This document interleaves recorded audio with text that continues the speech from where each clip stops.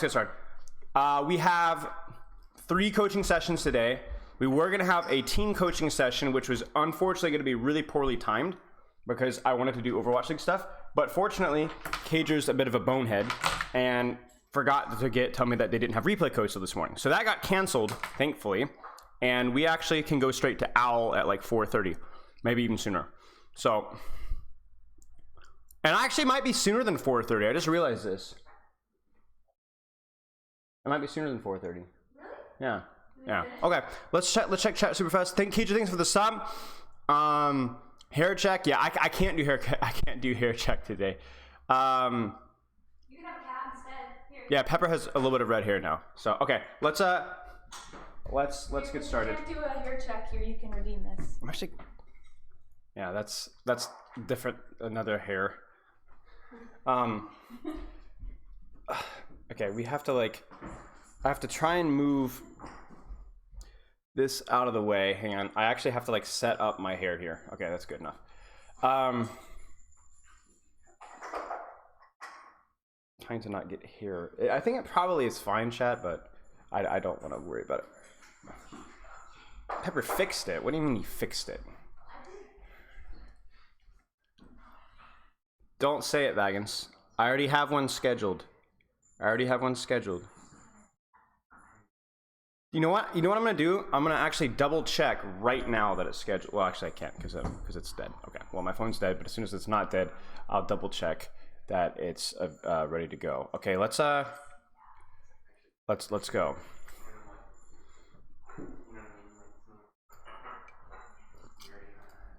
Feel like trash. Look like trash. The Spilo special.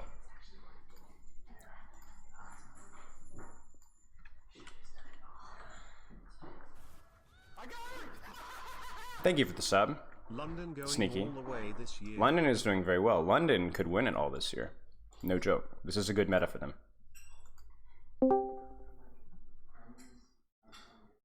Greetings. How's it going? Yo, it's going good. What about you? You recovering? I mean, I'm doing okay. Doing okay, actually. It's like all the et ceteras that are kind of feeling kind of wrong, but the actual injury itself is actually not too bad, so I appreciate it. Was just running behind schedule and a lot of things, so a little bit frazzled. But how's it going? Long time no coach. Yeah, it has. How you been? Actually, it has been a long time, and I left Overwatch 1 basically after some time. Okay. And now it dropped. Overwatch 2 dropped, and I've been really into it because a lot of the stuff that I didn't enjoy in Overwatch 1 is gone. Do tell. It feels, 2CP. That's a good answer. If it just felt like a fresh thing, and it felt like a new challenge to approach, and it felt like the roles kind of got a bit revamped, and there is new stuff to learn on support and new stuff to learn for DPS, that you now only have one tank and everything. So yeah, it was enticing, and I finished a huge work project over the summer, and nice. Then Overwatch dropped, and that's basically been my free time. That's awesome. From last week. Awesome. And that's been a lot of fun. So I've been trying to get back into it and trying to solve trying to get my hard stuck ass out of Master. And that right there is the reason why you got coaching, so you're ahead of me. I don't even have to ask. Yeah. Okay. So kind of interesting here, as I'm being deafened by Reinhardt screaming in the menu. Give me a second to turn down the game volume.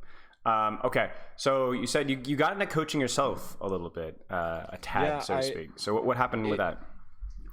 It's been so long. I don't even remember quite when it was. I think it was July of 2020, and I thought, well, I could start coaching myself, or I could start coaching other people, and therefore learn about how to coach myself. It was kind of a selfish decision at first, but I enjoyed it so much, and I started coaching one team, and then I started coaching another team and coached 2 teams at the same time.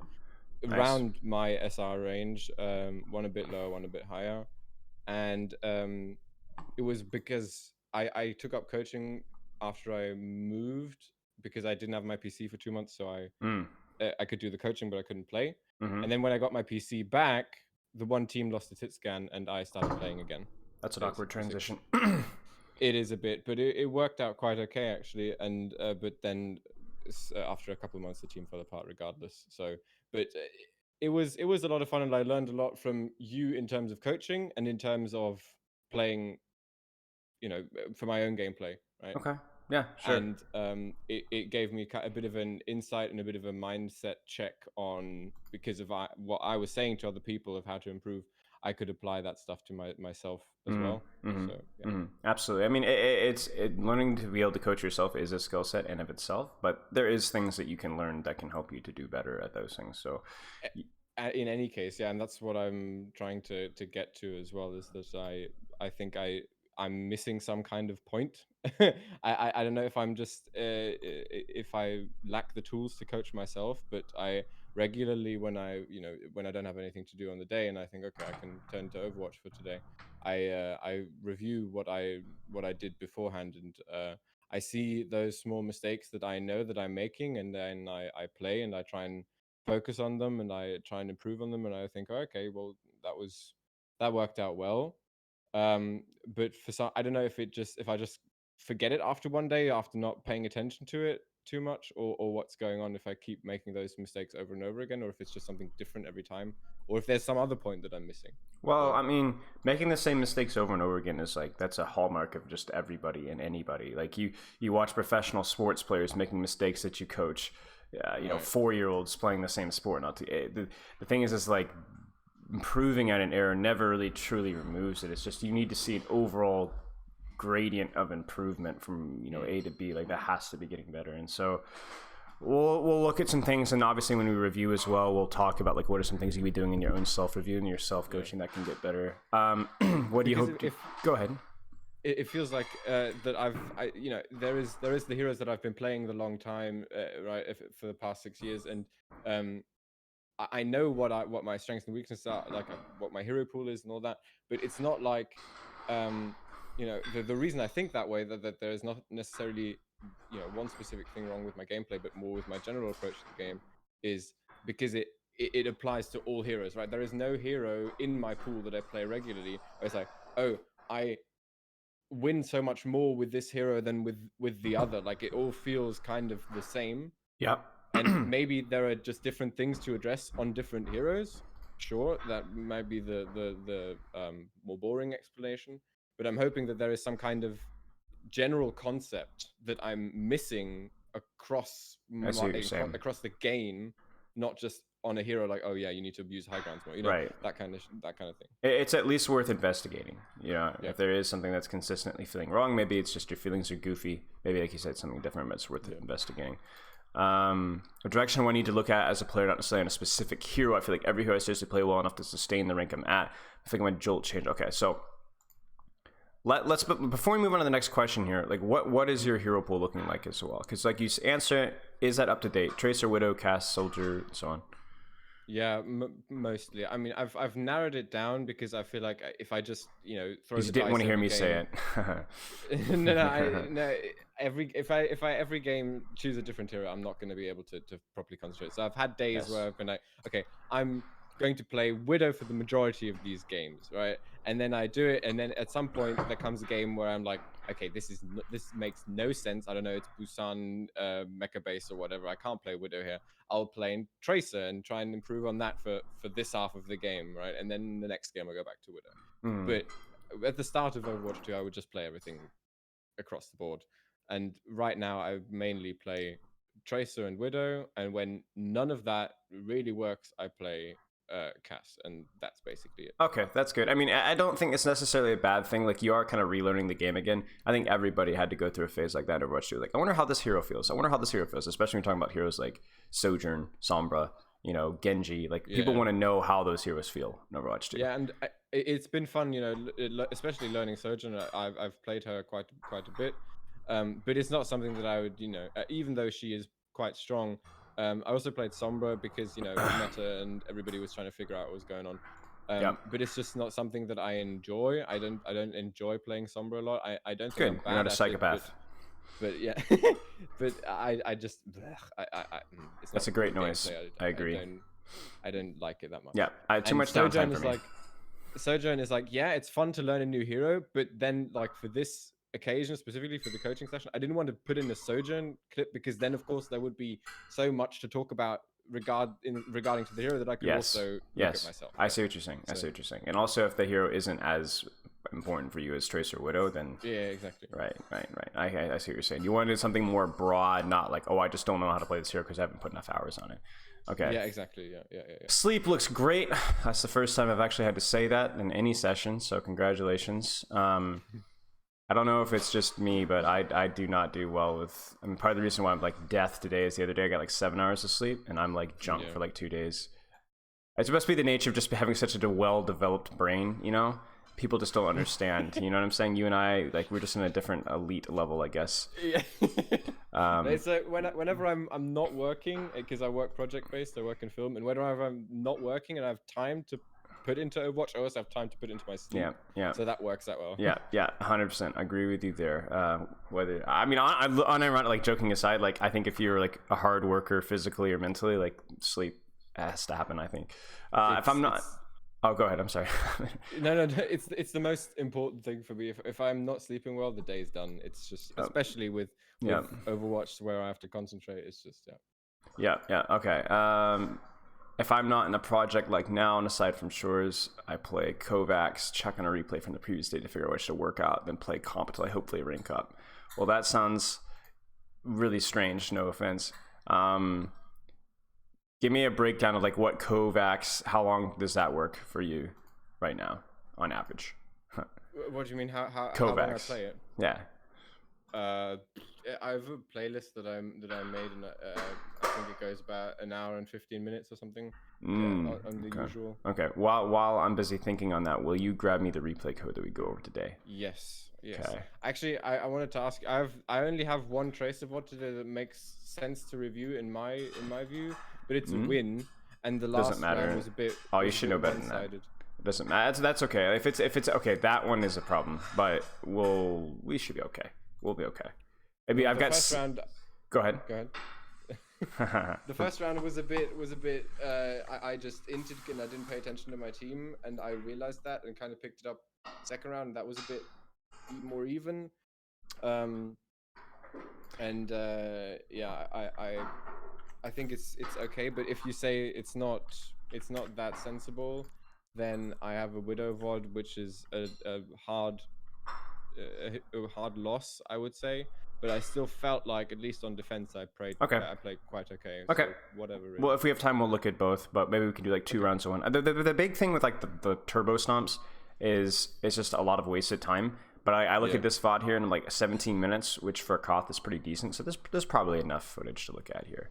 Okay. So you said you do a playlist every day for an hour and 15 minutes in Kovacs. Not every day. I didn't do it today because. So then what do you do instead? Today I just jumped into comp because I hadn't played. Because last week I was on a quick project, and I didn't have much to review and wasn't really into it. So I just needed to get a feel for the game. Gotcha. But beforehand, I would usually, if I didn't have anything planned for the day, I'd go on to Kovacs after breakfast and play my playlist with some music, get warmed up, wake up, and then review and get into comp. Are you not bored for doing aim training for an hour and 50? Do you like listen to music or something like that? I listen to music, yeah. Gotcha. And it's quite cool because in the mornings I don't really feel like immediately like, oh, I'm so alert and I'm wide awake and I can do this. Okay. So it's cool. I mean, if that's what works for you, be my guest. I mean, I'm definitely the first guy to tell you like that's a lot of warm up. But if that's what you enjoy and that works for you, and you feel like you get return on your investment, then maybe it's okay. I will say, like, spending that much time in an external aim trainer really isn't that great, to be honest with you. So if you wanted to spend that long and then transition into like a Vaxta or an aim arena and then transition from that into like a tryhard and then transition from that into playing ranked, I think that would be better use. I mean, there's always this is something I've always said, is like there's strengths and weaknesses of different aim trainers, right? Kovacs is just the sheer reps that you're going to get and the feedback that you're going to get, right, because of the scoring. Then Vaxta is going to feel more like the actual game, more movement, whatever, but then there's no like threat of cooldowns or whatever, and also it's completely horizontal when you're aiming outside of like the Pharah Echo. There's no verticality whatsoever. And then you get into tryhard FFA, and now you've got real cooldowns, real kill threat, and there's a sense of verticality. But I mean, there's a risk that you... Go ahead. Sorry. No, Triad FFA is something that I do always in between games, or like Okay. before I drop in for a quarter of an hour or something. Right. Okay. So I don't miss out on that completely, but I don't do any of the replay codes. Okay. Workshop codes. Okay. Well, I would still make sure that Tryhard is making its way into your warm up, because what I was going to say is that the weakness of Tryhard is that there's a risk you're playing against plats, you know. But that's still going to be better than only doing external aim trainers. And I would even include workshop codes as being somewhat external. So that you need more variety with your warm up, even if that's something that you enjoy doing as a long. Because I'm with you. Like when I was climbing, I used to do like a lot of deathmatch. Just turn on the music, turn on like a podcast, turn off the audio, even, which wasn't exactly good. But and then I would just grind. I would just grind. And this is like, and I had no first person shooter like experience, and my mechanics were quite good.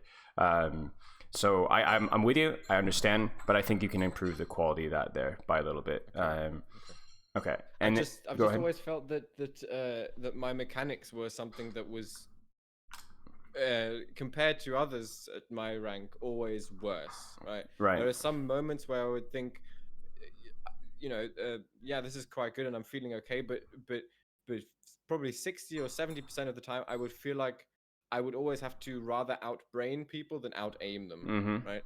So that's why I started picking up Kovacs a lot and messing with, senses and mouse and mouse pad and all that stuff. Right. Have you noticed a return on your investment? How long have you been doing this? Probably, actually, I don't even remember. Probably, I think it was something March of 2021 or something. Okay, so a year and a half. Yeah, something like that. And what it definitely gave me was confidence. Maybe that's placebo, but I think it also lessened my worst days, right? So yes. My worst performance wasn't as bad as it was. My best performance was probably still pretty similar, but it just heightened my average a little bit, and I think that's okay. No, I understand that. Okay. And I think like there is, even if it is placebo effect, getting into the right mentality and kind of warming yourself up, even just mentally, is really, really important. So I go ahead. What's also quite nice is that whenever I'm playing, my hands are quite cold. And whenever I do Kovacs, like that's just a side thing. Whenever I play Kovacs, they actually get warm because I'm properly using muscle, and it's a bit nicer of a sensation than Yeah, I got you. I understand that as well. I have like horrible circulation to my extremities, so then I like was training in like central New Hampshire in like the dead of winter with like a crappy heater, and it'd be like permanently like 55 or like 55 Fahrenheit, and it'd be like freezing, So I got you. Okay, so I think there's room for improvement there. That is a long warm up on days where you don't have a lot of time. Obviously, for you, especially being a Masters player, the ballpark has to be. You need to aim for like at least 7 to 8 games a day. And if the aim trainer is taking away from that, then that's going to be a problem. And then if anything else, just really, really make sure that you have that hero pull down, Widowmaker, Tracer, Cassidy, and then that's going to allow you to play. Because I was able to climb, but it took with only like 3 hours a day to GM, but it took like, these were support queues, right? And now DPS queues are short today too, but the goal still has to be like at least 9 or 10 games, 7, 8, 9, 10 games. Is that something that you're able to consistently get? Probably, yeah. I would say so. On a day that is on a normal day, then most likely, yeah. I'd say 10 games. Okay. In the first week of Overwatch 2, it was a lot more than that. Yes. But it should work. Yeah. Okay. So that has to be the goal. If on the abnormal days, then you're going to have to look at your aim training schedule and might have to make adjustments from that, because that can't take away from your training time, especially for you, where you definitely said, oh, my aim has definitely been a problem in the past, but now we've got like some playstyle questions as well, where you just kind of feel meh on everything. Okay. So do you have any other questions? I'm looking over here if there's anything else that's standing out to me. Sleep is good. Not that I would think of. Okay. I could think of. Okay. Tunnel vision is something you brought up. Is what do you feel like is holding you back a little bit? I guess maybe we can talk about that really quick, and then we can move on. Yeah, I think this is more of a new phenomenon that I've actually noticed it myself, is that I because what I noticed reviewing was that I would not pay attention to my team in terms of timing, and that's been a theme for a long time. But I've been trying previously. I'd always tried to time things on the enemy, right? And only with kind of the new dynamic of Overwatch 2, I would start to time things on my team, and that's when I noticed I sometimes don't even have the headspace to pay attention to my team. And that's when I thought maybe I'm just tunnel visioning either on a duel that I don't even have to fight, or I'm tunnel visioning on a position that I don't even have to hold. You know, something that just blocks my perception of my team, which is so much more important, I think, to be in sync and to be with the flow of the fight rather than specifically doing the one, right, you know, specifically holding one flank or specifically trying to fight one person of the enemy team. And that's what kind of I've been taken aback a couple of times, self-reviewing and in game, where I would notice I've no clue what my team's doing. I have no idea who's alive and who isn't. And that's why I think maybe tunnel visioning is something that I need to address. Sure. Okay, we'll take a look at it then. I mean, I think either or, focusing on team timing, focusing on enemy team timing. Because if the enemy team is timing something, that means that your team has to respond, so that you know that your team is doing something at the same time. Right. But maybe you're looking at the wrong things. Like maybe you're like, oh, that Orisa has used her javelin spin or whatever. That might not necessarily mean an engage. It might just mean that she's just using a javelin spin, right? So, okay, let's stream here. I'm gonna stream in 720, so hopefully the bitrate is consistent. Just holler if it's impossible to see, and I will do nothing because there is nothing I can do. So. Yeah, okay. I've turned the game audio down a little bit because your mic is a little bit quiet. I just want to make sure I can hear you. Okay, so with Tracer, we don't really have to break down a ton of details. You already know what you need to be focusing on. The timing, you said, was not super great the first round. So if we see anything, we'll point it out when we see it. But if we don't see anything crazy, we'll keep moving on. Because I'd like to get a little bit of Widow as well. So we'll stay at a brisk pace. Just holler if you want to pause or if you have any questions or anything.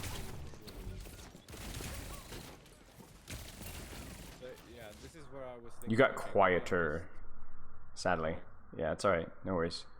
This is where I was kind of thinking, okay, maybe because I was like, I need to take this flank. I need to occupy Mega, right? Yes. And this is where the first instance already where I noticed, okay, maybe this is not what I need to be doing, right? So I don't know about that, to be honest. Like, what would you do instead? Well, like, first off, what is your hero? Let's just start from the basics. What is your hero good at? Well, I want to keep flanks, but I also want to be because I'm good at dueling, or because Trace is good at dueling. Okay, why does that mean you keep flanks? So that the enemy team can't flank. Okay, and so what's going to happen on those flanks then? One-on-one duels, hopefully, and if not, then I'll have to give it up.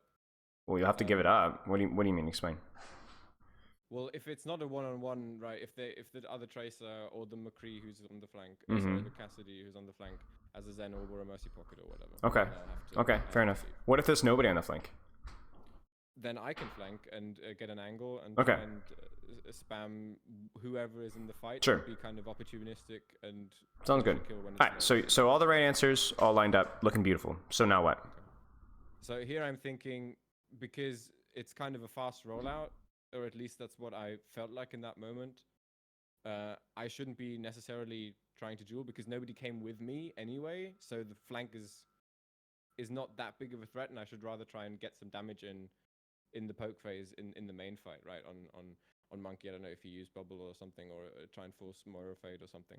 So explain that to me, but slowly, like you explain it to a 4-year-old. So use big words like doo-doo and shoot and pain if you can. I always thought that if the enemy Tracer isn't a problem yet, I'd get much bigger value by not dueling her, but by trying to get bigger stuff done where the fight is immediately happening, or like at the center of the fight. I see what you're saying. Let me draw you a theoretical scenario, okay? So the enemy Tracer is not here. Then what does this flank allow you to do?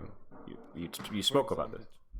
For example, to force Moira Fade or something. Okay. And But I would have not engaged and used blinks here, right? I would have gone right down the middle. Correct, to where correct. Moira is right now. So if you were the enemy tracer, if you were not here, what would this tracer be able to do?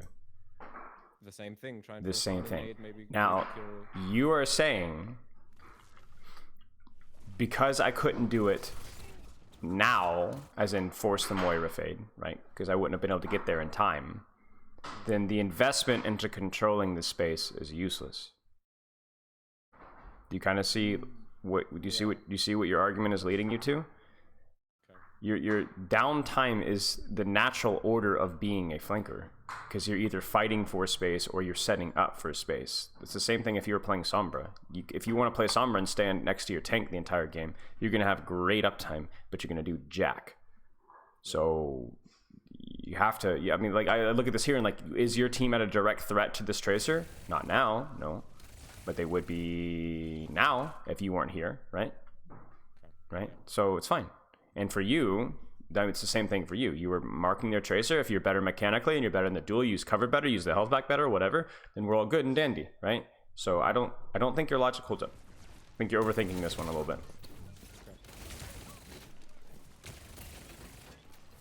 So I think I wouldn't say you necessarily won the duel, but you didn't lose it.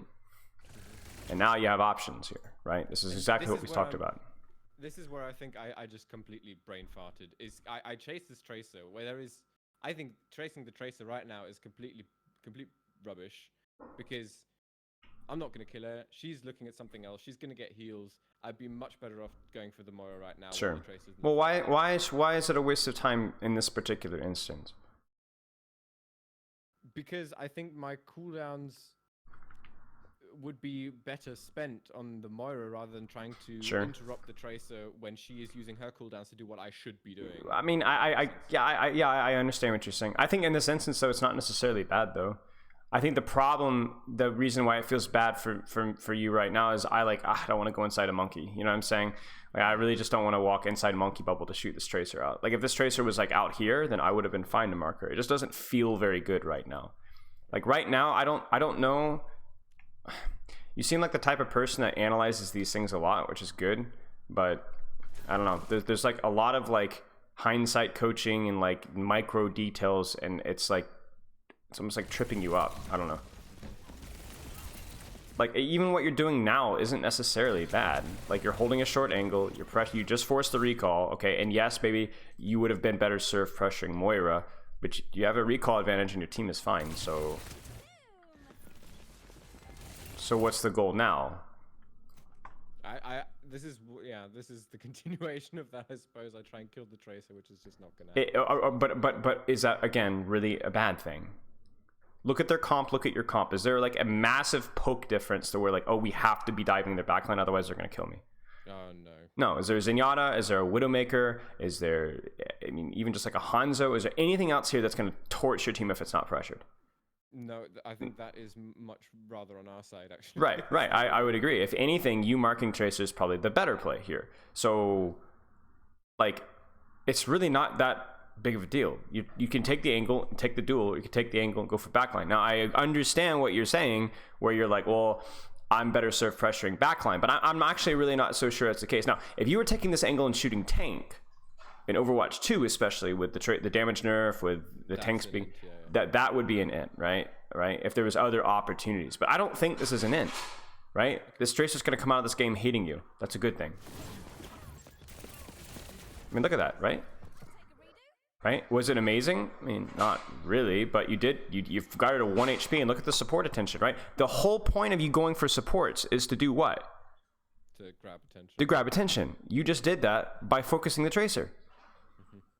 Okay? So, you're way overthinking this. Now, right now, it did cost you a recall, so you need to be careful.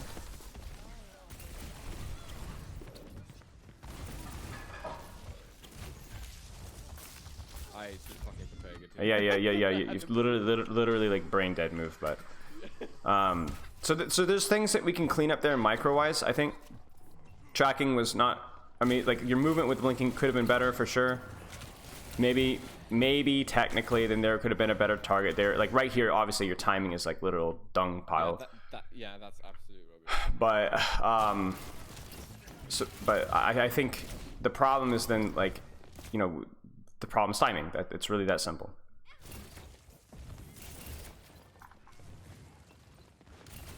Okay. Now, again, do you see this here? Yeah. What is Calyx, who is going to be overthinking this and giving yourself 1,000 details to think about, would say, oh, well, this is the tracer. I shouldn't be taking... No, this is fine, right? I mean, I guess at this point, when the monkey dies, I should just be doubling back, I guess. I mean, I guess, but in theory, how is what you're doing right now? Okay, you beefed your recall, you beefed your timing. Right now, are you theoretically doing okay, doing the right thing? Well, I guess the monkey's right there, and I'm 2 seconds off recall, and there's a health pack there, so I suppose this is okay. Sure. Because I'm also grabbing attention from the tracer. Yeah. Again, this is. Are you confident in winning these duels? You better be, right? If you're not, then you're not going to be a GM. GM Tracer wants to take these duels. You want to be a GM Tracer. Be confident in taking these duels. I don't avoid taking those duels. Right.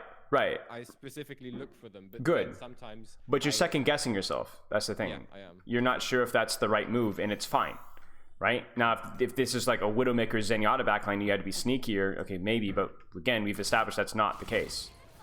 Your monkey dies because he thinks he's going to get primal. That's why you lose this fight. You took the angle. You also cleared it out with your Moira, which was perfect. You got a recall advantage, and now you can either just hard pressure that tracer, or you can go and take that angle to pressure the backline. You've got pulse bomb. Even go for a pulse bomb here. Right. I disagree with this. I think this is a mistake. Maybe in Overwatch 1, different story. If you're only down a tank, right? But Overwatch 2, you're down your tank, you're done. Unless they're all 1 HP or something crazy, you know. So. I'm more concerned about the things that you have said about this replay than I am actually concerned about the replay itself. There's your irony. Like, obviously timing here and things like that haven't been great, but like your response to them has been concerning.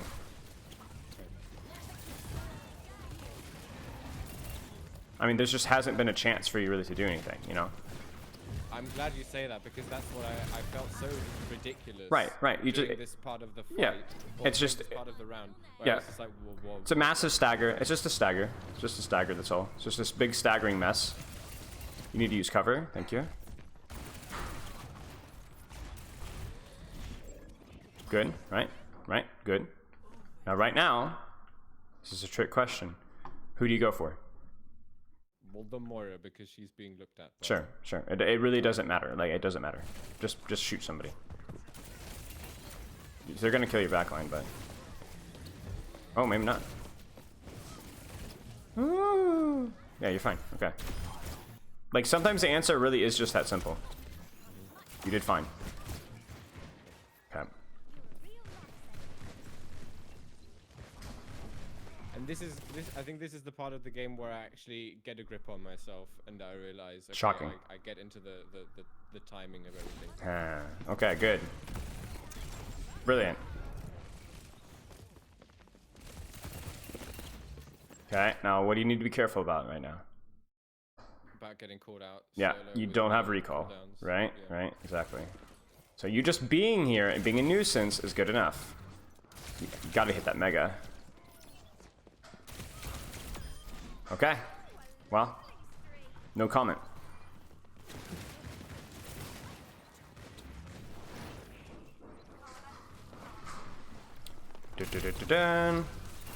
Be careful. Just be careful, right? Like, now it's fine, but just be careful about this right here.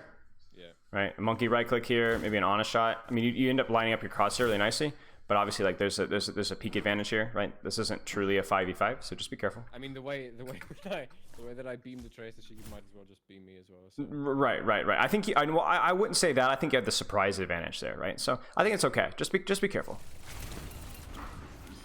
Huh. Wait, what? Where was the Reaper? Oh. I have no clue. She just fell into my face. That's bizarre. It got like the last pellet. Yeah. Nice. And again, right here, there's actually, like, you don't need to do anything now. You've done your job. You've zoned them off. The backline can't walk forward. You don't even need to go for the kill now. This is really quite good. You're controlling space well. Your timing was poor early on. We're going at a really rapid pace here because, again, Widowmaker, right? So, good. Just don't die. Good. Really good. 1 for 1 plus contribution later. Huh. Nice. Easy. Okay, so, again, my concerns here are not really with your Tracer play outside of the timing, but it's how, like, you don't immediately, like, you're second-guessing yourself so much looking at this replay afterwards. You're missing the forest for the trees. Was your timing good? Was your angle good? Did we... That's pretty much it. You know what I'm saying? Like, the details we can kind of break down, but I don't know. That we need to be really, really careful about that. You kind of see what I'm saying? You're saying... you mean that I'm lacking just trust in myself or confidence? I don't know. Okay. I don't know, to be honest with you. I don't know if this is just a confidence thing or lacking trust in yourself. I don't know if this is... How do you pronounce your name? Calyx? Yes. Okay, I don't know if this is Coach Calyx, like, getting in your own way and you're stumbling over your big boots, or, like, what the deal is. I don't know if you're trying to find a detail or something to work on when there's just nothing really significant to work on, but, like, that's what's happening. At least something is causing you to, like, overthink this, and I don't know. I don't know if it's something that, like, consistently happens with you, but you brought this up. For sure. Yeah. Okay, so then something to keep an eye on for sure. Let's just keep watching. Like right now, what's your goal? What are you supposed to be doing? Trying to... I kind of anticipated that nobody would go left side. If somebody had gone left side, I would have challenged him. Okay. Like on the bridge. Yeah. Yeah. But as far as that's concerned, I'm not interested in going to the diva really. So I'm just trying to lurk here and prevent anyone from going. And if I see a low HP, I can go in and finish. Okay. Question for you: do you want to be marking their tracer, or do you want to be diving? If my team is diving, I would dive as well. Mm-hmm. But if we're just sitting around, then I would mark the tracer. I'm not going to go for a solo dive because I'm not going to kill anyone. Right. I don't think there's a significant difference enough between the compositions to justify it. Now you can look at this and be like, oh, Cassidy versus Reaper, they've got a little bit more pressure. But what we need to not do is overthink, right? So you tell me, what do you think about your current positioning right now? I think I just lost a lot of HP super early. Why? By trying to blink over to the left side there, which was, I don't know, this was just a stupid move. And so I'm kind of out of it for a bit, and now I don't have recall. So Yeah. I think you could have just been better with your cover usage, to be honest with you. I think even like here, so just a little bit wide there, and then like, I actually don't even think your positioning here is bad. I think you're probably okay. I think this is a little bit of a panic recall. I don't even think your recall was really forced here, considering how your team is positioning. You know what I'm saying? I think this is just a little bit of bad cover usage, and then just a little bit of panic, right? I think this kind of I don't want to point fingers. I'm just, every time I take damage early on in a fight, I must admit I have your voice in my head when you reviewed Kevster. Yeah. Saying not forcing resources early, and I was like, oh, better do that. And what do you mean, not forcing resources early? Like them forcing your resources, or? No, forcing resources off of our healers. Oh, yeah. I think that was a thing that you addressed a lot in that in that review. But I suppose it doesn't even really concern me, given that we have a Moira and a Lucio, and it's a different game anyway. So. Well. Let's cut straight to the chase here. What's more like? Are you excusing your recall usage here? By that? No, I don't think I mean, I'm not trying to. Okay. I think it's something that I've gotten into the habit of. Okay. Doing. I mean, recall is, I mean, you can really tell the power of a cooldown by its length, right? So if your Moira has to spray you and you don't have to recall, I would be very happy with that trade. You really need to guard your recall more than you do your healer's attention, to be honest with you. And then the other question is, if you're forcing your healer's attention, what is causing that to happen pre-fight? You know what I'm saying? Like, is it like right here, it was cover usage just a little bit, right? A little bit of greed. It wasn't really earned, right? So that's the problem here. You see what I'm saying? Yeah. Okay. Yeah. Just play cover. Just play cover and time things. Play cover and time things. What do you think about what you're doing right now? I don't really have anything better to do, I would say, so I think it's okay. Okay. Sick. Now, careful, right? This is Because this is a very, very aggressive play. What have you seen on the battlefield that justifies this aggressive play from you? yeah, nothing. Nothing. And what else is the major issue here? The major issue is that I don't have recall. Right, one right. blink. You can be the main tank here. You have the ability to do that. I don't know if that's necessarily the best play, but you need your recall.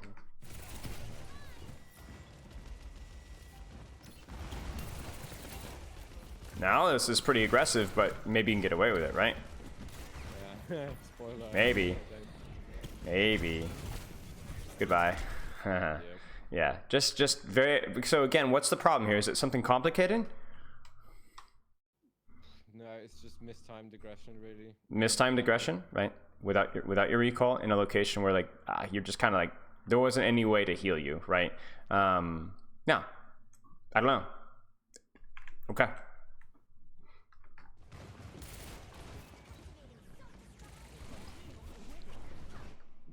Timing good? Yeah, Yeah. I guess we're in close fight. Yeah. Yeah. If you can't win this duel, I mean, you don't deserve masters, so, or I mean, I don't technically win it, but yeah. I mean, you want it. You want it. You want it. You want it. There's no way he was winning that. He missed his sticky. This is I don't know what. Yeah. Okay. What should you be doing here? Probably controlling the point, to be honest, or maybe going with my Reaper, but I don't have recall. So Do you see the problem here? Could you pursue this? Yeah. No. Could you pursue? Well, I mean, you could. You could, if you wanted to. You could have. You missed the window, but you could have. Just 1 HP, right? Okay. She's got no blinks. Yeah, Could you have pursued this with your Reaper? Yeah. Yeah. Could you have gone to point? Well, that in any case, yeah. Yeah. You just need to pick something, right? Any of those options would have been fine. This fight's lost. Okay. Haha. I'm not sure what she's doing. Yeah, I was a bit... I think she was a little bit late. But this is... I don't know. I felt so stupid after this because I was like, okay, what is she doing? I can probably kill her. What of it? And then I had to use my recall because she took 2 health packs. Okay. I don't know, the outcome is like, okay, I guess we call it a draw. But then at this point, this is the same thing. Now I'm not contributing to the fight. I'm down my recall. Is she contributing to the fight just yet either? Well, she's definitely closer to it. I mean, that's just the nature of being on defense, no? Okay. And are you sure she's closer to it? Like, what is she actually contributing right now? Now she's contributing, but look at what you've been doing at the exact same time. Yeah. You know? I mean, this is like giving Einstein a 1+1. I'm now second guessing everything. You mark the tracer, which was fine. You prevented her from getting a good pulse bomb. You forced all of her blinks and her recall. She got lucky and played it well and managed to get both health packs. So then you also had to use your recall. But then nothing happened, nothing changed. But you were in a decent position to go for a pulse on high ground. What's the problem? Okay. You know, I mean, the thing is here is like, was that perfectly played by you? No, she beat you onto the health packs. Okay, move on, right? We don't cry tears over this. Like, you right now are doing more than she is actually in terms of attention. I don't even have to look at the pulse bomb, right? Oh. That was pure luck that I had no recall back at that moment. No, I think you calculated it. I'm sure of it. Here I'm just a bit. I felt lost because I didn't know what the hell to shoot at. Anything. The squishy target's always better. Really, anything? Or Yeah. should I just be focusing one person? I think focusing one person is always better. I mean, well, okay. Well, you tell me. It's give me the simple answer. One sentence. Who do you focus? Well, I'm not gonna shoot the tank, so I'm Good. gonna shoot a squishy. That's it. But if I use one clip on a different squishy each time, it's not gonna help, I guess. Right, but my question is why are you focusing the Ana now? I mean, because she was split and... Right, had so used then the she damage dies. on it. Okay, so then why are you focusing the Cassidy now? Because I think he's the next biggest threat. Sure. Losing. Okay. So then why do you stop focusing the Cassidy now? Because I'm forced out of the duel. to Right. survive. So then why do you shoot? Okay, that blink was horrible. Yeah. Why are you shooting the Moira now? I suppose because I'm not going to be able to get a grip on the full health Cass. Sure. again, Okay, to then minimize why are it, you shooting the Cassidy now? Because he got hit. Yeah, because he's available, right? I mean, this is just, you know, this is fine. This is fine. Okay. You had to disengage. You brought a lot of attention. You brought a lot of pressure.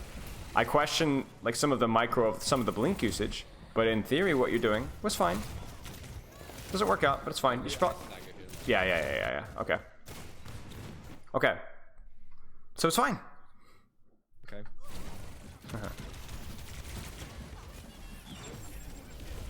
Now,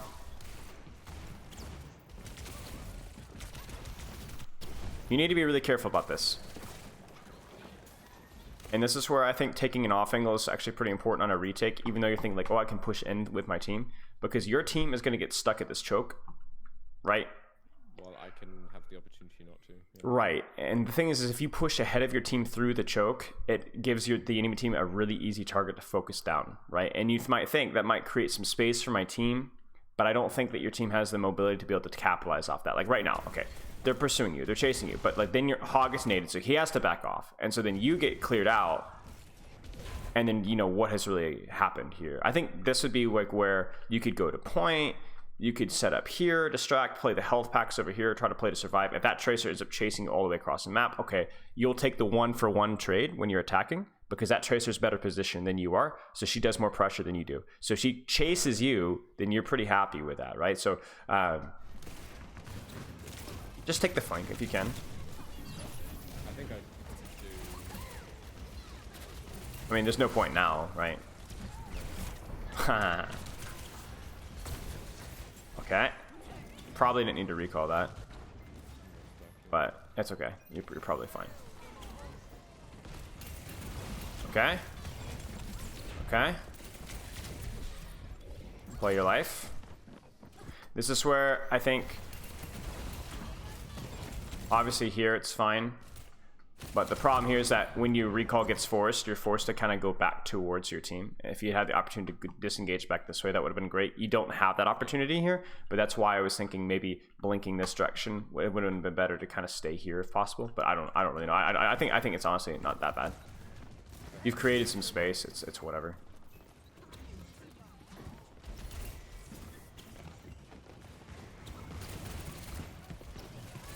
Good. Advantage in the duel. Need a little bit more alertness from you in that duel. You should have easily won that duel. The fact that she forced your recall with like 40 damage is kind of silly. Well, that's unfortunate. Okay. I'm not giving you a lot of micro feedback, okay? Because right now I honestly think that's the opposite thing that you need. I think you need to declutter your mind and just focus on the basic fundamentals of the hero, and then kind of just stop. And when you're reviewing or coaching yourself, to focus on just those things and to not bog yourself down with hindsight about, oh, I could have done this, or I should have done this, or I should have done that, or I could have done, like, just play the game. Play the game. This is fine. This is good. Good value. Okay, there's 2 on me. Be careful. I mean, okay, right? Yeah. Okay, you did your job. You did your job. Now, I would have said maybe be a little bit more respectful, but even like the micro of it, right? Were you playing cover? Yes. Did you have an escape route if they hard pushed you? Yes. You did your job. Right? Yeah, I guess. Even if you don't, what do you mean you guess? Explain. I'm honestly not flaming you. Honest question. What do you mean? I don't even know. I suppose I just said that. I just wish I could. I suppose I want these duels to yield more. I guess, because then it feels like I'm actually, there is presentable value, if you know. I know what you're saying. I know what you're saying. It's the greed, right? It's, I'm not happy with doing the day-to-day boring, honest work. I want to feel like I'm having more tangible I mean, even just the dopamine hit of clickety clickety clickety hitting the giant juicy pulse bomb, getting the assassination, like. But that's honestly like that's obviously something that you have to kind of be careful of with any hero. But you're playing Tracer right now. She just isn't very strong right now, to be honest with you. Like, at least not. She's very intangibly strong. She's still. That's the reason why she's picked so high in Overwatch League. It's like even when proper pops off on Tracer, like outside of pulse bomb, there's not like, oh, I'm just gonna one clip everybody. You know what I'm saying? It's just like consistent pressure, consistent control of angles. You know, so like right now, I know what you're saying, but I want you to look at like what you're doing right now. Do you see this? You didn't even know this, did you? Look at this. I knew that Sombra was coming. I didn't expect the Tracer, to be honest. I Right. definitely didn't know about the Moro. So this is a mess for the enemy team. You see this? Mm-hmm. This is a mess. Look at what and you're doing this by yourself. You don't even have a Harmony Orb. Right. A lot of value right now. A lot of value. These guys cannot walk out of the choke because they're going to get absolutely 4v1, and you demanded absolutely nothing for it. You marked 3 people for a long time. You survived and got a kill. Look at that, right? You deadlifted this fight. Yeah. So I know this doesn't really answer your problem about like I wish I could have more tangible impact, but you can see how sweet things work out when you do your job, you know? Right. And unfortunately, that's just what Tracer does right now. She's still the best duelist in the game, outside of the tank role. She just has to take a little bit extra more time and a little bit extra hard work and sweat to get there, right? Okay. So be patient. Be patient. Like, be honest. Like, okay. So these are the things that you can look at, right? What's the problem here?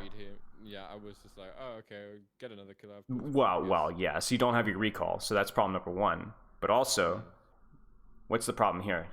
Do you see this? Where are you?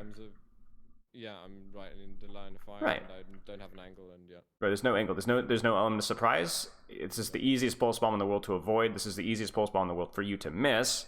And this is also the easiest pulse bomb in the world to matrix, right? So, not good, right? Would have been simple. Like, look at your soldier. Soldier is the right idea. Yeah. Right? Look at how much easier this pulse bomb would have been to land on any of these targets. Yeah. Right? So, or even just clip them. So that's the mistake, right? Mistake is not what happened previously. You played perfectly. Was I taking good angle? Was my timing good? Was my use of cover good? Was I playing around my recall good? If you bang those out, then we don't care about the rest as much. But that mistake alone, right? If this fight goes poorly or you lose this fight, it wasn't what happened at the start of the fight. You know, here, what's the mistake? Simply put. I just didn't have awareness, and I didn't have recall, but yeah, I was just so greedy, and I didn't... You just tunneled, right? Yeah, you just focused. You forgot Sombra respawn. Or not respawn. You just forgot about Sombra. That's it. That's really it. You know, I would say your timing is probably good. Again, like look at how many resources you're forcing right now. They're all focused on you. Your team is able to like absolutely turbo stomp this D.Va and Moira if they want to. Good job. Just don't die for it. That's it. Yeah. You died for it, so it's a mistake. I don't really care about this. This is just going to be focusing squishies and then dying. Okay. Do you have any questions? Not for this part. No. Send me your Widow code, and we'll spend a little time on that. Yeah. Look at least a fight or two. You need to get out of your own way. You need to focus on the big, easy stuff. The stuff that's simple. There have been a handful of fights, at least in the first 2 rounds, which were thrown through bad timing, which were thrown through bad cover usage, which were thrown for not taking a proper angle. And those cost you fights. What did not cost you fights was slight downtime or not perfect target priority or all these like smoke screens you're throwing up for yourself. You know what I'm saying? Does that make sense? Yeah, I think it's always. I guess I'm looking at. I pay attention in game to, oh, is my timing good? Is this the proper moment? Is this the proper play? And then when I look at the replay code, I kind of lose myself in the micro instead of actually asking those questions that I was actually looking at. So maybe Yeah. Yeah, be careful. I think even as a coach, you have to be careful about that because I know a lot of coaches that suck, even though they're smarter. Well, they're not smarter than me. I'm actually really, really smart. They think they're smarter than me, but they don't know how to communicate. They don't know how to prioritize, so then they get lost in the details and they lose their players' attention. Right? So even from a coaching standpoint, this is a bad habit to get into. I think we lose this first point pretty quickly. Okay. So if you were to we established the 4-point checklist with Tracer, right? Recall, angle, cover, timing. If you were to give me 2 or 3 with Widow, what is that? Probably it would have to be. I think the most important thing is positioning in terms of Simple. being out of harm's way. Okay, safe positioning. Go. Next one. Yeah, safe positioning. Also timing and angle, I would say. Okay. Because just sitting at the back is probably Okay. not the play. Timing of aggression, sure. If you wanted to take a more aggressive angle. Okay, sounds good. Timing of aggression. Let's watch them. That snort of disgust from her character. That's great. That's a new.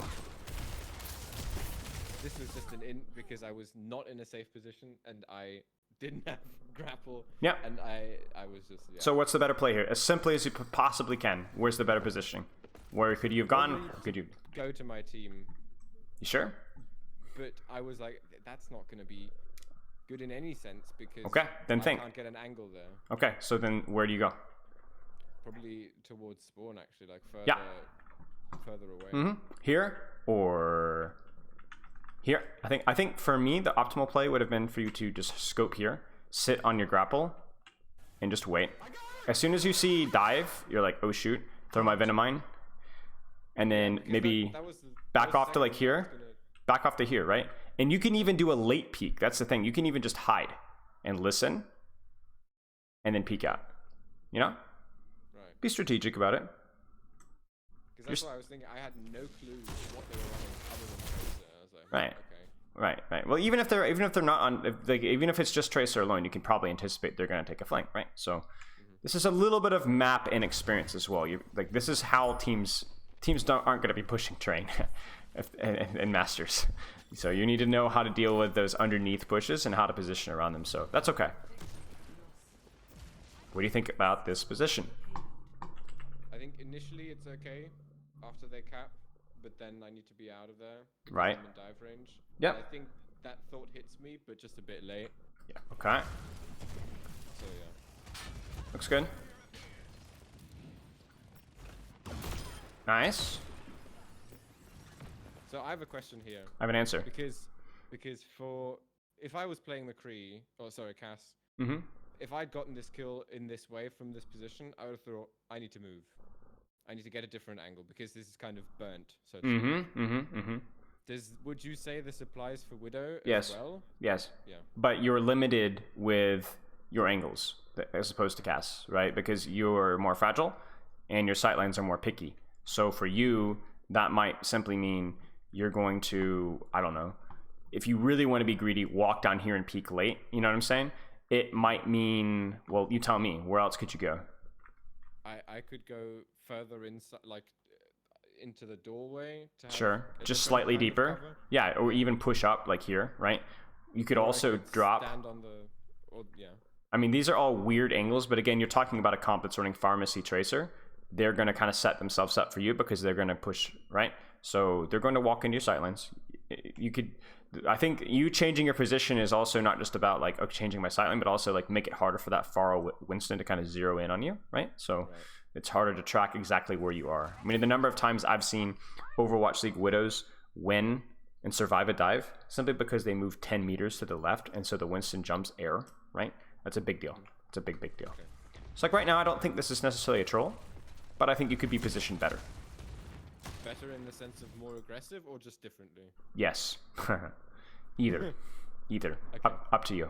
Up to you. This is where, like, you know, going down here would cause a lot of pressure. Because the other thing too is, like, even if you just shoot the monkey, as long as you're safe, that's still a lot of pressure. You do a lot of damage to tanks if you can hit, like, if you, even just body shots, right? That's a lot of damage. There you go. Good. I don't know what I was trying to do. You're crazy. That's okay. I mean, you're hunting her, right? So then you're at a much higher chance of winning / surviving the duel, right? So it's okay. That is very silly. That is very silly. Please do not use your grapple for nothing. In fact, your sightline's worse here than it was if you just sat on the floor. Save your grapple. But I think your positioning here is okay. I think once I'd seen Tracer recall, I would have been okay with you actually walking forward up top here. But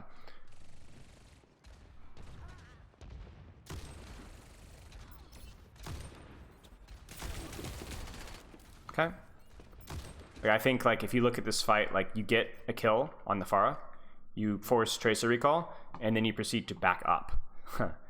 Right? That doesn't make much sense. I think like obviously not pushing up. Like the thing is like now you could actually like just walk under the monkey and just start SMGing from here as long as you have your grapple, and you would be fine. But you give up way too much space, and you see how like your contribution to the fight is basically nothing, and so then that basically your team is end up playing a 4v4 when it should have been a 5v4. So simple answer: pay attention to who is at advantage or disadvantage in the fight and adjust your positioning accordingly. In and out, in and out. A lot like a support player, right?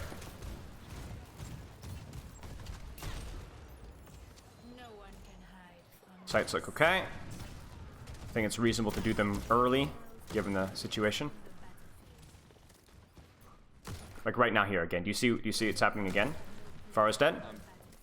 Mercy's dead. Yeah. And you grapple to a defensive position. Walk forward. Yeah. Like literally just W key forward and just mash the M1. Or go up top, right? And as long as you have your grapple, yes, he might pop primal, might try to trade you, but then you'll have your grapple and you'll be okay.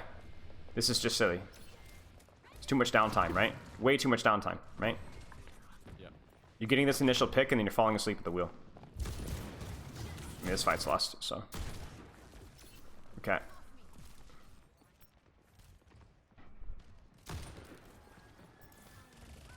And then like this one, I'm way too close. I feel like you're too close, right? I think like I understand that you feel like I need to get a trade here, but like I would be here or, you know, here, right? Somewhere here. Right. I think this would be a better position to catch the Pharah or Tracer, but your position so far forward doesn't make any sense.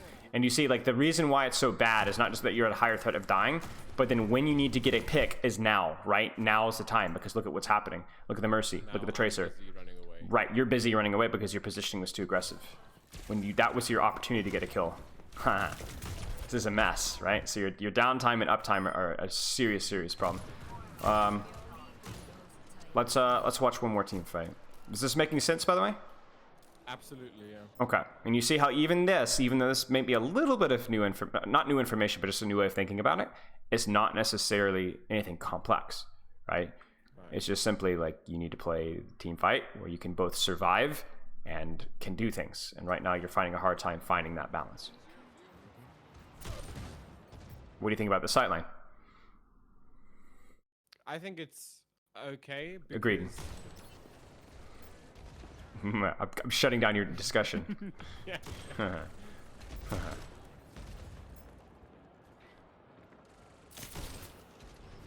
Okay.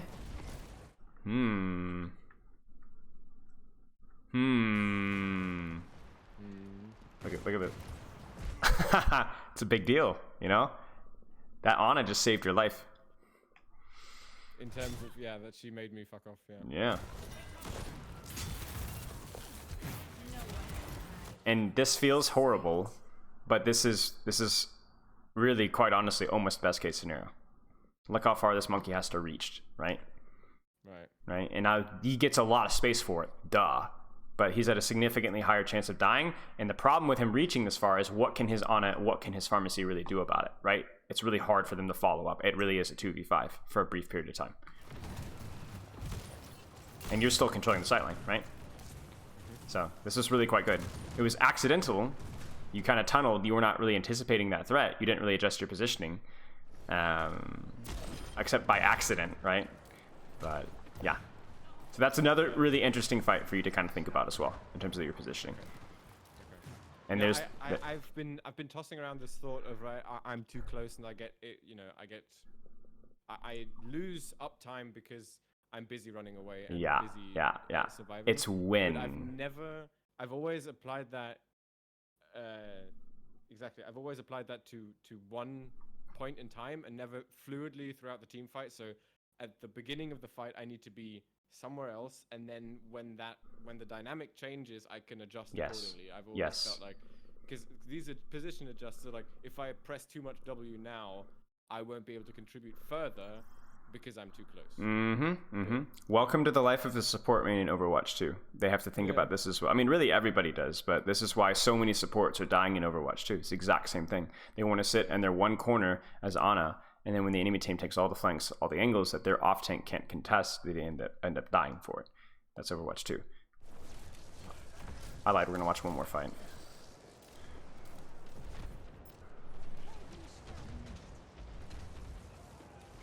Do you see the problem here? Yeah, the fight's just somewhere else. Yeah, the fight's just somewhere else, right? Now, I understand, but the thing is you're autopiloting here and you're not really paying attention to what's going on. If you position here, is there a higher risk of you dying? Yes. But you would contribute, right? Yeah. And based off of what your team is doing, that's probably what's necessary. Now, where your position is fine, right? But you won't, and now you need to adjust because you're down one, you rotate again. Monkey tries to predict, he misses the jump. I think my only problem here is not the fact that you're adjusting your positioning, it's where you're adjusting your positioning to, right? So I think this is still too close. Do you see? Yeah. Right? So where would you go instead, given the dynamics of this fight? The right corner, bottom right. Yeah. So anywhere in this particular, I think would be perfect. Yeah, so absolutely. This is simply too. I mean, that's a crazy shot, but don't rely on your mechanics there. What do you think about here? I mean, obviously she's in your spawn, but I mean, yeah, further back is almost not possible. Right. So I think this is good, right? This makes perfect sense. Again, it's like the Winston thing. Look how far she had to go to reach you, right? And she can't. They don't get to do that for free. Nice shot. Okay, I have nothing else to say on your Widowmaker. Do you have any other questions? I would actually, if we still have the time, I would quite like to. I can ask this without the gameplay because we get held first point, and I don't know if the solution, because I always felt like I just couldn't do anything. We'll watch one fight. I guess the easy solution is just switch. Yes. Do something else. Yes. Yes. So it is. But I was stubborn here, and I really wanted to figure out. Okay. It's okay. We can make it work. Sombra, and funnily enough, this one is the one that we basically win, and then we lose the free control.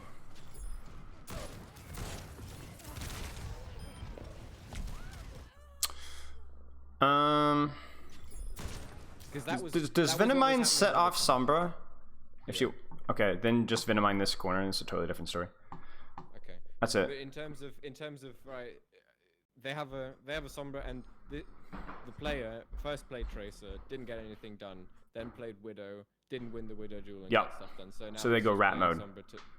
Rat mode to piss me off. Yeah, to be honest with you, Sombra for Widowmaker is about as hard of a counter as you can have in the game of Overwatch 2. Maybe the hardest counter in the game. So let's assume just for the I mean, I guess I know I need to switch here. Yes, but they have their comp based around not shooting me, like if I play it correctly, and then Sombra is the only one that can actually get to me. So should I rather try and initially play with the team and then back off, or should I play so far back that it's all dynamics. It's all dynamics. So here's the simplest way of thinking about it. First off, things like Venomine placement are going to do some favors, for sure. Yeah. When is Sombra going to be going in? When they are. So right, so now, right?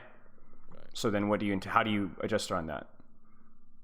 Switch position, spy check. Spy check, switch positions so that her setup feels really awkward.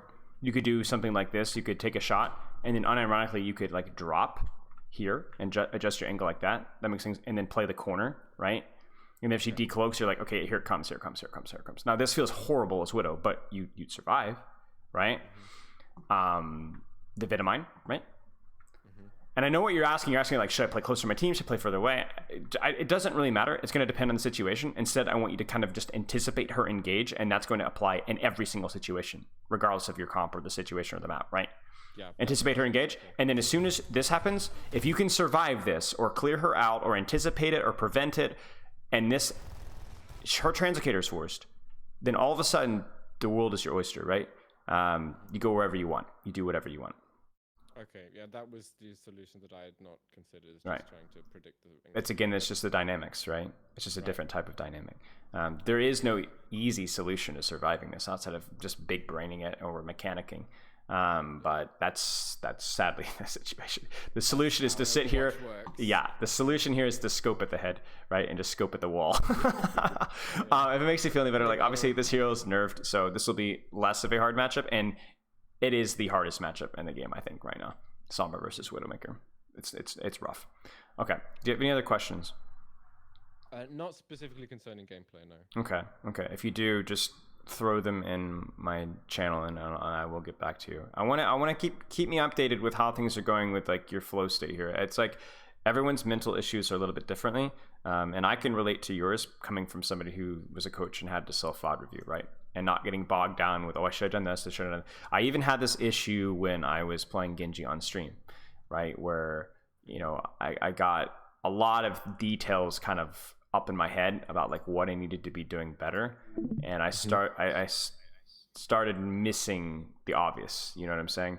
Right, yeah. And that was problematic. And I think there's a danger with that with you, because not only do you miss the big mistakes that you make because you're focusing on the small, but I think you start giving yourself negative feedback when you're doing good things because it wasn't technically perfect.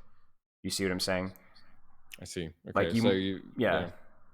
It's like if you did something you feel like it was a good fight in terms of timing, angle, cover, whatever, recall, or if you feel like it was a good fight in terms of your dynamics of your widow positioning, then give yourself a check mark and go on. Okay. People like glorify the coach that's like never satisfied, and that's such a stupid thing. Stupid thing. Good coaches give good feedback, and if you're coaching yourself, you need to give positive reinforcement as well. You need to be like, that was good enough.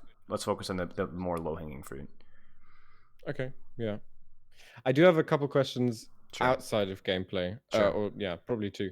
So you said you didn't comment much on micro, and that's some kind of, when I've gotten coaching from someone else, Yes. that was oftentimes what was addressed, right? Because I said I don't know who to focus, and I got told just shoot one target, pick one and shoot it. But I was like, I guess, but also no.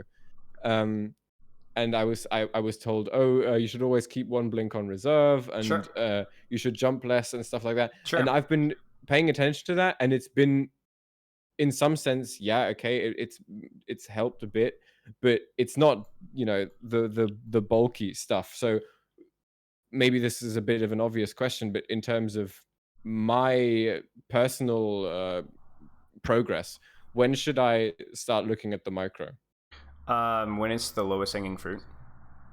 When it's the most obvious thing. Yeah. Or this is the question that will probably be more helpful for you, because the macro is always going to be the most important thing.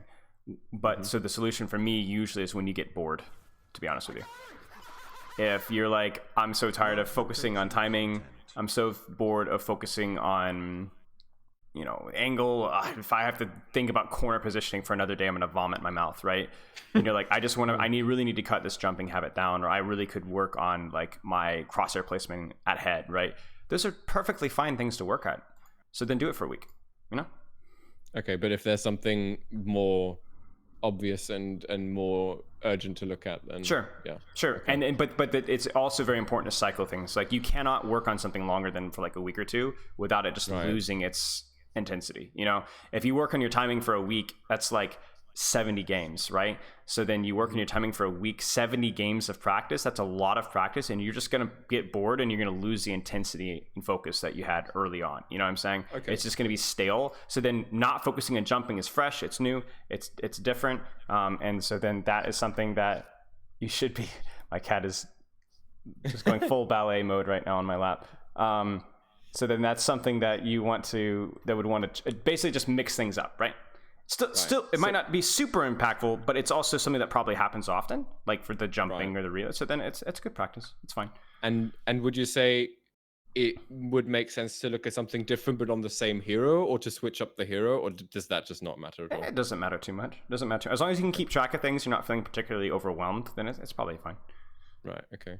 And this might be a silly question, but what would you say are the strong heroes to play in ranked right now? Not necessarily because I want to play them, but because then I know what works and what I need to look out for.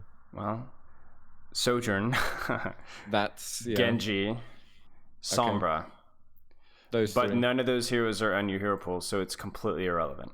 I think Widowmaker, Tracer, Cassidy aren't particularly strong right now, but those are heroes that you enjoy. And also the 3 heroes that we mentioned are, I mean, the 2 out of the 3 are probably going to get some adjustments moving forward. And those also happen to be heroes that are actually rather difficult for the heroes that you're playing to deal with. Genji is really annoying as a Tracer player. Genji is really annoying as a Widowmaker player, as a Cassidy player. So is Sombra, obviously, right? Even Sojourn, like if the Sojourn ever gets adjusted as well. So I think I keep practicing what you want to practice, keep practicing what you got going right now, and then things will only get better as patch notes adjust. I am sure. Surely Blizzard will touch Sojourn, maybe. Okay. And in terms of because I try to self-check myself as well, how to, if I know I'm losing focus, because after a day I realized in the last game of the day that's usually the point when I stop. I'm like, I have no clue whether what I was looking at was good in the last fight or not. Yes. Which is when I know I've just lost concentration. Would you say I should not even let it get to that point, or is that just a appropriate point to stop? I wouldn't even say it's an appropriate point to stop. You're gonna have to recenter yourself and be like, okay, I need to keep focus again. It's like you might need a break. You might need to go up and walk around a little bit. You might need to force yourself to get back and apply a little bit more intensity. But then if it keeps happening, oh no, it's happened again, then yeah, probably a good time to stop. Okay. Usually what helps with me is eat something. Sure. So, yeah. Okay. Yeah. It doesn't, the first time that you make a mistake in terms of like your energy or your focus doesn't necessarily mean it's time to stop. It just means that you might need to recenter yourself and you need to kind of keep an eye on yourself. Okay, if it's happening again and again at a greater frequency, okay, time to stop. Okay, I see. Yeah. Okay. Keep in touch. Obviously, if you have any other questions, and if you want to just even look at like a replay code or a specific team fight, just shoot me. And shoot me, just shoot me the replay code and the timestamp, and I'll take a gander at it. Sound good? I'd love to. Yeah. Thank you very much. You are very, very welcome. Keep in touch and do not overthink. Simplify. I will do my best. Thank you. See you, Calix. Cheers, mate. See ya. Cheers. All right, so that was Calix, Masters hit scan extraordinaire, and more gifted subs. Falco, thank you, son of a gun. Thank you so much, mate. The Mormon, Shyrox, Hachi, Jombe, and THK. Hey, I know a couple of those names. Appreciate so much the gifted subs. Thank you very much. Hope you guys found that insightful. It's astounding to me. It's like I feel like every single time I VOD review with somebody, I find something else to like empathize with, because I'm like, dude, I know how that feels. Everyone's situation is different, but I feel like having played this game, I feel like honestly everybody goes through these cycles. Like I'm sure many people in chat, how many of you guys played or tried to coach yourself and just felt like you got bogged down in the micro details? I think like everybody has something that's a standout at any point in time that needs to be improved upon. But everyone can probably relate to different weaknesses in different situations like this. Like some of the lack of motivation, the over motivation, the lack of coaching, the too much coaching. Like everybody has been through cycles like that. And it's just like the important thing is to find out like what your specific thing right now is holding you back. Not necessarily in terms of like your mentality or not necessarily in terms of your gameplay, but maybe both, maybe one, maybe the other. Maybe it's something outside of the game. And then the way you're training, right? And trying to find like what the low hanging fruit is there, and what you can actually be doing about it. And to me, guys, like there's a reason, like this kind of stuff is, whether you're bronze or Overwatch League, you have to attack these you stupid jeepers, fellas. Dang it. Don't call me out my boomerisms, okay? Be sweet. All right. We are ready to go with our next VOD review, and then we get my section pulled up. Appreciate all the subs, all the chat. When I'm doing my in-depth reviews, there's not near as much chat interaction, so I apologize for that. I'm really looking forward to the Overwatch thing because there will be, I'll be able to answer and discuss a lot of crap. So, all right, let's do this. So I'm gonna be honest. I'm not going to call you Reese's Feces. So. You have the opportunity to, give me a substitute. Most people just say Reese. Reese. Okay, I can do that one. I can do that one. How's it going, mate? Hey, it's going well. How's it going with you? Going pretty well. Doing pretty well. Thank you. Let me skimming through your form here again. So do tell. One sec, about the form. Okay. I think I was Diamond 3 at that point. I'm currently Masters 2. Okay. Well, my coaching has clearly worked, so much so that it went Apparently. ahead of time. Okay. So actually, that just makes it harder for me now because you've climbed up. So the low-hanging fruit of just ranking up has already been consumed. So now it's going to really take some work to get you to rank up. Okay. So why did you get coaching? What do you hope to get out of the session, mate? Mostly direction. Sure. I feel kind of lost on what I should be working on. I feel like I'm in kind of a weird position right now. I don't remember Okay. if I put it in. I peaked around 4.3 back in Overwatch 1. But back in like Season 9, and then I just kind of stopped playing until now. Gotcha. Okay. So I kind of That's a feel long like time ago. It's a long time. It's like 4 years. So I feel like I have to relearn what I already know. It's kind of awkward. I was just talking about this with stream, how I feel like everybody's situation, every time I end up coaching somebody, I always end up being like, dude, I know exactly how you feel. Dude, I know exactly how you feel.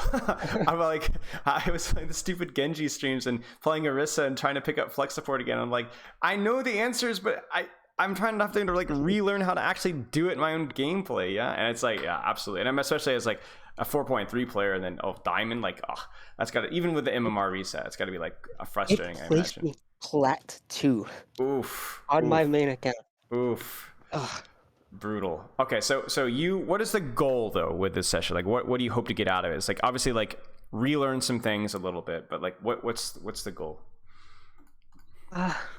Primarily, I feel like I've had very poor focus.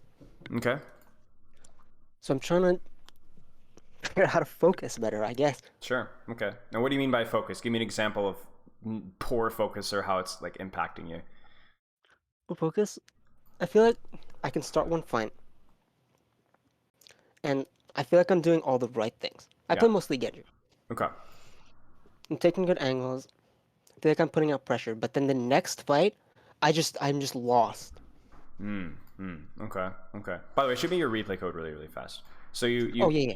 you've got your mental energy all focused. You know what you need to be doing, taking good angles, taking good positions, and then immediately afterwards you lose attention. Do you prefer a close loss or a close win? Doesn't matter. Either one. Whatever one you feel could get more value. The close is the only part that really matters, to be honest with you. I'll do this one.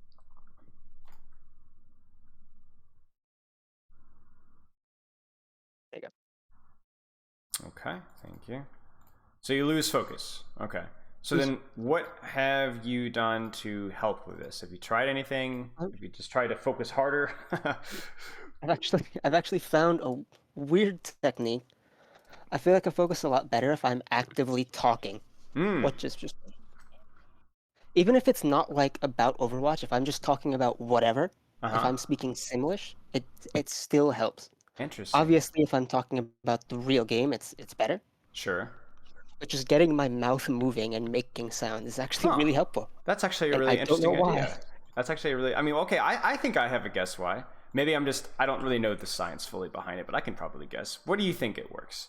Because obviously, I don't think this is something that you probably well, maybe it's something you accidentally learned, but why do you think this is the case for you?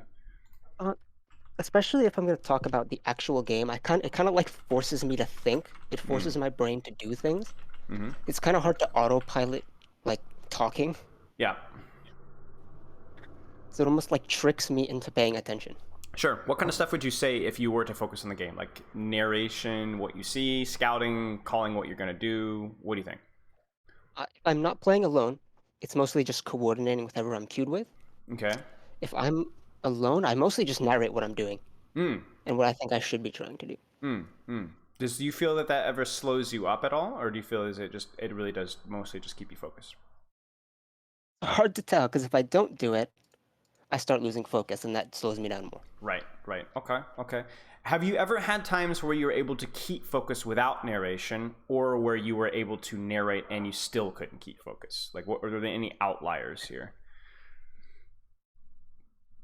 There's more outliers of me not actively talking and maintaining focus than there are of me talking and losing focus. Of course. Okay. Why do you think that you were able to maintain focus? Is this early in the day? What do you think? That's what I'm trying to figure out. I'm unsure. Is this a new development for you, like this narration, or is this something you did back in season 9? It's a new revelation that it helps, but it's something I've been doing for a little while. Mm-hmm.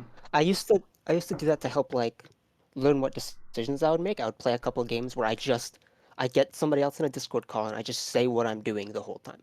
Mm-hmm. Or what my decisions are out loud, just as like to get in my own head to see what I'm thinking. Mm-hmm. But I wasn't using it as like a focusing tool back then. Okay. It was just something that you just did for fun or because you're communicating or whatever. It's a bit fun, yeah. Okay. Sounds good. So I think that's an interesting test, I guess, and it's an interesting way of approaching things. I mean, it makes sense if you're having to think about what you're saying or narrating what you want to do or what you are doing, then it makes sense that you would be able to maintain focus during that, right? It's not like a huge surprise. So I think what I would suggest is if it's what's working for you, then continue to go for it. What I'm going to have you do is we're going to actually pause for a second, and I want to get right into the gameplay, and then we're going to pause again when we're done. I want you to narrate as if you were playing this game, if you can remember. Just give me an example. Sound good? Yes, that's fine. Okay, let's start. So let me actually turn up the audio for a second. Give me 1 second.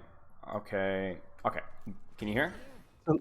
I might have my thing muted. Yeah, my thing's muted. Yeah, okay, I can hear it fine. All right, so narrate for let's say just 30 seconds. Just a second. So first thing I'd be thinking about is my team comp. So I've got Ana, Kiriko, I've got pretty good long range healing, and a support who can dive with me. I've got Zarya, which makes sense because she's just Zarya. When I immediately start looking, they have Mercy, that was Sojourn. I know they have a Genji. So I'm just trying to control this here, trying on angle. I don't want him taking it. Because I kind of want it, so I can do in pressure. I don't know why I'm leaving, to be honest. That's really weird. You did lose one. You got your Yana was killed. That might be why. Oh, did she? Oh, I was Yeah. not looking at the kill feed. Okay. Yeah, that's definitely why then. So I lose Ana. Gotta come back. Kind of just sitting here putting pressure on main on Zarya. Take damage, I gotta retreat. I don't have a mini up there. And the fight's just lost. At this point, I kind of just need to retreat. Gotta get out with my life. And I whip the dash. Yeah. Okay, next fight. I want you to do one more fight for me. One more fight. Okay. So I want to try to take this left side like high ground mini. Nice strong angle. I can't really do much about it. I know the Mercy is right here. Dash back, try to come help Genji. I didn't hit him, so I don't have a dash reset. I'm kind of just stuck here. Want to try to block that Sojourn shot, and the Moira kind of feeds her E into me for literally free. Now I'm just diving the Mercy. We're just kind of cleaning up the tank dive. It's actually a lot harder to do when I'm not playing, to be honest. Interesting. I noticed that a lot of the times, at least with your narration now, you were more reading off what you were doing and not as much what you wanted to do, which obviously makes it a little bit more unrealistic, right? Because when you're in a game, you're not saying this is what I'm doing. You just would do it, right? So you start off by talking about compositions. You talked about positioning, and you talked about who you should be focusing. I think those are all good things to continue to do. I'm going to stop here, and I'm going to continue to look through the form. Okay.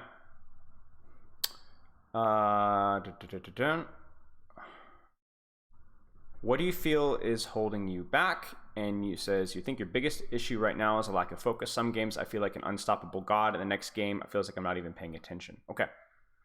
Are these games where you are narrating, or are these games when you don't have or will not or don't feel like narrating and you feel like you're not paying attention? That's where you lose the attention.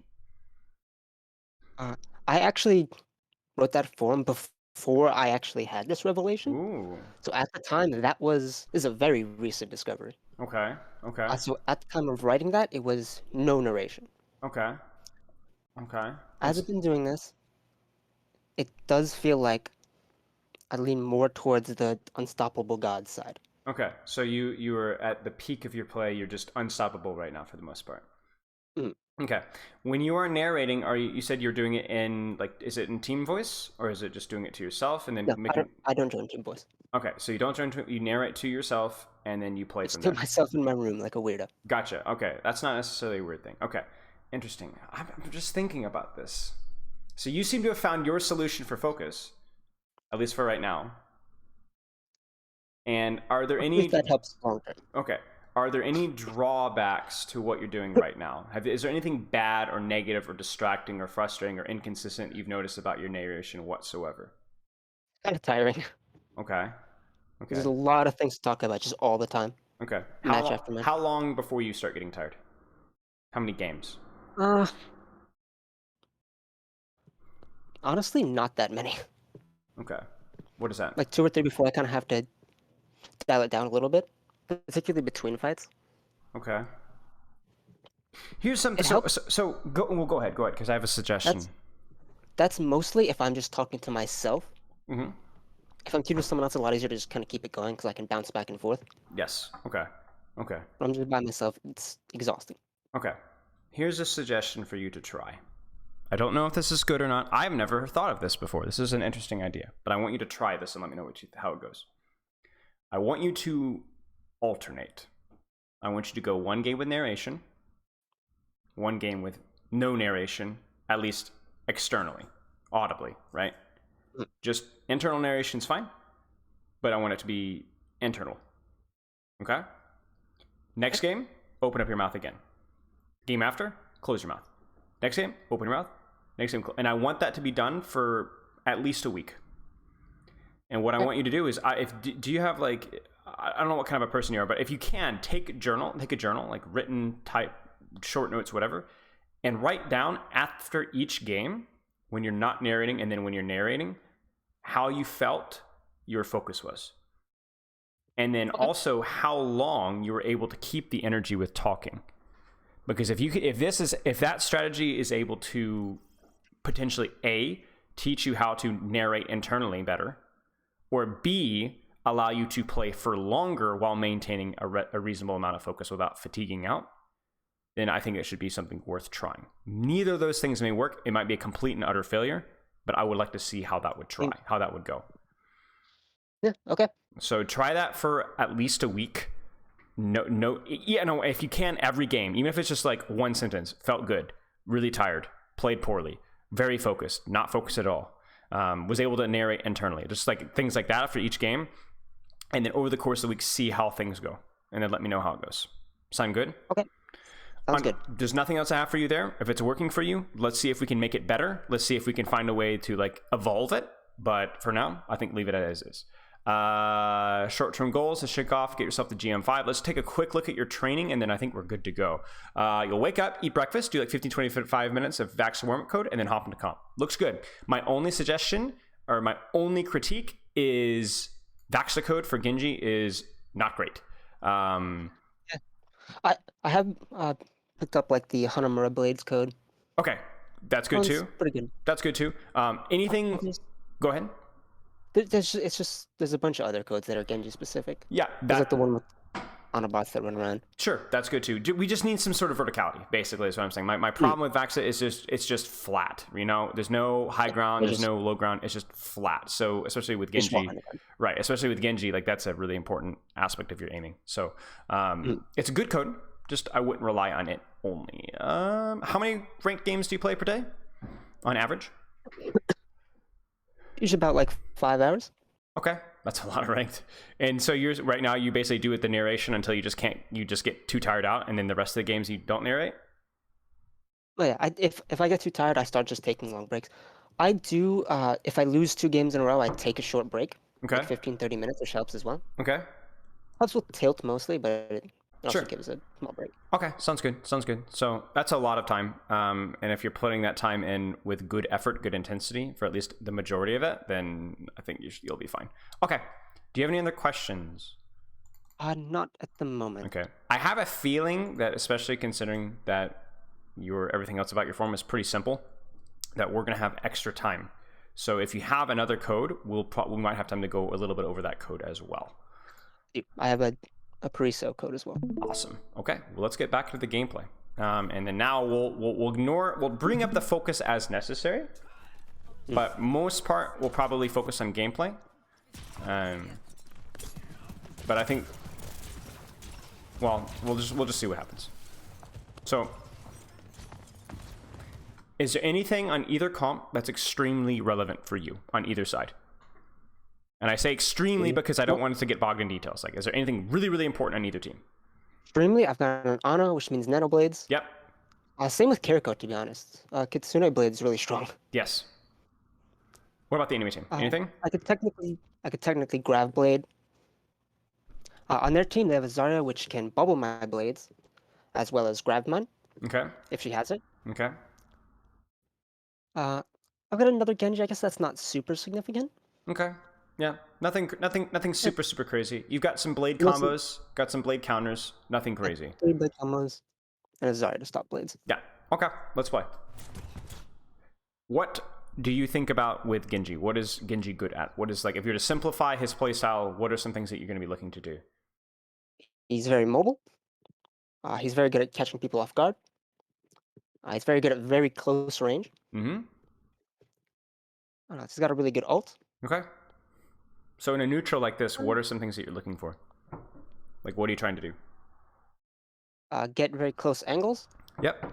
Look for assassinations. If I can't get him, just press right clicks on people. Love it. All Or right. left click if I'm far away. Yep. Love it. Okay. Think all that you're doing here is fine.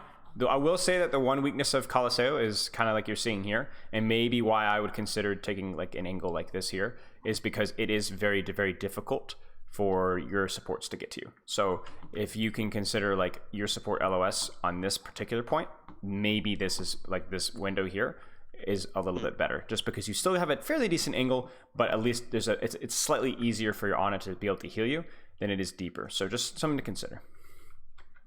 Harder to get good assassinations in though. Yeah, it is. So it is. bad. It is. It definitely feels bad, and this is why this first fight is very unpopular for a lot of people. It feels very stalematey a lot of the time, unless somebody makes a mistake, like what your Ana did. Okay, this is fine. Didn't really have an opportunity to do much. You mess up your dash. Go next.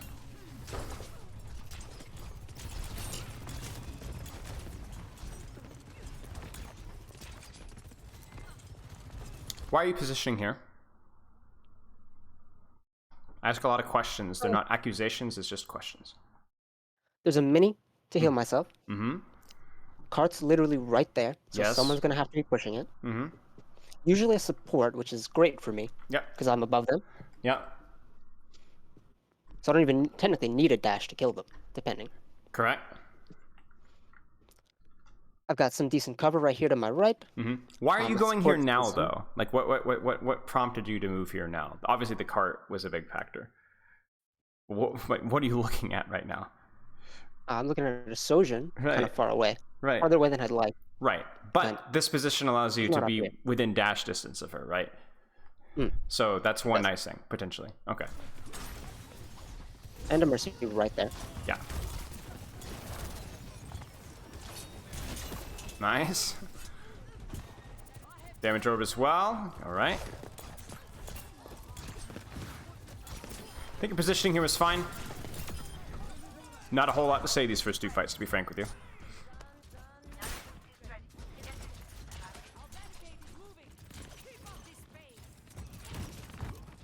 Okay.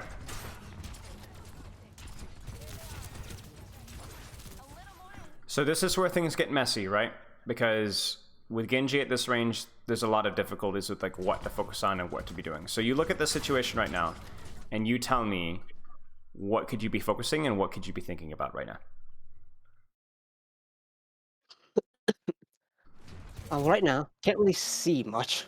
Okay. Only I can really see is a Mercy up in the sky who there's no way I'm gonna hit. There's the Sojourn. That's a bit far. There's a Zarya currently coming down the stairs. I don't really feel like I can see much or do much. Yeah. But so who? What Not would be really your? Go ahead. Not really in dash range of anything either. Mm-hmm. Except for maybe Sojourn, but that's deep.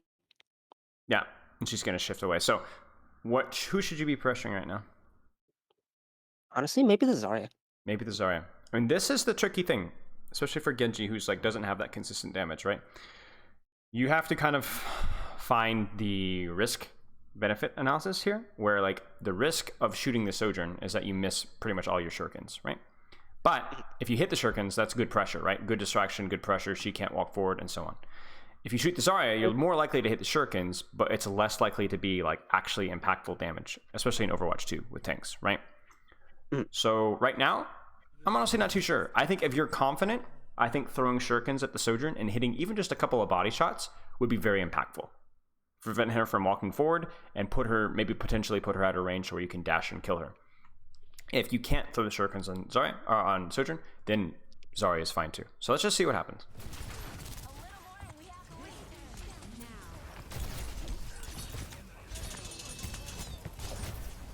Unfortunate.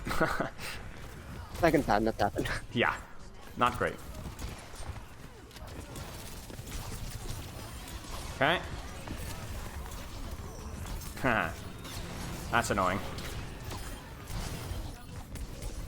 Very nice.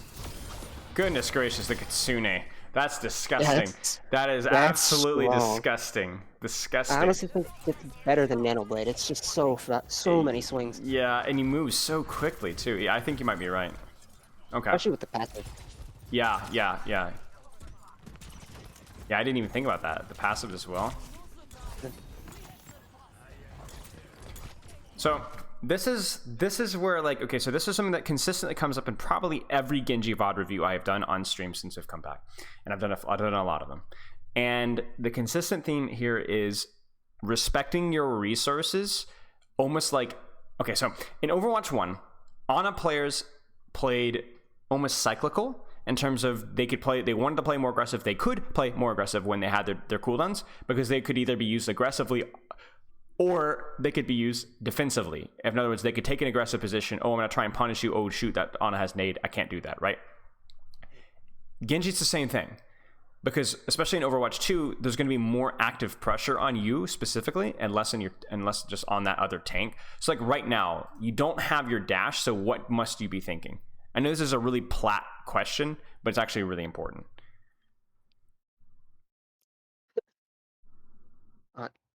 I'm kind of in danger. Right? Not in danger. I don't have an escape other than wall climb, but there's nowhere to climb to. Yep. I can't be aggressive because I don't have really as much kill threat without dash. Yes. My supports can't even really see me other than Kiriko, I guess. Mm-hmm. So what you just said there was really interesting. You don't have your dash, so there's a lot less opportunity to go for an aggressive play, right? So there's also a lot less opportunity for you to escape from an aggressive play. Because, for example, right now, if you posture aggressively through shurikens aggressively, you can't just dash out. So think about that. There's less of a chance for you to get a kill on an aggressive play because no dash. There's less of a chance for you to survive an aggressive play because no dash. So then you tell me what that means. You better to play a lot safer. Play a lot safer. Look at the situation right now, right? What's the risk right now? Or in the next few seconds with how you're positioned right now? Should they just like slaughter me? Because I have no support. Right, they'll slaughter you. They should. Even with Deflect here, you won't survive long enough. So then... Genji's on me. Sorry, Right. is she jumping down? She's dropping down. No, No, she's not. She might. But either way, you should die here. You should die here.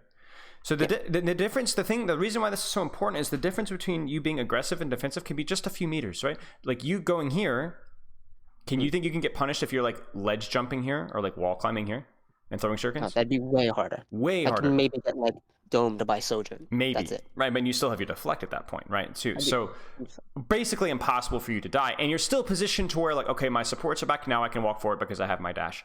But like right now, the danger is that you're either going to die or that you're going to have to get your deflect. You're going to get 1 HP, you're going to have to run away. And then when you want to play aggressive, now that your supports are there, you won't have the cooldowns. You won't have the HP. You won't have the positioning. It's like right now, you should die. Like that's the fact that you had to get Suzu'd and the fact that you had to completely give up the high ground instead of just playing it more cautiously is really, really bad. And now... No, I'm in front of a Zarya with nothing. Right. It's a disaster. And there's the other cooldown. And like right now is the fight starting right now. Yeah, fight Yeah. starting. And you've lost your positioning, starting. right? You've Lost lost your positioning. positioning. Yep. I have 4 seconds to deflect. I don't have a dash. It's a mess. It's a complete mess. You would be surprised at how many Genjis mess this up. Every ranked Genji that I've coached on stream has struggled with this. Every single one. What do you think about this setup, by the way? Positioning wise, what do you think? I might sojourn on the bridge. Okay.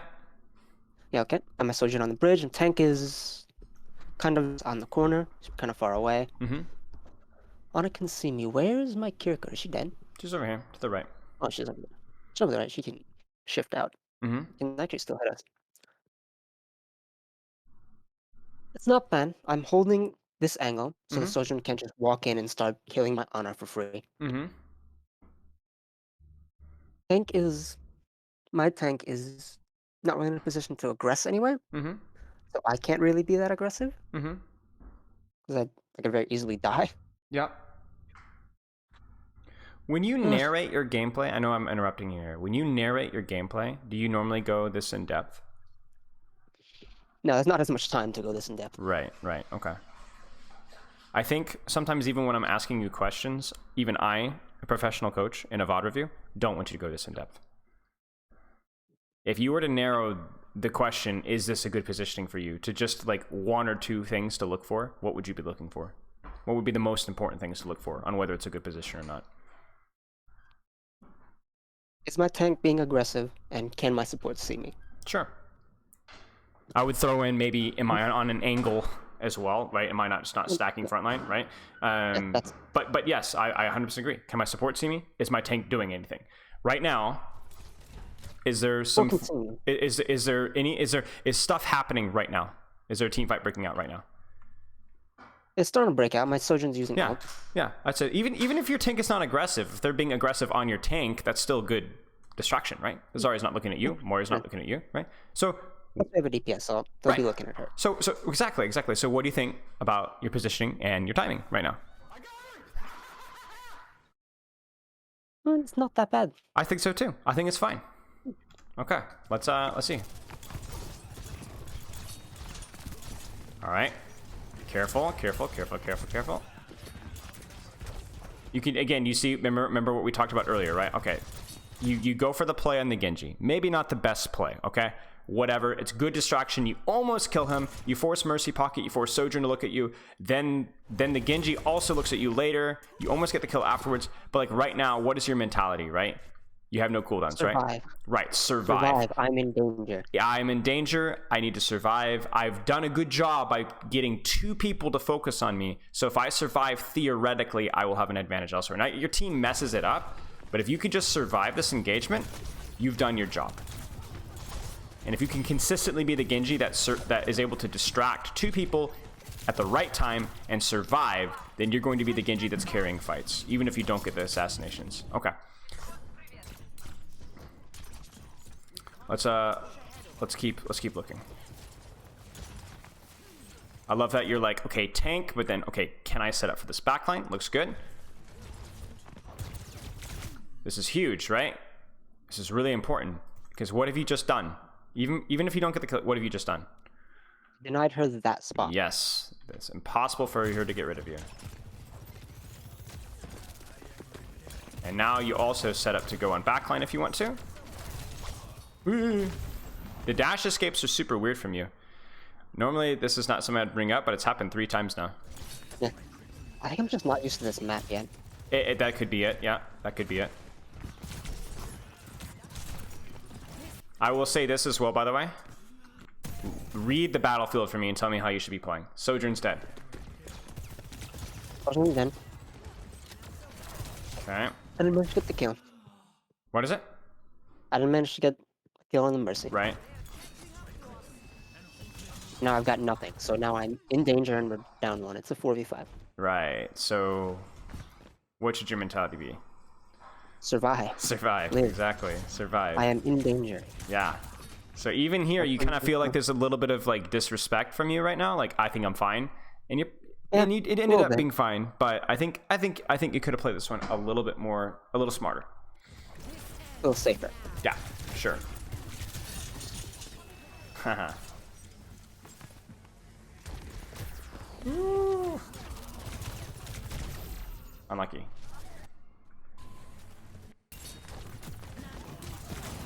Like even here, right? Aggressively taking a duel, but what's the problem? Sports can't see me. Well, that's not the biggest problem. Look at the bottom right Oh. of your screen. Yeah, I don't have deflect. You don't have your deflect, right? So that makes it nice contender skin, by the way. Thanks. I'm using on my solo queue only alt. Ah, there you go. I don't have any of the cool skins.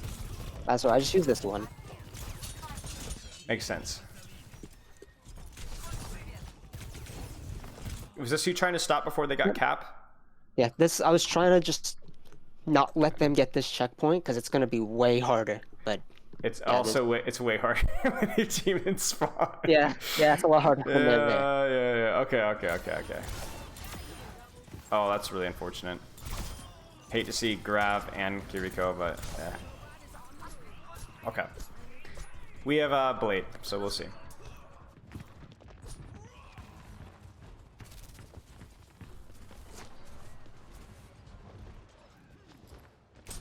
Ah, stupid wall climb, man. Is it just me, or have you noticed more bugs with wall climb in Overwatch 2? I don't know. It's always been janky, to be honest. It's hard to tell. Fair enough. Okay. Let's take a look at this. So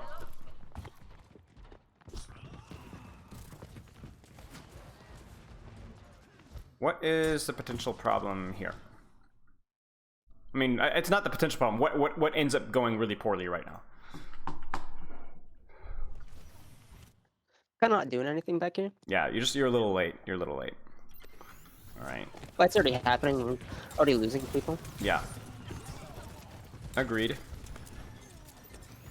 And then I don't do anything. I just walk in. I just leave. To be fair, again, your Ana just dies like instantly to just nothing. To be honest with you, but yeah, that's unfortunate. Yeah, I'm gonna be honest. I don't know how I didn't hear them come up. They caught me completely off guard. Yeah, I didn't hear her either. To be honest with you, that's strange. I don't know. Still had your deflect though. Okay. I had deflect and I had dash, but I was just so surprised. Yeah. Uh-oh.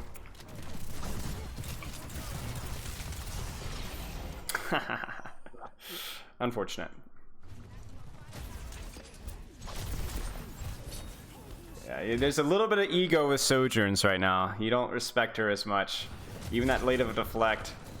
And like again here, it's like this disengage costs you a lot of HP. You deflect, but then there's like nowhere to go to, right? You see this, like there's nowhere to go to. So not great. I think oddly enough, your cooldown usage is kind of strange. The fact that sometimes it feels like you're not really paying attention, like at all. Like we've seen this at least 2 or 3 times already, right? Where you're missing a cooldown and you behave as if you're not missing the cooldown, right? And then in this engage here, it's not necessarily that you're behaving as, because you have both cooldowns, but it ends up costing you 2. But you went for an aggressive engage without really a solution there. Like I thought for sure that this was going to be a blade, because it's like this is a really aggressive play. He's going to pop his blade and get that dash reset, right?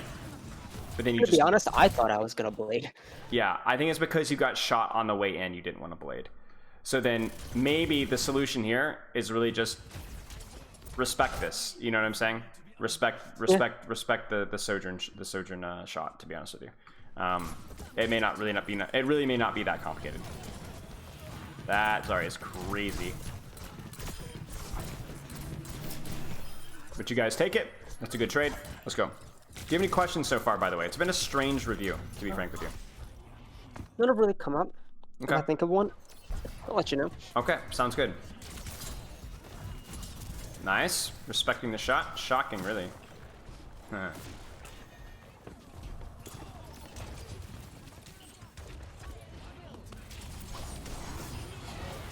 Really don't think that was necessary, to be honest with you. Yeah, I can kind of agree with that. I mean, especially as soon as you see a squishy in a Grav, I don't think you blade here.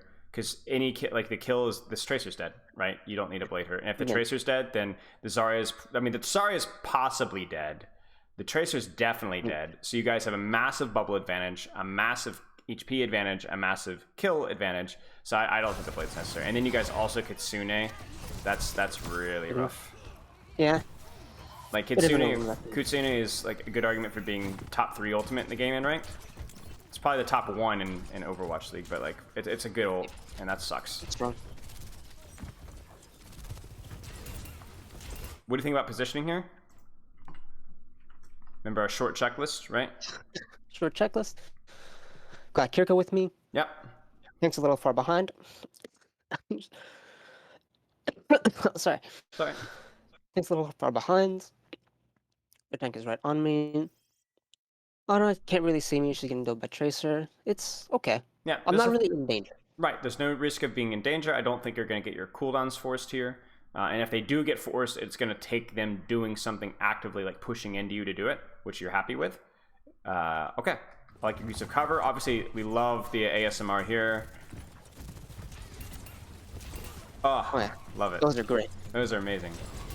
Oh, more! Keeps going. Love it. And you've got your deflect. Like, this is it right here, right? So...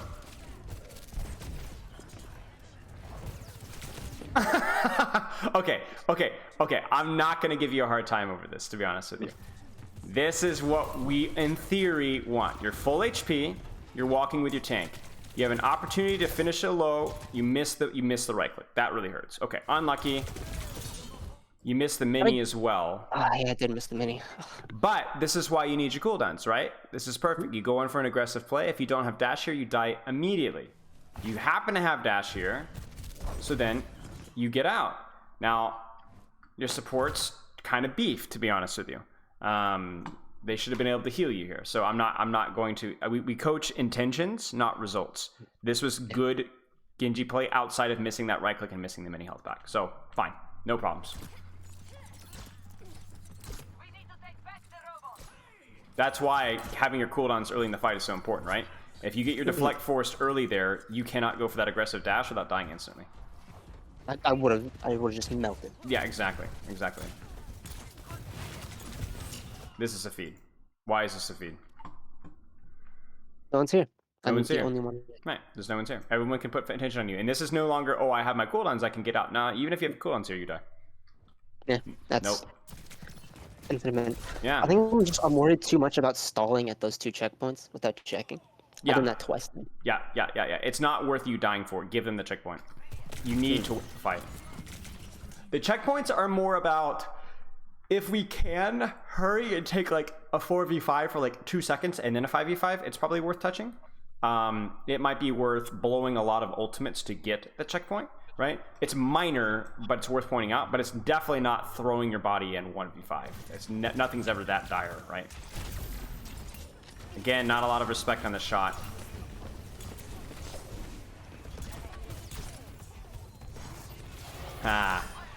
Good, right? Yeah. And my whole thought process here is that you go for this play, but this play would not work if you did not have deflect, right? This is your seat belt. Like if something goes wrong, you've got your deflect, and then you can drop down and run away, right? But this is just GG's for her. Okay.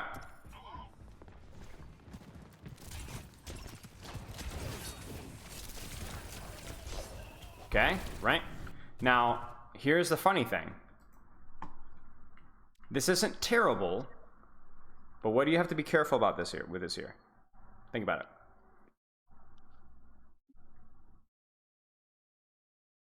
it. Look at your team's positioning here. You see? They're way back there. Right. So My escapes are kind of scary. I can't dash directly into my team because they're too far. right. I have a Kiriko with me, but she'll just leave if it's dangerous. Right. So I don't think this is necessarily a mistake, but you just need to be aware of this. You need to be aware of your team's positioning and need to be aware that this position is likely going to force your deflect and dash before the fight starts. So I hope you have time to get it back by the time she respawns, the Mercy. You see? So by the time the fight starts, if you don't have your dash deflect, then we're going to be pretty unhappy. And the problem here is like, what are the odds of you getting a kill here? Kind of slim. Right, almost none. I mean, Almost I'd none.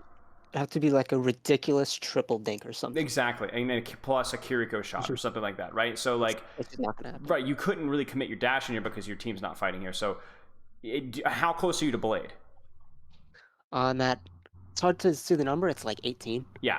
It's 15. Yeah, sorry. Even worse. But there's no. This isn't. Oh, I'm 80% on Blade. I really need to get Blade for this next team fight either, right? I'm probably just not gonna have it. Yeah. So I am not a fan of this play. I don't think it's worth the risk for a little there's bit no of cooldown. a little bit of pressure, and there are your cooldowns. Now, did you survive? Yeah, you got out. That's a motorcycle. Holy cow. You had time to get out and reset, so that's good. But did you feel the risk there? There was a higher chance of you dying than the enemy team dying there. That's the problem. Or not really anything. And now a fight's kind of starting to happen, and I Right. don't have dash. Right, and you don't have dash, exactly. In fact, you're not even healed up all the way. I think what you're doing with marking the tracer there seems reasonable. Kiriko ult's a little early, careful of ult, or the shot. Really got to respect that shot. I just didn't respect it all this game, huh? Yeah, it just doesn't look like you did at all, yeah.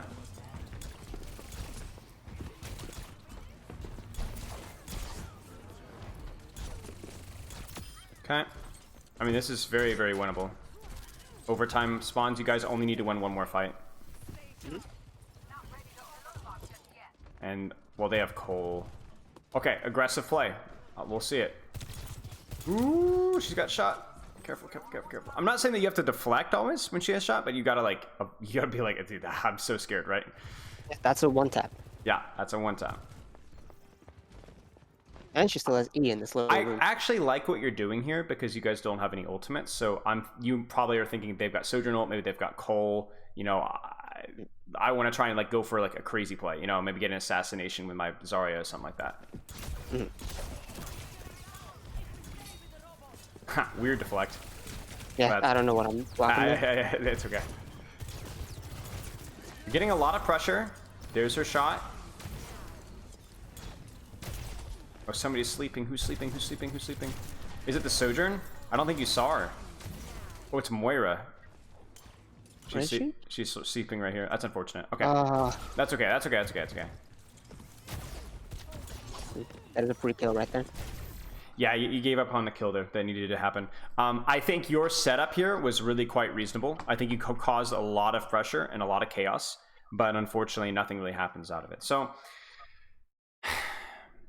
just trying to think. What stands out to you from watching this VOD? This was a weird one, right? There's a couple of different things, but what stood out to you the most? Definitely a lack of respect to their DPS. Yeah. Okay. That was a huge one. Mm-hmm. I don't think I ever respected it once. No. I was definitely too worried about the checkpoints, Mm-hmm. which is something I know I do and just push too much. Okay. What else? Remember what we talked about with cooldowns? What else? Oh yeah, I wasn't really as careful with my cooldowns as I should be. Mm-hmm. Mm-hmm. Particularly deflect. Right. And then adjusting your playstyle, not even your playstyle, but the level of aggression depending on the status of those cooldowns, right? What you can and what you could not get away with. Let's look at another code. You said you had a close win. We can look at. We got 20 minutes, so let's look at a couple more team fights here before we wrap this up. Do you have any questions so far, by the way? I just copied the same one. It's okay. Not particularly. Okay, sounds good.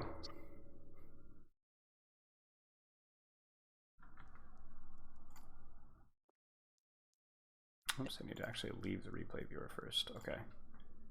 Here's the real one. Alrighty. Keded. Let's see here. Paraiso. Okay, let's do this. Okay, can you see? All good? Yep, I can see. I can All hear. right, let's do it. Quick check. Anything super major on your team or the enemy team that you need to be aware of? I'm gonna be honest. I can't even see what heroes we have. It's that weird. Is it better on Twitch? Way Yeah, better. All right. take a look at least the hero selection on Twitch really quick, and then we'll go from there. Fine. So they have a Torbjorn, which sucks for me. Mm-hmm. That's a huge one. On my team, we don't have that much long range healing. No Anas, no like Kirikos or Zens. At least you have a Brig. You gotta bring, Yeah. which is okay. Yeah. It's not awful. I've got really no blade combos other than Grav maybe. Okay. So I'm kind of just using it for myself. Okay. She might bubble me. She might not.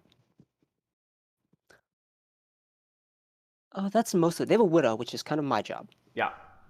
I look at the enemy comp and I see two things that are really the most relevant. I think like there's a lot of things that might make your life difficult, but there's a lot of things that you kind of need to be aware of. I think the Widowmaker, the Torb turret, Ana cooldowns, maybe Sigma Rock. Those are all things you need to be aware of. Your team, most of the fact that you're relying on Brig packs. That's pretty much it. I think everything else is pretty simple. But let's see how you do. I think you could probably hop back and Discord stream. Oh yeah. Okay.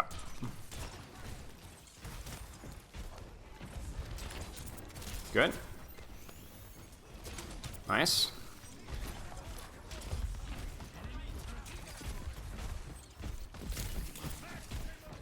Down ones, probably gonna need to give up space. Okay, nice kill. Haha. Okay, we keep going. We keep going. I had dash there, right? I could have got out. Yeah, I don't think that you just didn't know where Widow was, to be honest with you. I think she caught you with your pants down.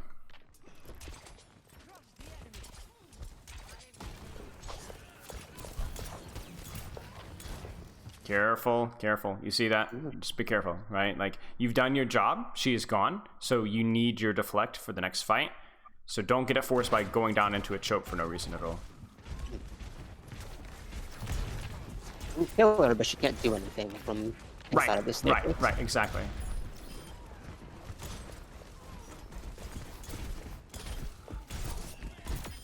Okay.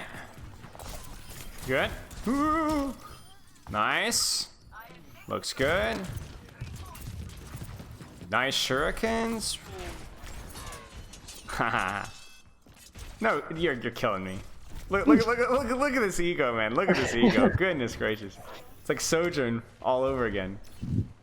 See, this is the problem. Okay, so this is the problem. Okay, so the problem here is if your whole mindset is to be, I mean, look at what you're doing, right? What are you trying to do right now? What's like the strategy that you're trying to go for? Trying to get a surprise, like a deep flank. Yeah, sure. And probably Widow, maybe Ana. Sure, makes sense. It's greedy, but fine. Especially with the Widowmaker, it looks good. So why ego, right? Why be silly? Go set up. Go hide. Go check your health pack. Be sneaky. You know what I'm saying? Don't remind them that you're even alive. Don't even remind them that they have a Genji. You know what I'm saying? Go set up. Be sneaky. Oh, that's annoying. And remember where your team is, as always. They're way back. Yeah. So you can do what you're doing now. Just remember, you're gonna get zero help. I am alone.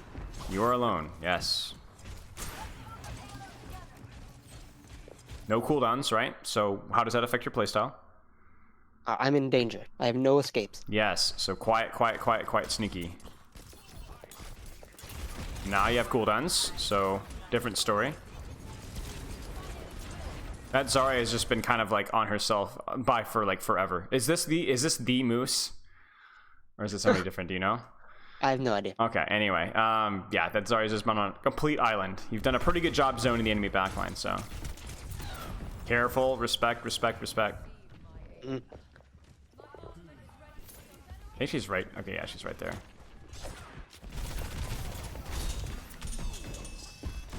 Ah, greed. You know what I'm saying? The dash itself wasn't necessarily bad. But then, okay, I'm not going to get the kill. My deflect needs to be used to get out and then get out to safety. But you at this point in time, what's the mistake here? What's the mistake? Just look one more time. Stayed in a little too long. Yeah, you stayed a little too long. You didn't even know where your supports were, did you? So what ends up happening is you go out the window thinking, oh, maybe I get healed. I think you're dead either way. But obviously your supports weren't there. So Yeah, they're on cart right now. that's a problem. Right, okay.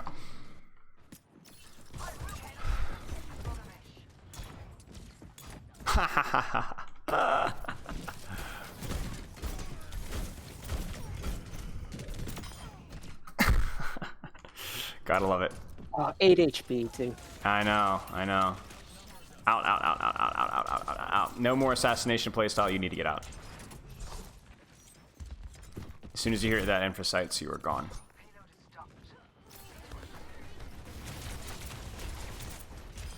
Okay.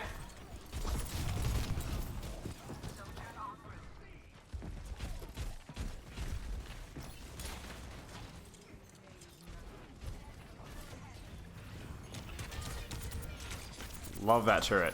Huh. Yeah. Good. Very unflashy blade. You know what I'm saying? Yep. Very, but it gets the job done, right? It gets one kill, and the support ult, and space. Yep. Yeah, 100%. Very unflashy, but it does. It's good, honest work. Gonna have to when you're just dry blading. Yeah, exactly, exactly. Well, Ooh. That's so scary. What on earth? Where was it? Was it on the cart? What were you dying to? You see this? is it under the cart? What on earth? No. What? You were taking fire damage from... Where was it? Right here. Wait for it. Right there. What on It's earth? gone. It's Fire's gone, and it's gone, and you're not even near it. You're like a good 2 meters away. That's bizarre. Okay, either way, we keep going. So we've seen mostly DPS ego, and mostly not playing very well around your aggression with your cooldowns. Which, shocking, is a really important thing with Genji. We've talked about it a trillion times. So let's keep watching. I think now that we already kind of have an idea of what we're looking for, we can go a little faster. You kind of see what I'm saying? Mm-hmm. So let's keep going. Oh, these shurikens. Love it.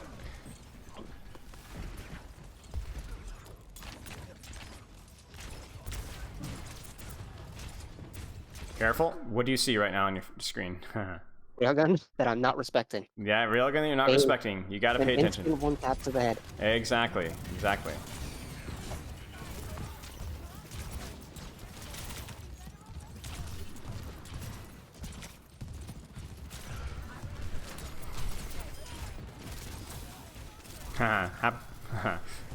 Sojourn is she's making things difficult. That's why you respect her. Exactly, exactly. So this is interesting. So we talk about not focusing overly much on tanks whenever you can. But look at the status of the battlefield. This is something really important for Genji, right? What do you see? There's an Ana and a Torbjorn on high ground. But are they easily accessible for you, given your Not team space? really. Right. So then why do you Especially turn your with the attention turret right to the there. tank? Exactly. So why do you turn the attention to the tank? So nobody can really help him. Right. He is playing a corner that he'd like to play, but it's very, very greedy. It's very easy to focus him down without having to really walk into these guys' LOS. Do you see what I'm saying? So normally we don't like this, but this is really quite good. And there you go. You see how you created space there? Look at the monkey. He has can't- to leave. Right, he has to leave. You force his bubble, he has to leave. And then now, monkey leaving means that your team can walk forward. Dash! Oh! Fat. I don't have it. You didn't quite have it until the last possible second, but either way, it's fine. It doesn't really matter. Okay.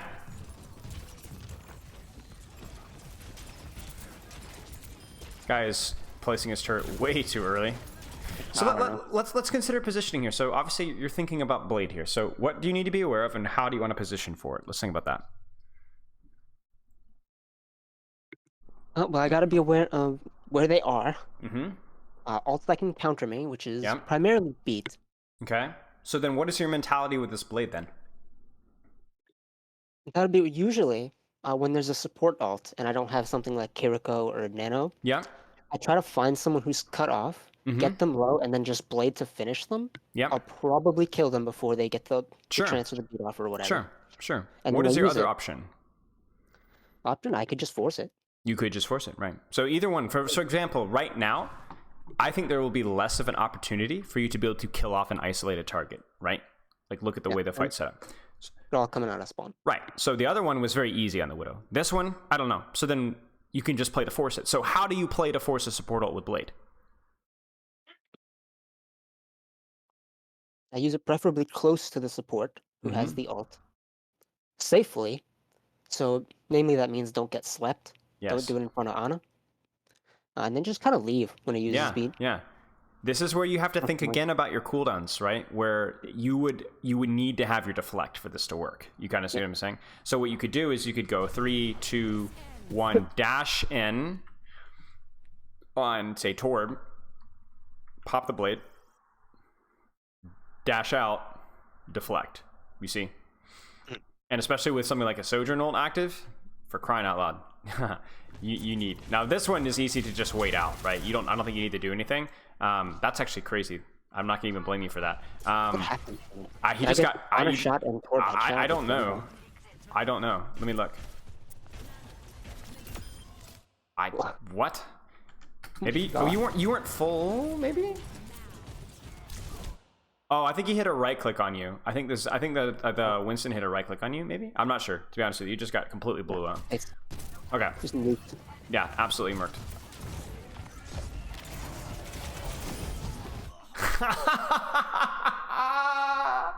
I tried. I really did. I was like, this is gonna be rough.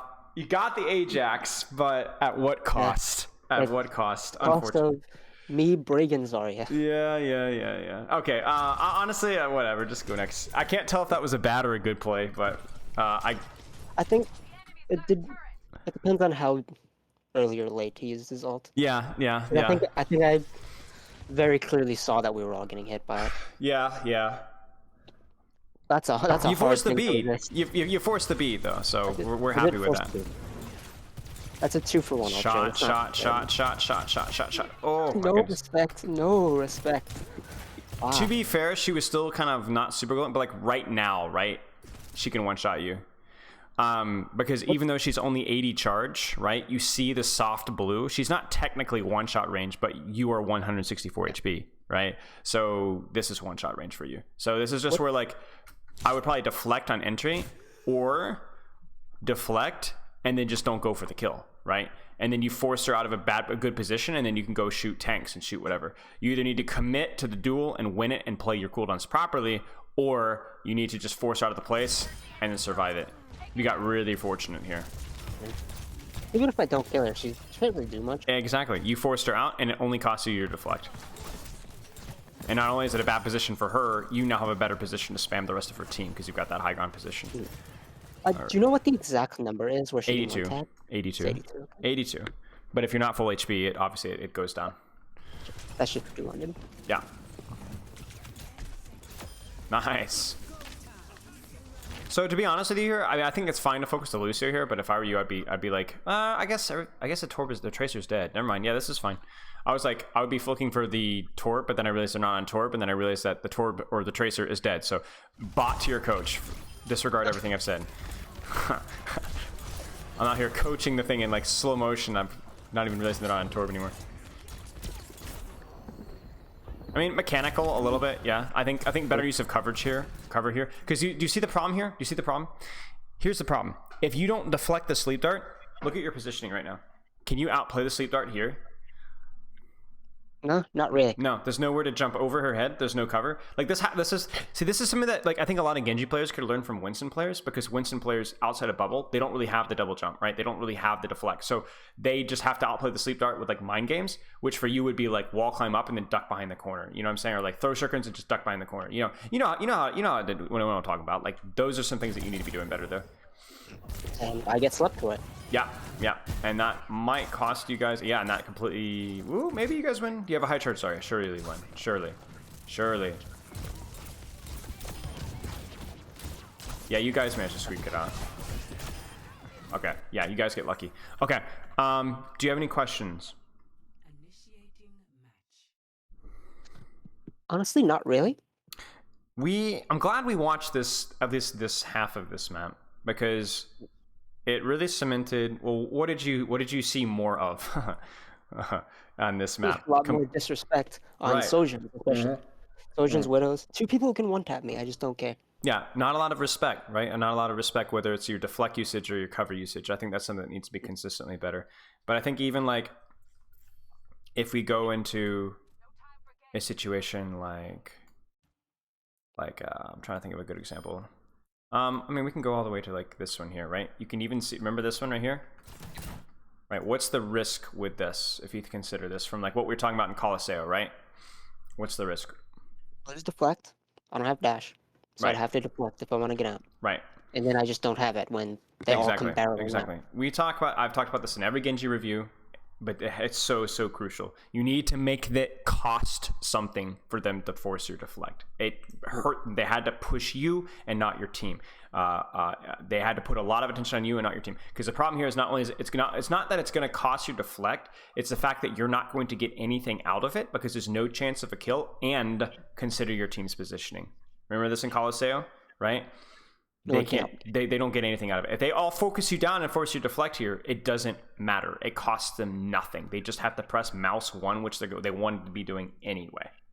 It's like the equivalent of like playing Sigma and throwing your shield all the way up in here. It's like it's not doing anything. It's just going to get broken while they're waiting around. And that's what your deflect needs to be considered about as well. Okay. Does that make sense? Yeah, that makes sense.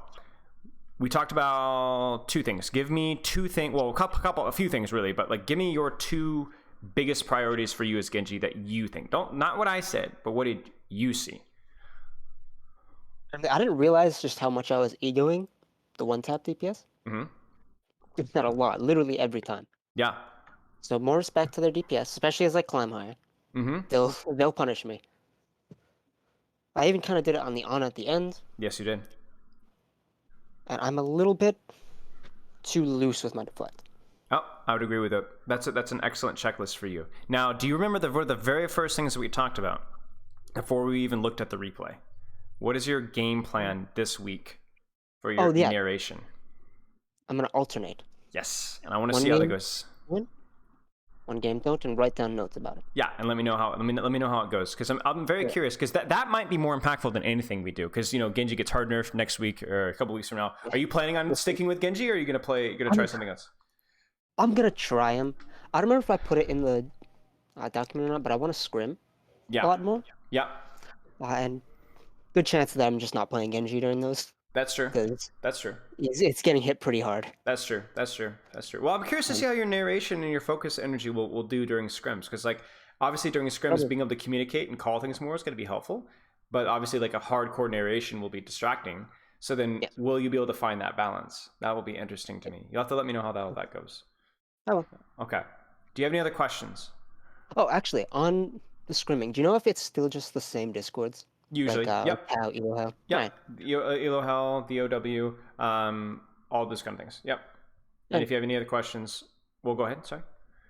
No, that was everything. Okay. If you have any questions, just let me know. I don't know if I might be able to get you an invite to the OW, I think. So if that ends up being something you want to do, just shoot me a DM. I know some of the mods, so just let me know.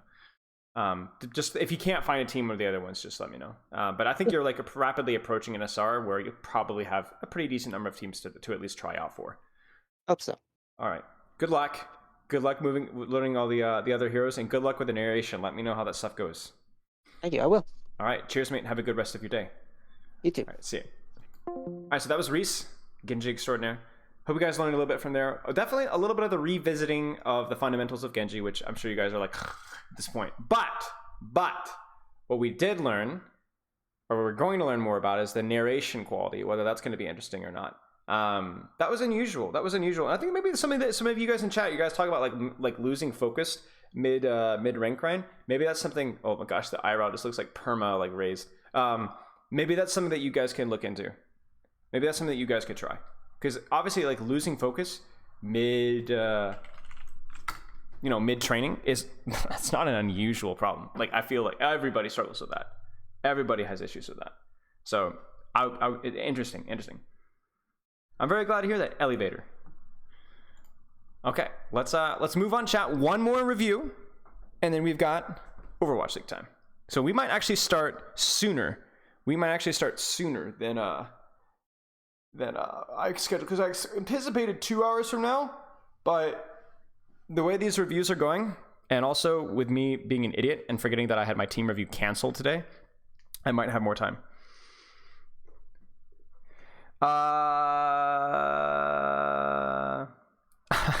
I mean, Iui, I'm sorry, I'm butchering your pronunciation.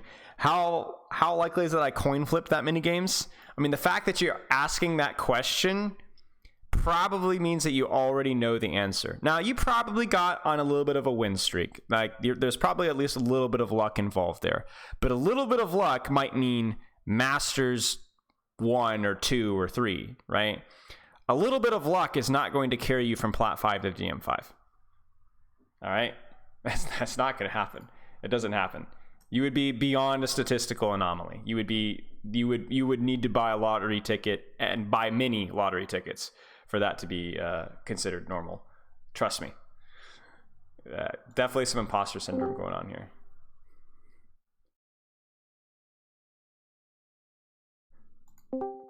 How's it going? Oh, it's going. How about yourself? Appreciate it. Doing pretty good. We went from Reese's Feces to YPLS. Yep. So what would you like me to call you? What would be Just call me Al. Al? Okay, love it. Okay, Yeah. Al, let's get rolling. So appreciate your patience. What were you looking to get out of this review? So I'm getting back into the game after a really long break. Previously, I solo queued from gold. Sorry, that's my work computer. That's okay. From gold all the way up to masters, and Nice. I'm interested in doing that again in Overwatch 2. But I've been out of the game so long that I'm trying to kind of set myself up with a rough plan, and I'm more focused on fundamentals than anything else. Nice. There was also one inaccuracy in my form that I filled out. I just spitballed what I thought my rank would be. I said I was probably like mid-high diamond. I'm gold 4, so the good news, there's so many things for me to get good at that I think I'll have a much better time. I won't be in the Shark Tank for where I'm at as far as a player. Gotcha. Okay, well, there's a lot to unpack from this. So first off, the MMR reset hits some of us harder than others. I 100% understood. When I was like, oh, I'm like a plat DPS surely, and I placed like low gold and get my Genji OTP, that hurts. But you'll over time things will balance out. Don't worry about it. All right, so I'm looking through your form, and so you want to get a little bit more input on Kiriko. Is that what you're looking for? Yeah. I've been working on Kiriko, and then I get stuck on Ana a lot because a lot of people are also playing her. I'm not the only one, right? So. Gotcha. I take offense to that. Being stuck on Ana is like a blessing. You should I used to duo queue with a real life friend of mine, and that's all he plays. So I got to play Lucio. Gotcha. Okay, so you're one of the Lucio nuts. I tell you, I can't do Lucio. Lucio is probably my worst support. I'm a better Mercy player than I'm a Lucio. I cannot do it. I've coached the hero. I just can't do it. I just struggle so much with wall riding. I don't know. It's like with there's certain heroes where they have their own skill sets and skill sets. Yes, exactly. It's like Wrecking Ball, dude. Don't make me play Wrecking Ball. I look like a complete oaf. They're like, it's rough. That's actually great. See, that makes me feel better about myself. Different skill set. It's fine. I'm not an idiot. Okay, you're office worker, highly competitive, and Overwatch has been a great outlet for me due to its depth. You left on very bad terms with your former Low Masters team. Okay, so let's actually start with this because you have placed gold. How long have you been grinding Overwatch 2 ranked and maintained gold? So I went through my first 7 wins, and I'm in the middle of my second one. I only play ranked on the weekends because I'm very busy during the week usually. Got it. Okay, that's really good to know. Okay, so probably you're higher than gold, but like that's just where you're at right now. Okay, because I'm seeing like you talk about masters, low masters, and then you're like gold. I'm like, I hope you're not stuck gold because that would be crazy. Okay, so talk to me about your low masters team, the very bad terms. Obviously, like you said, don't need to go into details, but I need to know. I got to know the juice. What's going on? So the short version of how I ended up playing with them is they had a plat/diamond team. I was a Lucio on that team. They needed someone to fill for a scrim, and I just ended up kind of accidentally joining the team. So, and the reason I hit masters is because they would it just in like in banter they would pick on me for like, oh well, you're diamond, so I Right. got together and I hit masters. So right, get old. But it was during GOAT, so it's a very specific play style for Lucio that I'm good at. This was in GOAT's meta that long ago? Yeah, it was like 2019, something like Goodness that. gracious. Yeah, for the season. Yeah. So it's that's the other reason I'm gold, right? It's ages ago. Yeah. So. Okay. So I did a large majority of like alt and cooldown tracking, like as far as like actually saying things, like announcing it to the team. Yep. Yeah, I mean, you're kind of just stay on speed as much as you can and hope for the best, right? When you're playing goats. So with Lucio. Okay. It didn't transfer over immediately. It took me a little bit of time. I did play for a little bit after goats rotated out of the meta, but I just got kind of bored because of like I said, no specifics, but the situation with that team. I went and played something else. I needed to go do something else. Sure. I mean, lower ranked teams and diamond/low masters teams are lower ranked teams are gonna be very inconsistent. I mean, really, it's the same case with higher ranked teams, but at least they tend to put up with it because we really want to scrim, right? Right. Lower ranked teams, this stuff happens all the time. You're on the precipice of putting a ton of time and work into improving at OVW, and I'm hoping you can help approach it intelligently with short-term and long-term goals. Okay, so obviously yes, but then explain what a ton of time and work is and why. So I already have a rough kind of formula that I went by. The things that when I started spending time on them previously, that helped me the most in my game. Weird stuff like FFA Lucio games, just to help with my aim with my wall riding. Because you need to be able to wall ride and shoot. That's the problem. I had a huge issue with that, and I quickly got the hang of that. I just spent like an hour every day in FFA with him. I also did a lot of we could review the owl games. So I would go and I would watch, like, honestly, what is Slime doing is what I did. Boy, that's a throwback name. Yeah. So I did VOD review, and I just stole ideas. Like I stole ideas for positioning. I watched like, okay, so he's comfortable fighting this DPS, but he stays away from this one. And just tried to kind of get an idea of like, how should I look at the game? Like, should I be scared of tracers? Well, not until they show me they're scary. You know, should I be wall riding up on this wall? Should I be on the other side? Should I get behind them? Am I just gonna keep shooting this Anna in the back and ruining her life while she's trying to, heal everyone? Like, what do I want to do? So, I took all that data and I kind of compressed it down into, I was playing, what are they called? Like pickup games where people wanted to play in lobbies. And then I was doing the FFA stuff and then doing the VOD review of my own VODs, doing VOD reviews for other people, and then also doing VOD reviews for the owl stuff. So this is what year was this? 2019? Like the GOAT's time, or? Yeah, this was like the middle to like a little bit after. So you were the true Renaissance man. Yeah. Gotcha. That's crazy. Okay, so then what happened?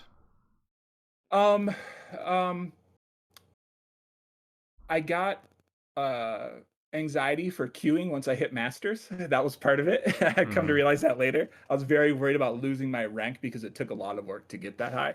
And I was very worried about being able to sustain that rank. That was really the big problem, honestly. And then that was like, okay, once I had that falling out with that team, like now I'm not enjoying playing ranked and I don't have a team, and it kind of bit me once. I don't want to go, find another team and have the same problem. So yeah. I can relate. When I was training and teaching like mixed martial arts at schools, and as soon as I like lost motivation and like wasn't able to train or didn't, like, it just kind of like started a snowball effect. You know what I'm saying? As soon as you stop playing the game yourself, I'm lucky enough to where I really, really enjoy the avenues I have outside of just playing. But if you really start to like just not enjoy playing the game for whatever reason, then it's a big problem.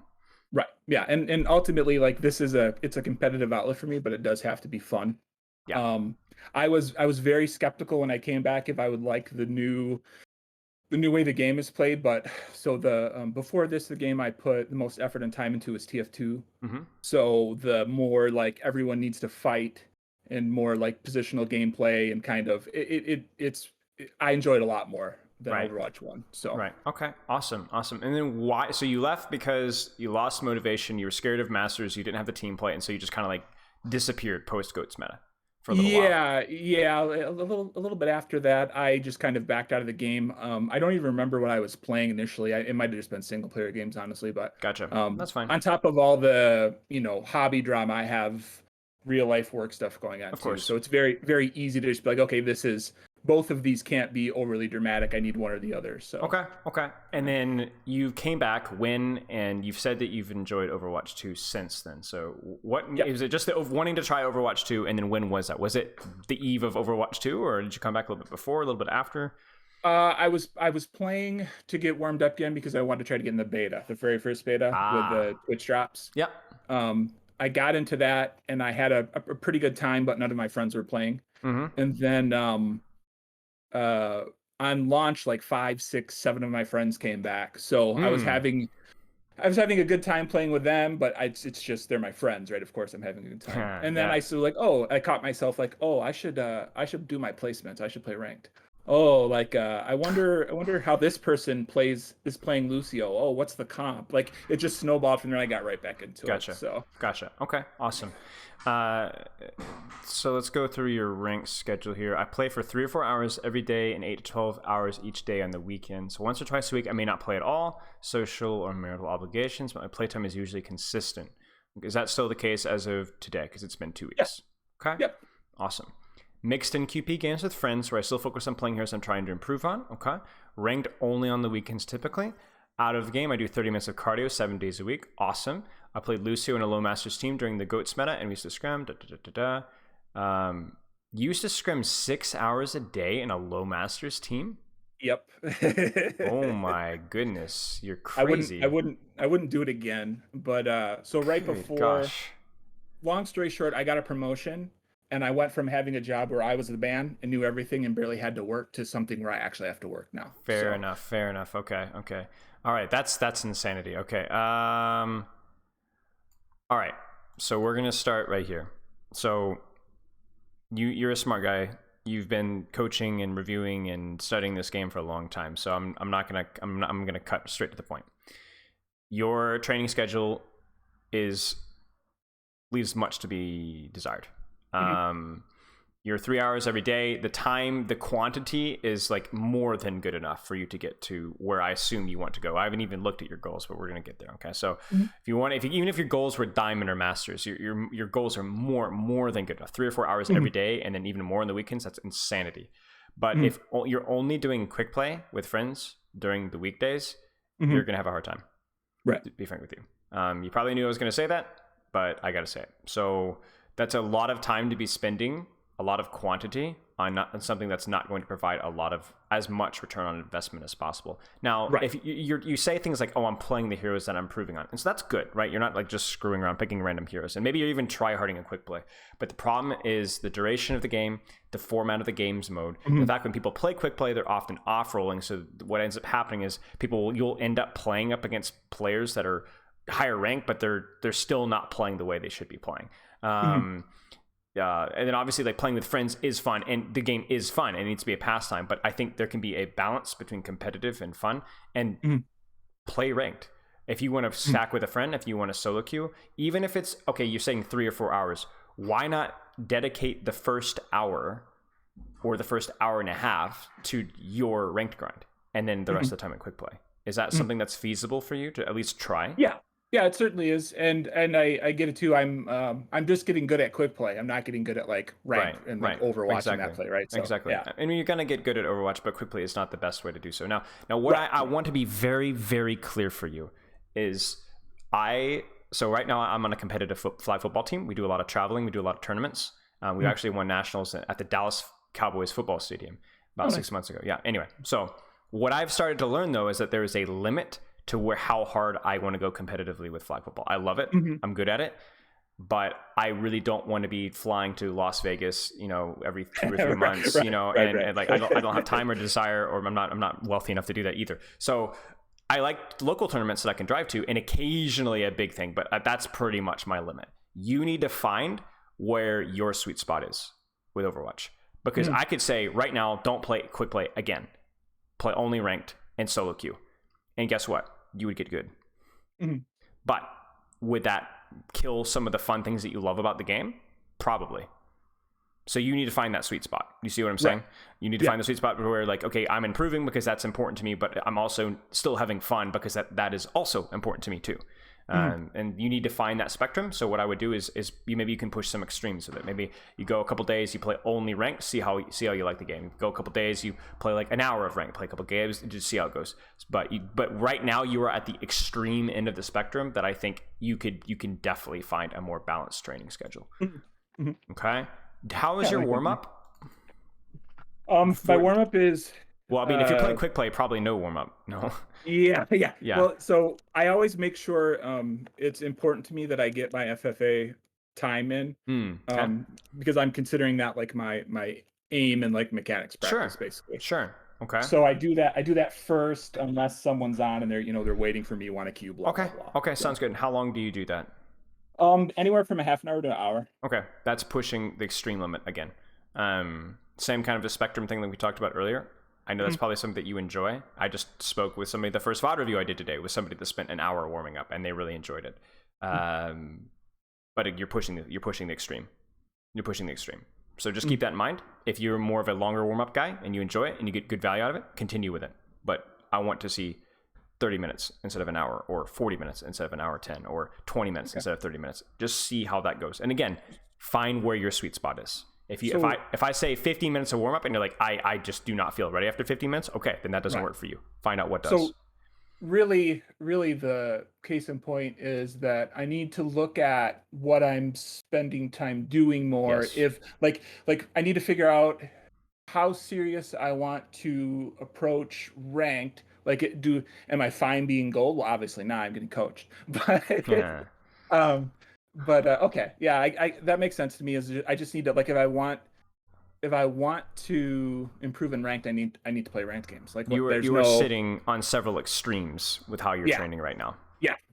For competitive or worse. In fact, your warm up reminds me of like an Overwatch League player's warm up. You know what I'm saying? Oh yeah, I have no delusions about that. Right. So it's odd. It's strange. So it's not necessarily you're just playing for fun, because then you would never warm up, and then that would be the opposite end of the extreme. But for you, it's like it's too many extremes in your play that are gonna adversely affect your training. And like right now, I'm skipping to the next question, and the next question has another extreme, which is a major question mark for me. I play Brig, Lucio, Moira, Ana, Zen, and Bap in ranked. I'm also grinding Kiriko in quick play. I'm additionally learning Sojourn, Genji, and Zarya on the side. Yeah. You're going to need to get a crack cocaine addiction if you're going to be able to fuel this. Yeah, it's a personality trait as part of the problem. Okay. Because I'm the same way professionally. So. Okay. What are the strengths and weaknesses of that? And whether it's professionally or Overwatch related, because they're essentially the same. I can play something sufficiently, but I'm not extremely good at any of it. Right. Okay. And then so, why is that so appealing for you? Why is that something that you tend to end up doing? If I may ask. I'm the player that will wait to see what everyone else picks and then try to fill. Okay. Where do you think you got that habit from? Playing with my friends, honestly. Interesting, isn't it? Yeah. Okay. You know what's funny? Now I talked about how I have empathy with every person I've coached. You've completely lost me up until this point. Yeah. Do you want to take a quick look at my profile? Let me stream really quick here. Yeah, I got you. Here's my career profile.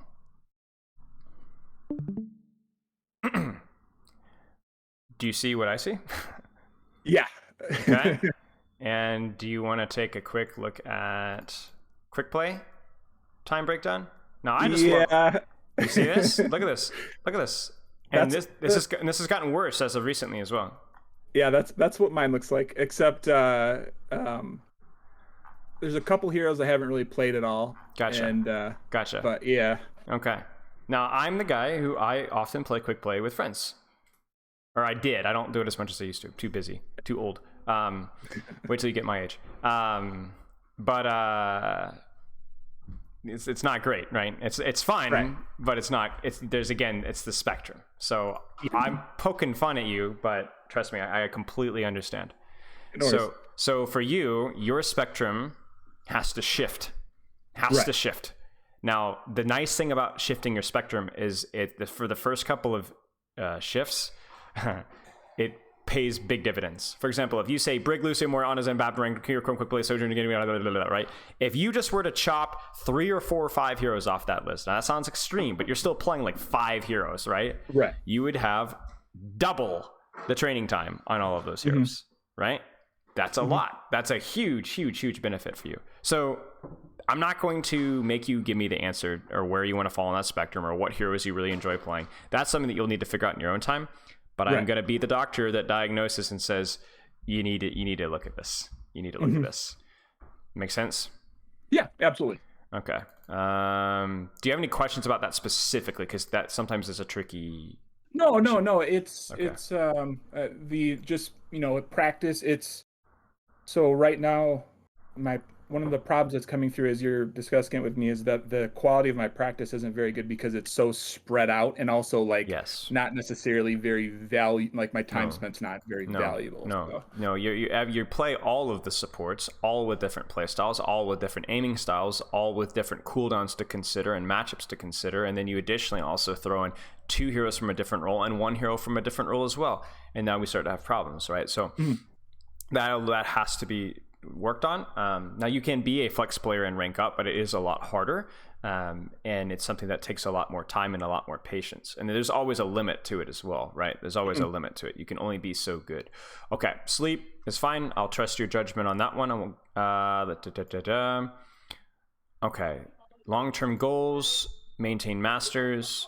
Okay, what fundamentals you need to focus on. Okay, ADHD, demanding work environment, positioning, fight planning. Okay, so what I want you to do is I'm going to kind of talk about the basics of Kiriko, but for you specifically, especially with your background, with all the information and knowledge that you've had working with previous teams and studying goats and things like that, if there's something that's beyond just Kiriko that you would like to talk about on the battlefield as we're looking, like what ult should we have used here, or what should I be thinking about in these kind of situations, feel free to stop me and we can look at that. Sound good? Yeah, I think it even might be better if I don't and just see if I can get myself to just focus on what I'm having the most fun playing her right now. Sure. So you are loving Kiriko. Yeah, I like more utility fighting kind of oriented supports. I play a lot of Zen when I get to pick when I get to play what I want. So good, that's a good choice. Okay, just typing out the hero that we're playing. Okay, let's do it. And obviously, as always, if you have any questions, just holler. Yeah, and we'll go. So, what do you like about Kiriko? What is Kiriko good at? Would you say? She has unique utility, right? She can remove a myriad of things. She also has a very strong positioning tool that you can teleport through walls. You can practically be in 2 places at once. She also is a threat if you have aim, which I don't yet. Okay. But if you're accurate, she's a threat to squishies. And I think the wall climb, I can work it in and I can kind of get out of situations as well. So she's kind of slippery. She's very hard to dive, and she can do decent damage if you can back up her aim. Sure. I think the thing with her damage as well is that it's never very good, but if you're good with the hero, it can be valuable damage. Do you kind of see what I'm saying? You're not going to break a shield with it, but if you hit, but you can kill a squishy with it. You know what I'm saying? That's the key thing. Okay, so let's take a look. So full honesty with you, I know there are some coaches that will disagree with me, but those coaches are wrong. Kiriko is in these particular type of situations, in these particular type of maps, is often not the best pick. Now, I'm not saying that to discourage you from choosing that. In fact, I think playing a hero in a less than optimal situation is extremely good at learning the hero's limits and practicing the hero. But what is perhaps not great about what you're seeing on your screen, maybe this map as well? play Zen here. What is Zen going to be good at versus on this a map like this with a composition like this? Well, with the Sigma and the Zen, this map is basically a hallway, right? So I can pressure angles, I can pressure sight lines, and I can just sit with Sigma and just cause problems for anyone I can see. They're gonna get words. I'm gonna put the damage amp on them, and I'm gonna blow them up if they're not behind a shield. And they have a Zarya here, so if people aren't standing single file with her, they're going to be good targets. Sure. So you said one of Kiriko. What does Kiriko not benefit from as much compared to a Zen in this situation? She's not going to she's not going to be able to take as much of an advantage of having like an angle on here to shoot at them as Zen would. Do you need your teleport as much either in these kind of situations? No, and especially at this rank where we're all like holding hands walking down main, it's no. It's going to be tricky. Okay. So these kind of situations though doesn't necessarily mean that you need to like rethink the wheel. It's just about like, okay, what can I do here? It's like, for example, for you, that might shift your mindset from like, I'm not going to really look at Zarya much because it's just going to be difficult, but I'm really going to try and see if I can find that Ana. I'm going to snipe that Ana, you know what I'm saying? Or I'm going to snipe that Mercy, or I'm going to make sure that, okay, there's only one dive threat. It's that stinking Genji. So I'm going to do my absolute darndest to make sure that he never, ever is able to kill me or is never, ever able to burst and dive one of my squishies, right? For example, like right here, he does it pretty quickly. I don't think he had a lot of time to react. But like right here, like that Suzu needs to hit the floor right now on your Cassidy. And maybe I know he doesn't even kill your Cassidy, but that was his initial target, and that Cassidy needs to be Suzu'd. Bang, he's crit, Suzu'd instantly, right? And that has to be because, like, again, you only have one dive threat to worry about, so you need to hit it every single time. Right. Yeah, and I have a huge Suzu problem in this game. Look at too. you. You're a monster. Nice shots. Good shots. It's a good shot. So, always something to consider as well. I mean, this is something that goes over in really essentially every Kiriko guide in the history of the universe. Is just it's the right click, shot, right click. Now, do you have your shot on your left click or right click? I have them flipped to be like BAP. My brain couldn't wrap around doing it. I'm with you. I'm with you on that one. Okay, so for you, same kind of thing. Right click, shoot. Right click, shoot. Because if you think about this here, your mindset is that I cannot, really with any hero, just out heal the damage that this Sigma is going to be taking. It's not going to happen. Now you could Suzu this. You should Suzu this. He should not have died. But what you can be doing as well is right click, shoot the Symmetra. Right click, shoot the Symmetra. And putting out that pressure, how will the Symmetra respond to that? She'll eventually have to back up. Right. So what you'll do is you'll heal your tank by putting pressure out. As long as it doesn't compromise your support, which it shouldn't. If you only shoot one shot, then you should be fine. But again, Suzu missed here, and that's unfortunate.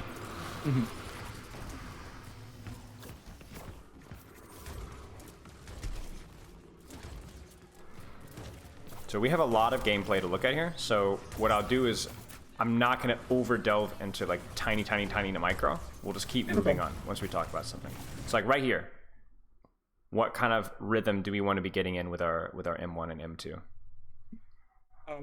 I should be able to. Well, I probably should have Suzu'd McCree or Cassidy, right? Yes. But I also have targets for both. I have someone to heal and I have someone to hurt, so I should be doing both. Yeah. Exactly. Now you only have time for the one shot, but you have a little bit of a time to aim it as well, right? You just have a little bit of time. And the reason why I did this with Baptiste as well, I normally don't break into the micro as much, at least with the M1, M2. But because it's such a fundamental part of your kit, I think it's good to get into the habit of doing this right now, right? Yeah. Get that flow practice. Like you said, it's like exactly what you were saying with Lucio earlier, wall riding and aiming at the same time. That's what we're doing here too. Yeah. And if I start now, hopefully I'll be ready by the time I start. Yeah, exactly. And this is the last couple seconds have been pretty good. It's not been perfect, but it's been much more of like what we wanted to see. It's like right here, heal, shoot, heal, shoot, back to heal, then a shot. Like this is quite good.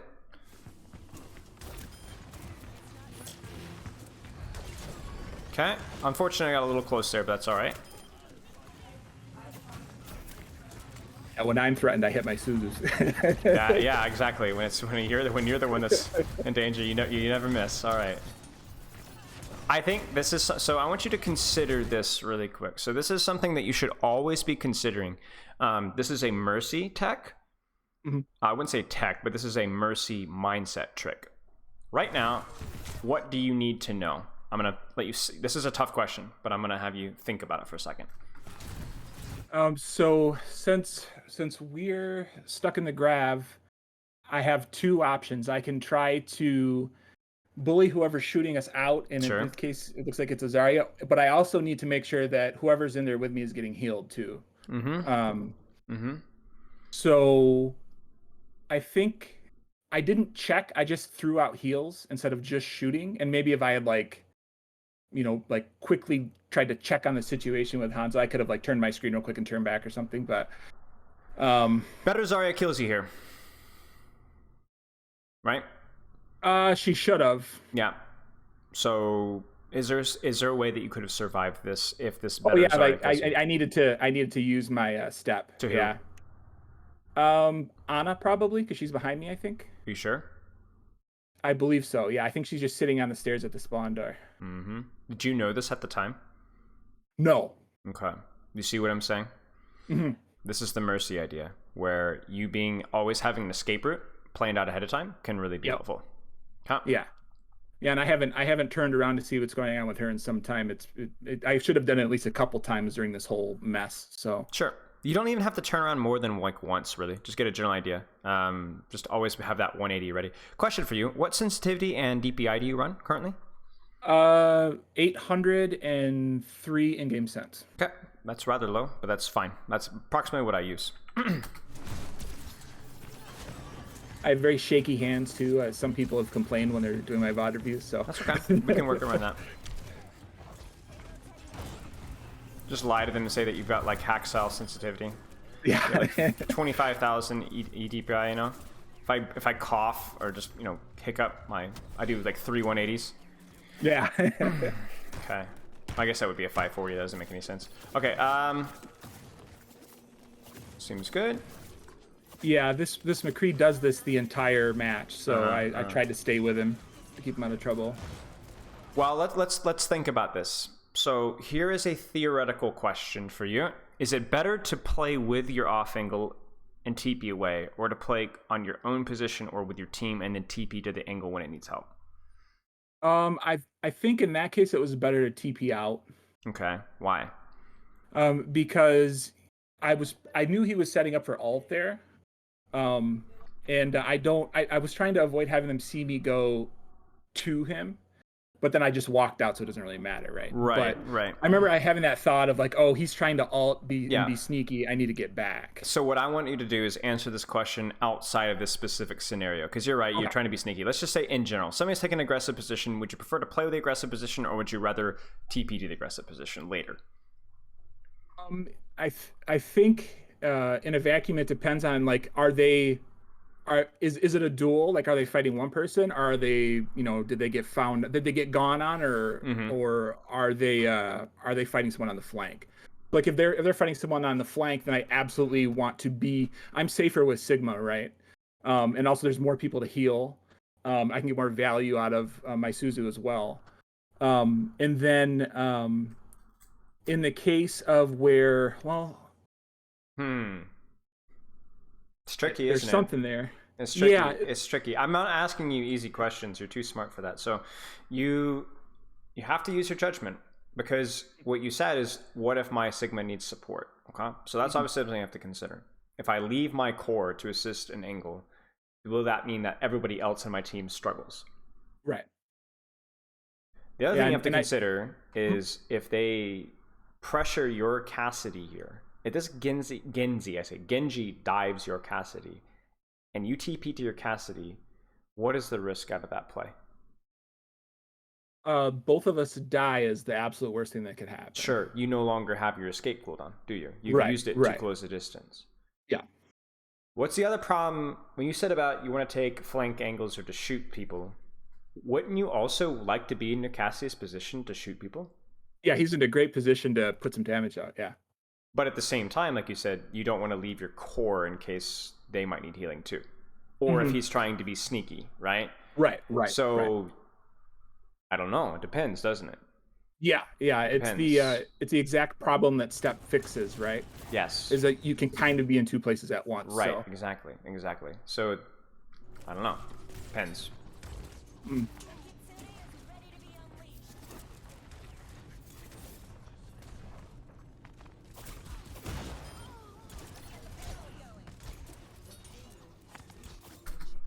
You can be a little faster with weaving in that shot. You know what I'm saying?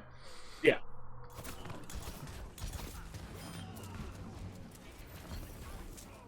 Okay. Where did that turret go? Where did the turret go? Where did it go? I didn't even see it. I swear, did you hear that? You turn your camera like you're like looking to the left. You're like, oh yeah. So I couldn't. I find it. I find it in a minute. It's It's the one she threw to the. Oh, Sigma broke them instantly. Yeah. Never mind. I was so confused. Where on earth were they? The Game audio. Yeah, the audio cues were weird because I'm still keeping an eye out for it. That's why you see me looking around. Yeah. And I find the one right there, and I'm like, oh, there it is, so I can move on. Okay, I will say this is pretty amusing. So you were thinking, I don't want to TP here, right? It's too far, too deep, probably gonna die for it. I think you're probably fine given the fact that most of the enemy team is dead, so I probably would have TP'd here. Okay. Considering your team was dead. I mean, look, you're up 2, and you have your Suzu. You're probably fine. But I will say, this is really funny. You tried. You know what? You're cracked. Look at you. You hit him. I didn't think you hit him. You hit him. By luck, but yes. Nah, you don't. You take credit for it. You meant to do it, and it worked out. That's not luck. All right. Yeah, he's just controlling the lobby. Uh-oh. Read the status of the team fight. I'll give you a life hack here. You ready? 3, 2, 1, go. Okay. 3, 2, 1, go. Right? 3, 2, 1, go. And then here are the big ones. You see? What's the problem here? So they're not all there to fight. We should be able to win easy 3v5. Theoretically. So my problem here is actually not even necessarily that they're fighting in spawn only, because what can happen, right? You've played in gold, platinum, like you get these kills, you stagger them, and then the next guys come in, you kill them, and you cap off of it, right? That's a good use of an ult, right? But it's not. But even if that's the case, and you can get a nice little couple of stagger kills here, what's the problem with this ult? I'm not sure, honestly. What can you see in your screen right now? Oh, just the backs of my my tank and my DPS. Right. Can you see enemies clearly? No, not a single one. No. I just see fighting and throw it. That's the problem. Now, you will probably get value out of this. I think you probably. But there's also a pretty decent risk here that if this Zarya isn't like a dribbling idiot, that she would just press bubble and walk around this corner, and then this Genji would just walk around this corner with deflect, and then that's it. Mm-hmm. You see? So this ult, you have to be really good with your timing, but you have to be really good about your placement in terms of, can we actually push and follow up off of these kills, or are they pushing on us and then I ult on top of us? You kind of see what I'm saying? Right now, you're going to have to reach. Now, you're probably going to get the kill because they're just dribbling idiots, but we don't want to stop. We don't want to make that happen. Yeah, right. Okay. And it looks like they are going to be able to get a recontest, which is pretty sad. Yeah, I had to go back and push. Yeah. Now, right now, I have a question for you. Do you have a TP location right now? No, I think I'm in the back, and Ana is to. I'm not sure, honestly. Yeah, do you see? That's the problem here. If you have perfect information here, do you have a TP location right now? Not I have a very minor one that wouldn't get me out of the line of sight. Exactly. But did you know that? Is the question. I had no clue. If your Ana plays this one smart, she could have saved your life, but you had no idea. Right. And I need that info. Like I get what you're saying, because if I commit but I know I don't have a way to get out, that's a different way to play than if I'm like, oh, I can just spin around and get out of here. Sure. Right. Sure, exactly. You could have even played this aggressively here and see if they bladed it early and then TP'd out with but putting more pressure early. Let's look at your micro here again with your M1, M2. What do you think? I definitely wasn't doing that like the entire game, honestly. Yeah. Okay, so I'm not going to draw any more attention to it, but I want you to chalk that one up. Even though it's not going to be incredibly impactful to your play, it is something that's going to be somewhat impactful every single fight. Right? It's like brushing your teeth in the morning, right? Do it once, doesn't matter, but if you do it every single day, it's going to add up. And I understand the value too, playing Zen, of like just throwing shots at the corner they're coming through, like getting a lucky headshot. Yeah, I absolutely get it. 100%. Okay. But whatever, I don't think there was a lot of opportunity there, obviously. Like, it was pretty much over at that point. Had no escape. What I'm going to try and do with you is like give you advice about not just the things that will kind of overall like get you in the right mindset for Kiriko, whether that's the way you're using your weapon or the things that you're looking for. Like right now, should you be healing? Everyone looks full and she's just kind of standing there, so no. Yeah, so just M1. Aim your M1 and do it. There's a lot of times with Ana, with Bap, I mean, you know this, with Ana and Bap and Kiriko, and even Zen when it comes to like cycling orbs, where you turn off your brain, you shoot. Right. This is one of those times. Like right now, you're still throwing healing. There's no reason to throw healing. There's no reason to throw healing. Now there is. But even now, it would be, right, M2, M1, M2, M1, M2, M1. It's hard. It's hard, but it's worth doing. Even if the M2 and M1's not aimed well, like you're just throwing it at the corner, that's okay. And it's something I've kind of played with Bab, but never really incorporated into my game. So I think that'll be super helpful to pick up. And also, I enjoy having to like figure out and work in new things, and it'll seem kind of silly, but that's something I can do when I'm warming up too. Yeah. So. Oh no, of course you can. It will seem silly, but absolutely it would be good to practice. I mean, you could even warm up and you could throw in 4v4 team deathmatch into your warm up. You know, where it would be actually somewhat useful. Again, question here is: did you know if you had an escape route or not? No. So this is where it gets really interesting with Kiriko. And this is why I don't always love playing her inside of the middle of your team. Because if you know you don't have an escape route, here's a life hack here. Create one. So how would you create an escape route in this exact same scenario? Play a little bit more away from them. So if they target me, I can go to them. Yes. You would play, honestly, with your Cassidy. Now, you would be surprised. You know, Kiriko's heal range is insane. Like, you can heal your Ana, I want to say from, like, let's just say you could just fly, you know? I'm pretty sure you could actually heal people from here. Yeah, like with lock on. I heal Echoes and Pharaohs with it. Yeah, so, yeah it's insane. So you could certainly heal from here, right? And you could get a better angle for M1. And like you said, if they put pressure on you, then you have a free TP. If they don't put pressure on you, you would certainly rather be here than inside the graph. Right. Yeah. Right. So that's something that, like, even though this map is very tunnel oriented, we talked about this not being the best map for Kiriko, there are ways that you could be leveraging this playstyle more. Right.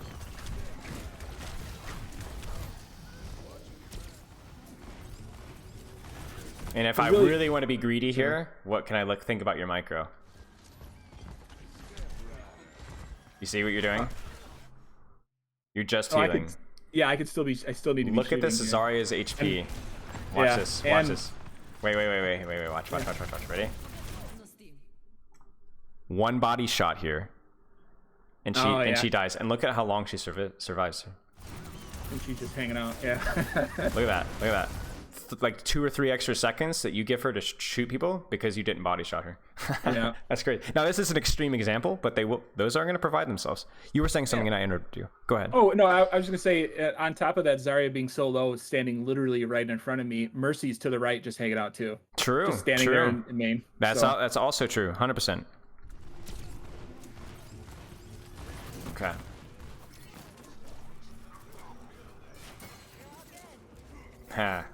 The Sleepwaker. I will say, and I will admit defeat here. I still think it's a stupid thing that you can wake up a sleep dart, but it is a little bit less impactful than I thought it would be. So I complained about it a lot. It's not as bad as I thought it would be. So I'm not right about everything. Who would have thought? Not the greatest of all time. Sad. Okay. Go ahead. I assume she would be hard meta like forever because of all the things she can remove, but that hasn't come yet, right? So maybe it's not. Well, I don't think that she's ever going to be meta in lower ranks, to be honest with you, or even mid ranks. I think she's just too hard. Yeah, I think. It's... and Go ahead. I had the thought too. I could just be playing Moira in this game. I haven't done any Kiriko stuff. I haven't done a single thing where I need to be playing her. Oh my goodness, you scared me. I thought you were saying that I should have been playing Moira, and I was about to be so disappointed with you. So yes, I do, agreed. But I just haven't used any of her kit. So this is indistinguishable from a different healer. All right. My heart. Okay. Yes. No. I 100% agree with you. Yeah. You're not utilizing your mobility. And again, we already said it. It's going to be hard to utilize your mobility. But like you've never given yourself the chance to. You've been late in your Suzus. You're not weaving in your damage very much. Yeah. So let's keep going. I mean, this is pretty decent, right? Like, look at your positioning. You have good M1 pressure. You're helping your Cassidy, which not every support could do. If you're a Moira or a Lucio, right, you would be like, you have to pick and choose. You can do both. You can heal both of these guys. You're getting good M1 pressure. If this diva dives you, then she has to use a cooldown. You get away, and then you're fine. My only problem here is that obviously, like, she's isolated, which kind of sucks. But I mean, heck, you could. If it's one target, you could honestly TP to her. Yeah, there it is. Yeah, I do in a second because she's going to get gone. Yeah, there it is. That was great. Woo! You're just a little late with your Suzus. It's something you need to kind of get used to here. So, like, I'm here. I'm thinking Suzu immediately, right? Right on that floor. Immediately. You have a tendency to heal first, and then Suzu once he's already safe. You kind of see what I'm saying? Yeah. Okay. Yeah, he needs that stabilization first before he gets healed back up. Okay. We talked about your ult. We've talked about a lot of things, and I promise you we're going to narrow it down. We're not going to throw everything at you. So, what do you think about this ult in terms of proximity? I'm not going to get the full run of it. It would be much better if I like threw it from where Cassidy is. Oh no. Yeah. Oh no. I actually didn't even realize that. I thought it was going to. I mean, look. Yeah, it surprised me too. To be honest with you, that's a bug, or you are extremely unlucky because they always go through payloads. Yeah, and I haven't had it do that to me since then. I'm not sure what happened there. I'm not sure either. It might be like old Earth Shatter, where sometimes it would just not do things and then it would otherwise, This is, but okay, so again, we don't judge results, we judge intention. So intention of this ultimate, what do you think? You're up 1. Right? So maybe not necessarily, but it's okay. Maybe a stagger, right? So what do you think about the placement, though, in terms of proximity? In terms of where, just like where I'm throwing the... So... It's going to continue all the way to here, theoretically. And I want you... And then what do you see? So the part of... It's going to be pretty easy for... Diva will probably be able to speed out. Bastion is already on the little side room, so he'll probably be fine. And the other two are very far back, so it doesn't. I mean, if we want to shoot that wall, we're set, right? But they have ways to back out. We're gonna lose the buff pretty quickly. I don't think we'll benefit from it. So I would say it's better than the other one in terms of pursuit, but it's still not perfect. So then, okay, how would you Kiriko ult perfectly in this scenario? Throwing from to the right of the cart on the high ground straight down that hallway would be a million times better. Yeah, think about this all the way to here, right? Yeah, right. Because once they get to that cap, there's nowhere to go. Yeah, I'd agree. And you can even pursue the Bastion deep in this room. You can pursue the Kiriko. The Diva has really fewer places that she can run to that are safe. She could run to out here, but then she's completely out of the fight. If she flies back here, the Kiriko ult is going to be all the way to here. And then also the lingering effect as well. So, yeah, I think a little bit more aggressive placement for this, given the situation on the fight, would have made a lot more sense. Yeah. This is extremely unfortunate, but yeah, go ahead. Roughly when I used it too, Bakri was actually up there, so I could have very easy stepped in through it. I noticed that when I watched this later, it was not a bad time to use it, but there was a much better way to use it. Yes, and you could see how low the impact has been this fight with it particularly. It's not really done much. Right. Why did you Suzu there? Were you trying to wake the sleep dart or wait? Oh, okay. I might have heard something and I didn't actually hear it. I'm not sure. Okay. No worries. Nano Bastion. That's terrifying. You really wish you had your Suzu here. They had just turned him back on. Of course. He was in all of my games for a while. Okay. So, do you have any questions so far? I'm gonna do a few more team fights, then I want to start narrowing some things down. No. So far, I think we're on the same page. So we have, to be frank with you, gone a little all over the place. We've talked about your M1, M2 balance. We've talked about pre-positioning and then being able to TP out. We've talked about being aware of your escape options beforehand with your TP. We've talked about your Suzu timing. We've talked about your ult placement. That's a lot. And that's not something that you're going to be able to actively work on and practice all at the same time. So what we'll do is we'll watch a little bit more gameplay, and then I'm giving you the responsibility to choose the 2 or 3 things that you will want to work on moving forward. And I'll break down exactly how that will work when we get towards the end. Make sense? Yeah. Okay.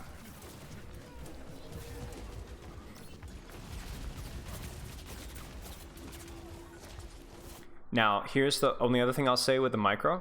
Do you notice how you weaved in 2 or 3 shots instead of just 1 there? Mm-hmm. Does that slow down your healing? Absolutely. So why do you do it then? Look at the situation.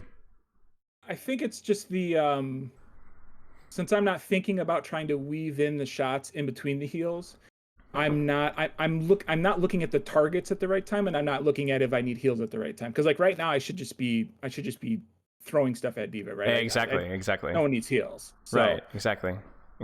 So it's not even a question of you need to be doing the weave all the time. It's you need to kind of recognize when you can weave, and right now you shouldn't be doing any healing at all. You should just be shooting, right? So always exceptions to the rule. Right here, you're checking the damage orb, okay. But that right there was the opportunity to weave, right? Heal, shoot, heal, shoot, heal, shoot. Not so good, right? You don't benefit anything from being here.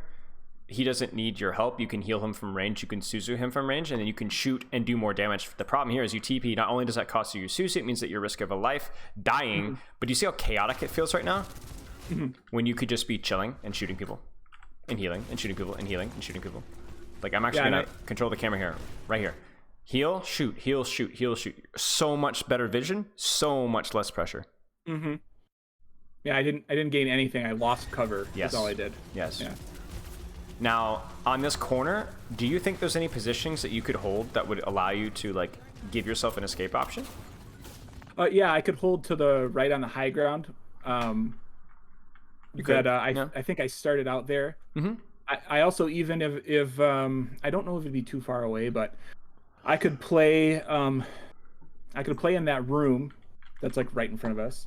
Or I could maybe even play behind the car, and still all see that door for the most part. Not to be frank with you, not a huge fan of any of those positions. Feel a little bit too exposed. For this one, you'd have to kind of peek over the edge out in the open. This one, you'll get cleared instantly.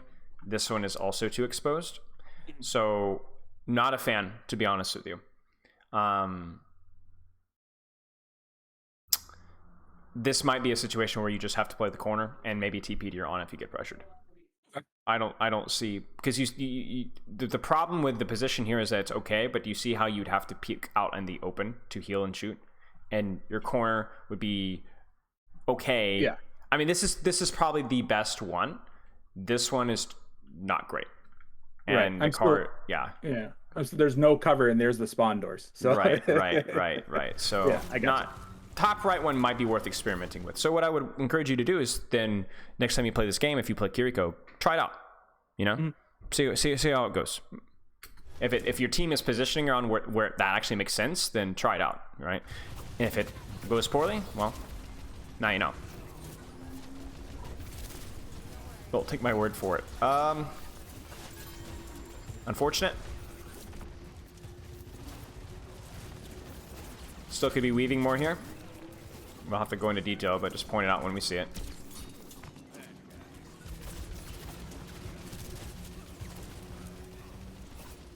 It's very tempting sometimes to not weave when you're under a lot of pressure. Sometimes that's okay, if you really have to hit those heal shots.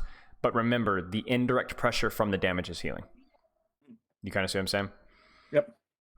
One headshot on a Genji might significantly reduce the damage that your Hanzo is taking and keep him alive. And if it doesn't compromise your healing at all, then it's worth doing.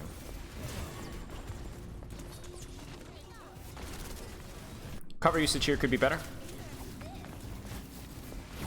Now, let's consider positioning here. This is where you need to create your own escape option and create a better position for you to position aggressively and safely at the same time, right? So, what's the problem with where you're standing right now?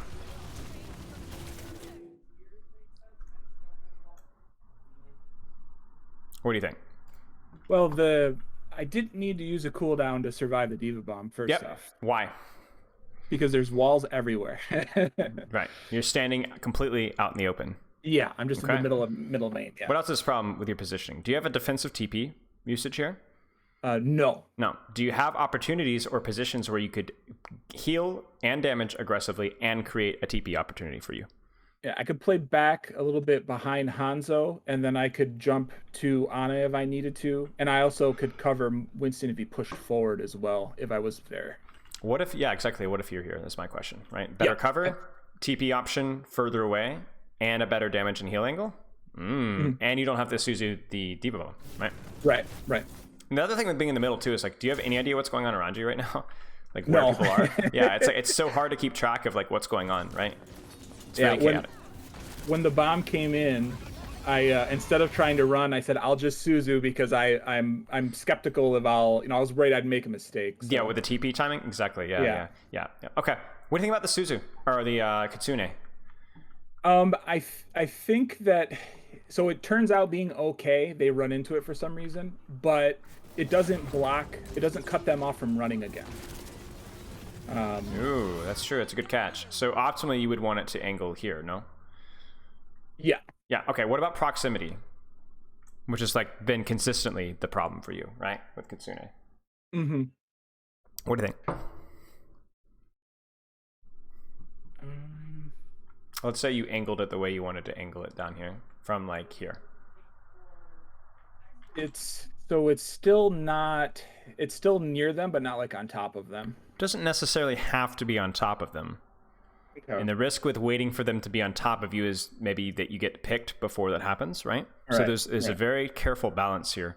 I think if you walked forward even just a couple of feet, a couple of meters or so, and aimed this one better, I think would be quite good.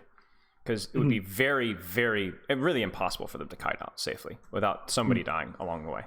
Maybe if I threw it through, Winston here instead of throwing it on the other side of the wall. Okay. Yeah, 100%. And hopefully this stupid cart doesn't block it again like it shouldn't. But no, I agree. Now this ends up working out very well, which is a little bit lucky with the angle, but the proximity I think was really quite good. This fight should be won.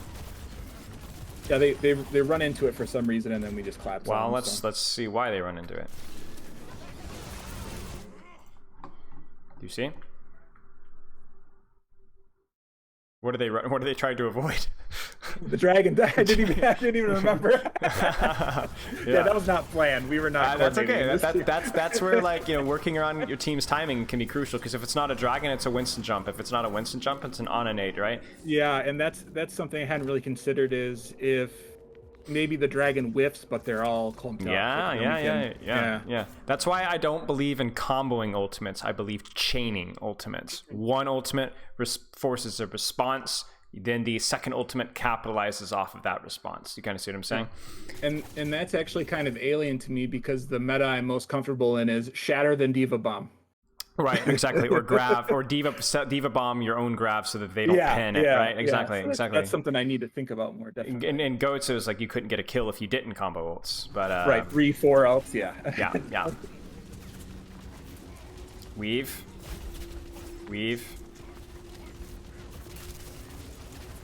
Is there any position here where you could defensively kite out? Don't think so. Looks like you guys are just poking here, so whatever.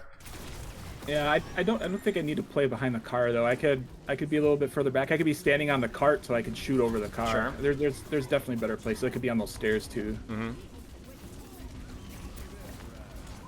Part of it is being unfamiliar with the maps for me. Yeah, 100%. I know them at a basic level, but the specifics are a little slow in the Suzu there. and then unfortunately, like, your positioning doesn't allow you to get a good TP out. Maybe we can survive this. Still weaving here would have been helpful. A shot on that Genji. Okay, so let's play this out. Nice Suzu. Not the greatest there, to be honest with you. Okay, so yeah, they're pretty rough. They are pretty rough. I would agree with that. Okay, let's stop here. So, as promised, I want to give you a couple of seconds, only a couple of seconds, to think about your priority list here. We've talked about a lot of things, so let me list them all. Your Kitsune, your weaving, your Suzu. Just generally, it honestly feels like you don't think about your Suzu much at all. Your positioning for your TP, your awareness of whether you have an escape for your TP. And then, I think, did we say Kitsune already? I don't remember. Anyway, Kitsune proximity. Yeah. Okay, so what stands out to you the most out of those? I mean, weaving is going to be number one because that's just going to be value in every situation. And if I'm thinking more about weaving, then I'm also thinking about more when I don't need to. Okay. So that's just, putting out more damage, doing more healing, doing both. I think that has to be the number one thing. I have been told previously to treat my skills like I treat my alts. And I'm just kind of out of the habit of it, where I'm like actually thinking about it and taking them seriously instead of just throwing them out, because I am a terrible sleep and nade spammer with Ana to an offensive level. Okay. And I'm doing it a little bit in this game with Suzu too. I have it sometimes when I need it, but not always. And then sometimes when I am using it in a situation, I'm it's just not being familiar with the button. Gotcha. Basically. So okay. But M1 M2, the weaving, and I think the positioning, making sure I have an escape route. I think those 2 points with step kind of go together, right? I agree. Make sure I can step somewhere and make sure I know who I'm going to step to before I need it. So sure. I think so too. I think those are good choices for you, because not only are they consistently going to be impactful at every rank, right? Something that always never becomes less relevant. Oh, I just learned it and that's it. But it's also something that's going to be applicable every single game you play. Doesn't matter the comp, doesn't matter the map. Weaving and you're using your M1, M2 are going to be very helpful. Like it's a good to get into the play style of this hero as well. And I think what you'll do is by learning those things, you will start to actually utilize the strengths of her kit as well. The ability to TP away, the ability to hold aggressive angles, those are things that you can stress test. And they're also just freaking fun, Like I want to stress test what angles I can hold. I want to be hitting as many shots as I can. So, it's fun hitting a good Suzu, but it's also fun just actually like popping off, And I think you're going to create more opportunities to do that with this hero. Okay. Do you have any questions? No, none at all. Okay, well, what I want you to do is keep me updated with how your, like what you figure out with your training schedule, what you figure out with your hero pool, what you figure out with how you break down your quick play and your ranked. And I'm honestly curious how that all turns out. Keep me updated. Let me know if you have any questions. My DMs are always open. And I'll chat with you later, mate, all right? Yeah, thanks for your help. We appreciate it. You're very welcome. Have a good rest of your day. See ya. Take care. All right, so that was Al, the Kiriko extraordinaire.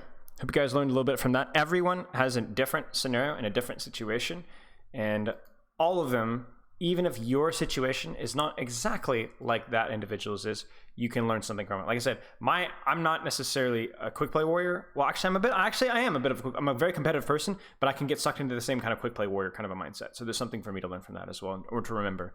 Also, Mari in the background. Is she back there? Oh yeah, she is. There she is. Hi, Kitty. Hey, Val. Thank you, Zanzibar. Oh, the Afuda do look different on the witch skin. Haha. I didn't even notice that, y'all. Complete tunnel visioned. All right, so here's the deal. Chat. I almost said mate, chats, chates, mats. We are gonna get started, I think, a wee bit early on the Overwatch League thing. Should we? I'm trying to debate this, chat. I'm trying to debate this because I would like extra time to talk about it, but I also don't want to disappoint people that took the time. Oh, thank you, Baldy, for the gifted sub. Domsky, YPR, you're very welcome. Good to see you, mate. Hope you enjoyed it. I'm debating because I would like more time to break it down, but I also know people that were like thinking, okay, it's 4:30, so I'm gonna be there at 4:30. What else would I do? That's a good question. let me actually look through my planner. Chat. So here's how much of a nerd I am. All right. Unironically, where's my planner? Oh, it's here. I will come up with an idea, and I will like at like 3 a.m. and like write it down, and I come up with all these things I want to go over with chat. I've got this whole like what is this? And I have all these ideas. Let me see here. Is there anything that's like a low-hanging fruit here? Oh, I've got one. Oh, I've got a good one, chat. Okay, I'm gonna go over one macro thing that I really want to talk about, which is super juicy. And oh man, I'm gonna make you rethink everything. I promise you, at least a little bit. Give me a second. I have to use the bathroom. I've drank so much water. Give me like 2 minutes. I'll put on some happy non-copyright music for you all. Non-copyright classical music. That's always a good safe call. Best of Chopin. Butchered that name, I know. Yeah, I'll be right back, Jack. Give me 1 second. Be right back. Juice coming up soon. That's too much juice for me, lol.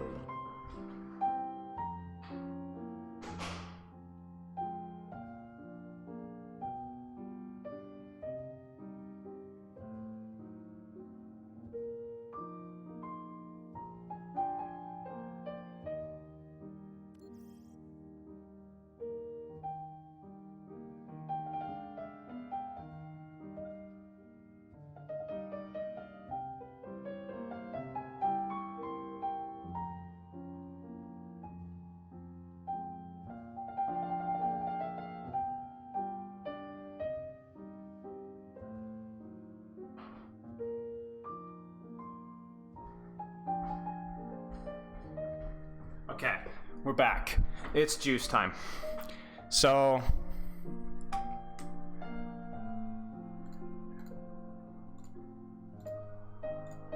okay. I'm really excited to talk about this one. So to be frank with you guys, I haven't really thought this all the way through, but I'm gonna do it anyway. Let me get. So I got some feedback. Somebody was saying like, on one of these where I was like drawing and scrolling the screen, it's like, really, you need like a tablet. So I apologize in advance. My handwriting is terrible. I'm aware it's terrible. I know it's terrible. Sorry. Okay, moving on though. Let's talk about something. Everything, this is like not everything, but a lot of things that you think or know about tempo is wrong. And what I mean by that is, if I were to ask you, chat, who plays slower? Actually, let's shut down Overwatch. Who plays at a slower tempo? A Reinhardt or a Sigma? Who plays slower? Reinhardt or Sigma? You guys tell me. Rein versus Sigma. Who plays slower? Sigma. Okay, Sigma. What does slower mean? What does slower mean?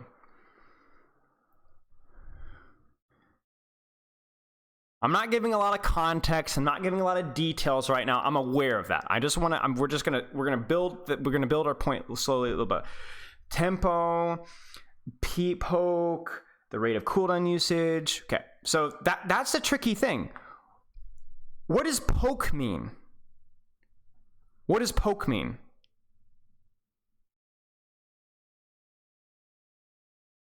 Slower as in progresses and moving and taking space in the map, not doing it fast. What does poke mean? If you said Sigma's a more poke tank, what does that mean? Range damage? Yeah, that's a good way of describing it. Pre-fight? Okay. So here's the thing. If I'm playing Sigma versus Reinhardt, and I'm standing in an open space, and there's a lot of distance between me and the Reinhardt, does the Sig want to take this 1v1 slow?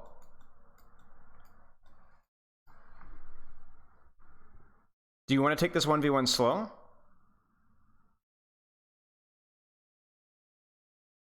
probably you want to whittle him down a little bit. Potentially. Now, watch this. Watch this.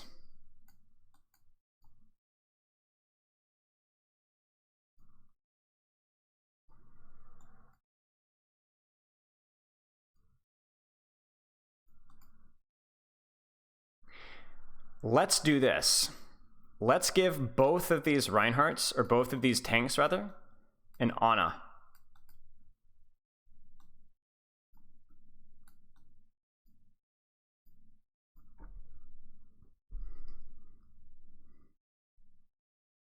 Now who has to play slow?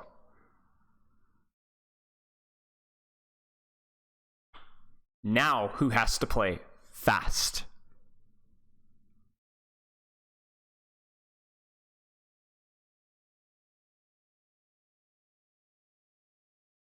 When you remove the distance, which tank has to win quickly?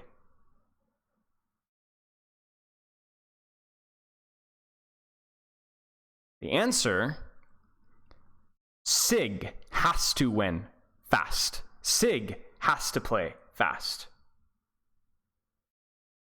Because if Sigma doesn't hit the rock on the Ana or hit the rock on the Rhine and manage to get a big, fast, fat, immediate cooldown trade, maybe the Ana lands a cooldown.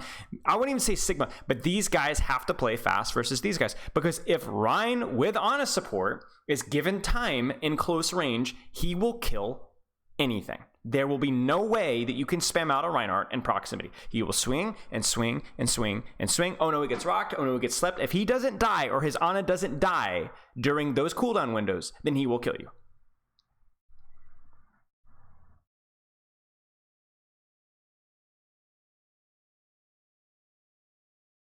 Ryan does not have to win quickly when he's in his effective range. He can take all his sweet time. Ryan can swing and then shield and swing and then shield and swing and then shield. Oh no, he's low. If he gets the chance to shield it back up again and go back up again, he's going to kill you. Now I'm going to bring you. Now I know that there's a lot of questions that you guys have right now, but I want you to just bear with me. Bear with me. We're going to give you several more examples here. Cassidy versus Ashe. Now, again, you guys might guess where I'm going with this, but I want you to turn off your brain for just a second and go with your gut. Who, theoretically, on all the YouTube macro videos is the slower hero? If a coach comes in and says, all right, you guys are playing an Ashe comp versus a Cassidy comp, listen, you guys have to play, what does the coach say? Faster or slower? Who plays slower? Ashe. So mini micro, here's the thing. I'm not going to define tempo just yet, because the problem with me defining it is once I define it properly, there's no more problems. The problem I have is that other coaches, not necessarily other coaches, but just the way we generally understand the macro from 2018 or 2017 is so outdated and false that if for me to define it correctly would solve the problem. I'm not defining it. I'm going to let it define itself. Ashe is the slower hero. Now, I want you guys to watch this again. If we make this hero, if we make this matchup, C versus A, very long, who wins? Yeah, I agree with you. Listen, fast and slow are horrible terms. Horrible terms. But we're going to play by the rules. Ashe wins, right? Ashe wins. So Cassidy's kind of screwed. Cassidy has to win fast, actually, because if he doesn't like 2-tap the Ashe or 3-tap the headshot with the Ashe with fall off, I guess, he's just going to get rolled. He just can't win. He just can't win. If he doesn't get lucky and roll the dice quickly, the Ashe is going to just body shot Andy will win. So then this is where it gets interesting. What if the C and the A, the Cassidy and the Ashe, are at point blank range or very close range? Who needs to play fast? Who needs to win fast? Yes, it's the Ashe. If the Ashe doesn't hit the dynamite and land a scoped body shot or headshots instantly she will die. Because Cassie's very comfortable with that range. He's got cooldowns for it. His roll is on a long cooldown. His weapon requires no scoping at all. He can 80-80 strafe all he wants. So if that Ashe doesn't land that dynamite fast, it's over. It's over. That's a very good question, Herr Miggins. Very good question. So here's the thing, chat. If you are playing at a range to where you are very effective and the enemy comp or enemy hero is not, you don't have to play fast. Once you have created and played the range that you are at, or sustained an advantage, you don't have to play fast. You've earned it. You're going to win. It is on the enemy team to pull something out of the hat. So Herr Meggins has a really good way of describing it. I like that. So whoever has an advantage is often the team that is in no rush. And it is not about fast versus slow with Cassidy versus Ashe, Ryan versus Sigma. Even something like a Junkrat versus a Genji. It is about the range. It's the range of the hero that matters. And once a hero is in his or her effective range, then that hero has the advantage. Now, here's where we can actually apply this. Here's where we can actually apply this. If I am playing Reinhardt versus Sigma, let's just say this is like a brawl comp with Mei. Let's just say with a Lucio, something like that. Maybe you're playing ranked and you don't have all the heroes that you want, but you got Reinhardt, Lucio, and you're playing versus Sigma, Zen. Okay, again, not the perfect. Maybe you got like a Junkrat and like a Tracer, so it's not the perfect spam comp, but it's close enough. As Reinhardt, a bad coach will tell you to play fast, right? That is not helpful. That does not help you. What does a good coach tell you to do? It is not your job to play fast, and a bad coach will tell the Sigma to play slow. That is not the correct answer anyway. What is the correct answer, chat? Play to your strengths. Close the distance. Get in range without dying. And for the Sigma, it's the opposite. It is you do not want to play melee range immediately. You want to play melee range as little as you possibly can. So for the Reinhardt, the reason why this matters, chat, is how many times have you guys played a ranked game where the Reinhardt sees they're on a spam comp and says, guys, we have to play fast, and you guys literally, they're running like, they've got like a Zen here and a Sigma here and a Widowmaker here, and what does your Reinhardt do? And runs it down main. Runs it down main. As fast as he can, just charges, runs, or spin just right down the middle of the enemy team. Happens all the time, right? This is not just, by the way, this isn't just rank game. This is how a lot of teams struggle with understanding macro. I mean, even Overwatch League teams, I don't fully understand this one. So the reason why this matters, chat, is fast versus slow. Listen to me. Fast versus slow has very little to do with the time on the clock. For example, the proper way to play Reinhardt here would probably take more time than playing fast. Because what would the proper Reinhardt team do? What would the proper Reinhardt team do to close the distance properly and clear space properly? What would they do?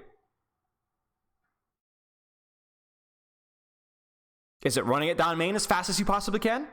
No. You would go rotate left, make the Zenyatta rotate away. Guess what? During that rotation, guys, you are taking a lot of damage. So guess what? We have to rotate, and we might have to stop for 5 or 6 seconds and let that time tick.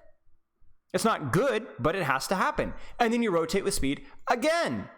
And then all this time, you're clearing angles, you're clearing space, you're keeping them on the move. And eventually, you're going to catch something. But chat, the time isn't the factor unless you're actively engaging. So I can take my sweet time if I need to create and clear space and to close the distance. But when I actually catch something, that's the time that matters, right?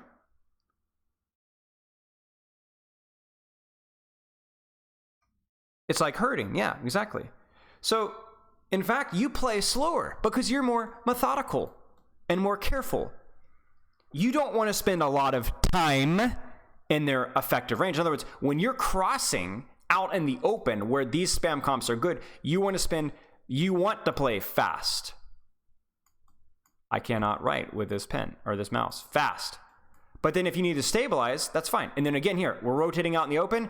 We're in their effective range. We do not want to be in their effective range long, guys. We have to rotate fast. We have to rotate fast. You see? Do you see what I'm saying? And for the flip side of things, the enemy Sigma, if you say Sigma, you guys always play slow. Always play slow. Always play slow, guys. Always play slow. But consider this.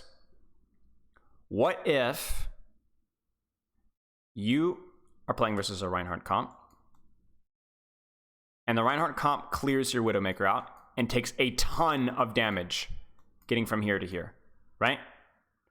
And they're all inside this room, very low HP. Do you continue to only play slow? Or do you look to turn up the tempo? In other words, do you attempt to play, let's not even use tempo anymore. Let's say, do you play more aggressively here? I mean, I'm spoon feeding the answer here.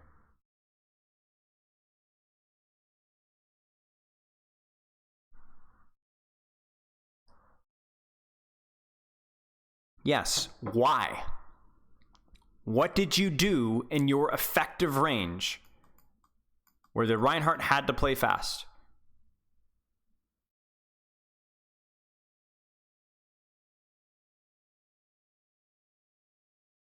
What did you do?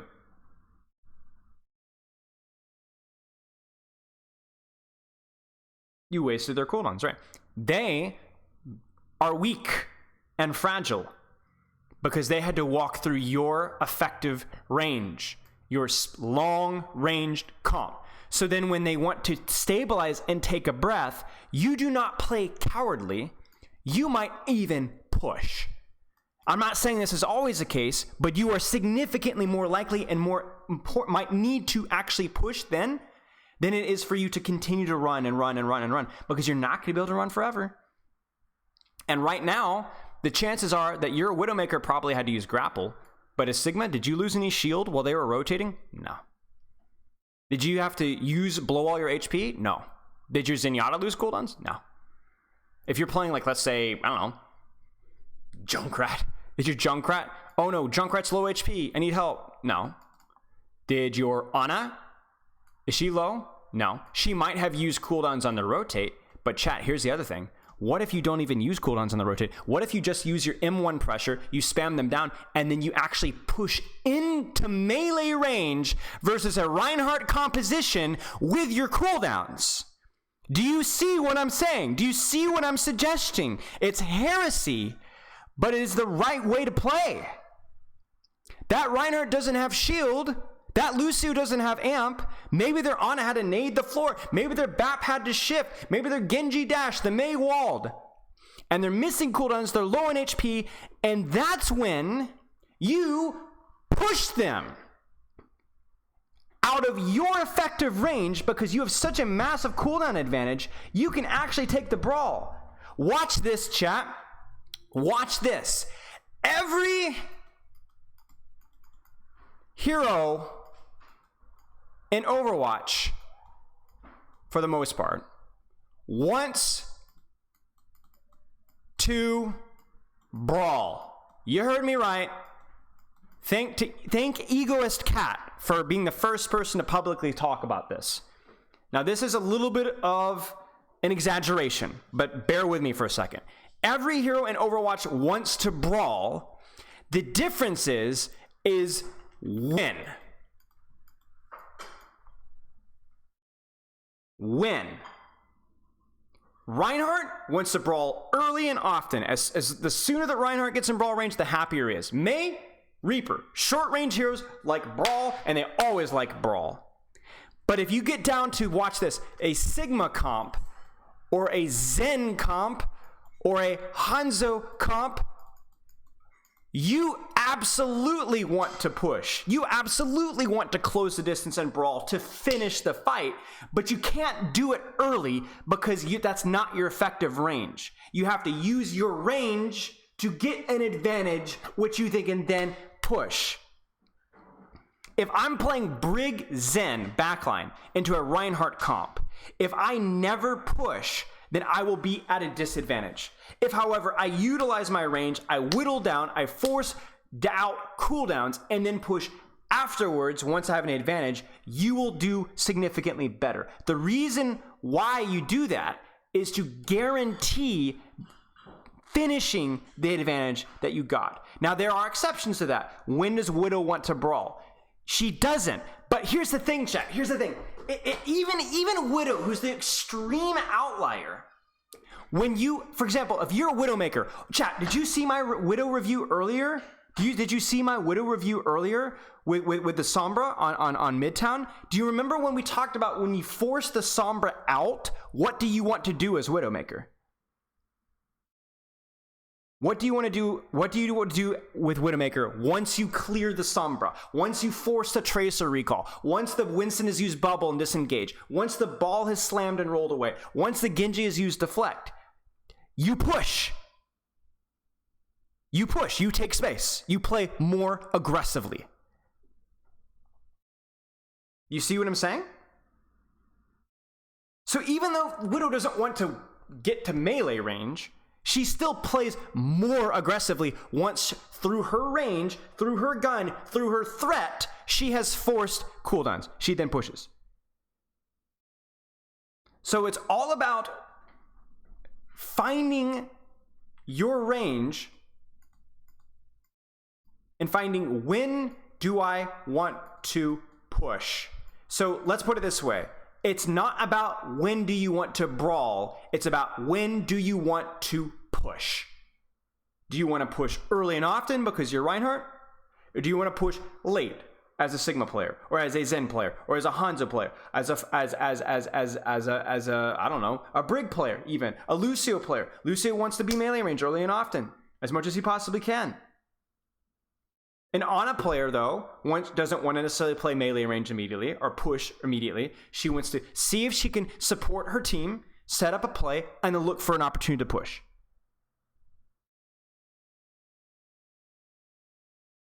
Exactly. And the reason why this is so important is because you have to understand this if you want to, because the danger is either A, push brainlessly, fast all the time. In other words, I'm playing Reinhardt and I think we have to play fast. We have to play fast. We have to play fast. I have to skip steps. I have to go in. When you can take your time and set things up as long as you're not peaking them, right? As long as you're restabilizing. Or B, the problem is that you're playing a spam comp and you never, ever push your advantage. You never, ever push your advantage.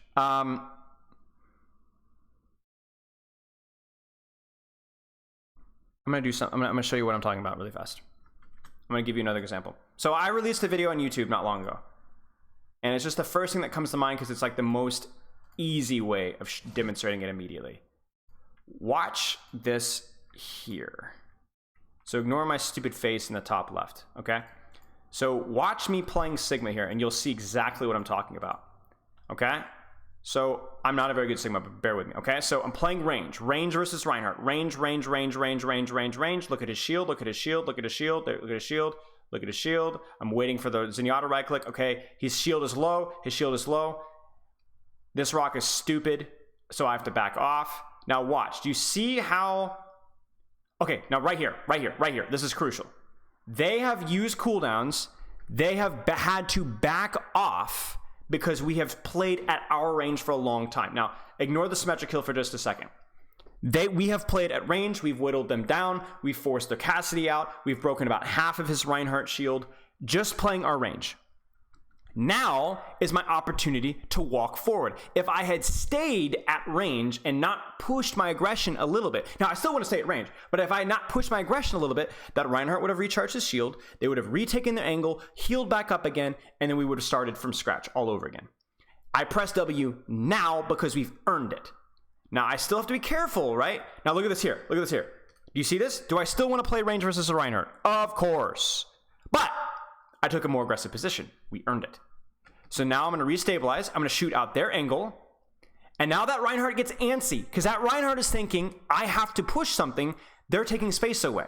But the problem now is because I have already taken the space to begin with, for him to push me, which he does right now, he has to turn his back to the rest of my team. And if I can defend myself by using my cooldowns well, like I did with that rock, do you see this? There's the lamp. Now we end up losing this fight. I don't remember why or how. I think I trolled a lot of it. Yeah, they built up a BAP window. That's what happened. They built up a BAP window and they end up getting a pick off of it. We end up winning. But that's the key. Let's watch it again. There's the flux. I'm going to take aggressive space. They're all low. Now again, if I stood here right now as Sigma and just shot Reinhardt shield, playing range, and never pushing, we would have stalemated this fight. I had to walk forward, staying range if I could, and take space. So let's talk about one more aspect here. By the way, does this make sense, chat? Does this make sense? I've never really kind of talked about this out loud. I'm to be frank with you, I'm not explaining it as well as I could. I just hope I'm not explaining it completely badly. Okay. So let's talk about one more thing that can theoretically be interpreted as playing fast versus slow. Fast versus slow. Watch this. Winston plays faster than Sigma. Let's not do Sigma. Let's do Reinhardt. I'm trying to think of what's a good example here. Let's do this. Let's do this one. Winston plays faster than Reinhardt, but Doomfist. No, I'm gonna leave it right there. Let's just do Winston versus Reinhardt right now. What does that mean? Let's dance. Why? What's going on? Was there? Oh, I had a dance request? When? I don't see it in my activity feed. All right, remind me. Don't let me forget.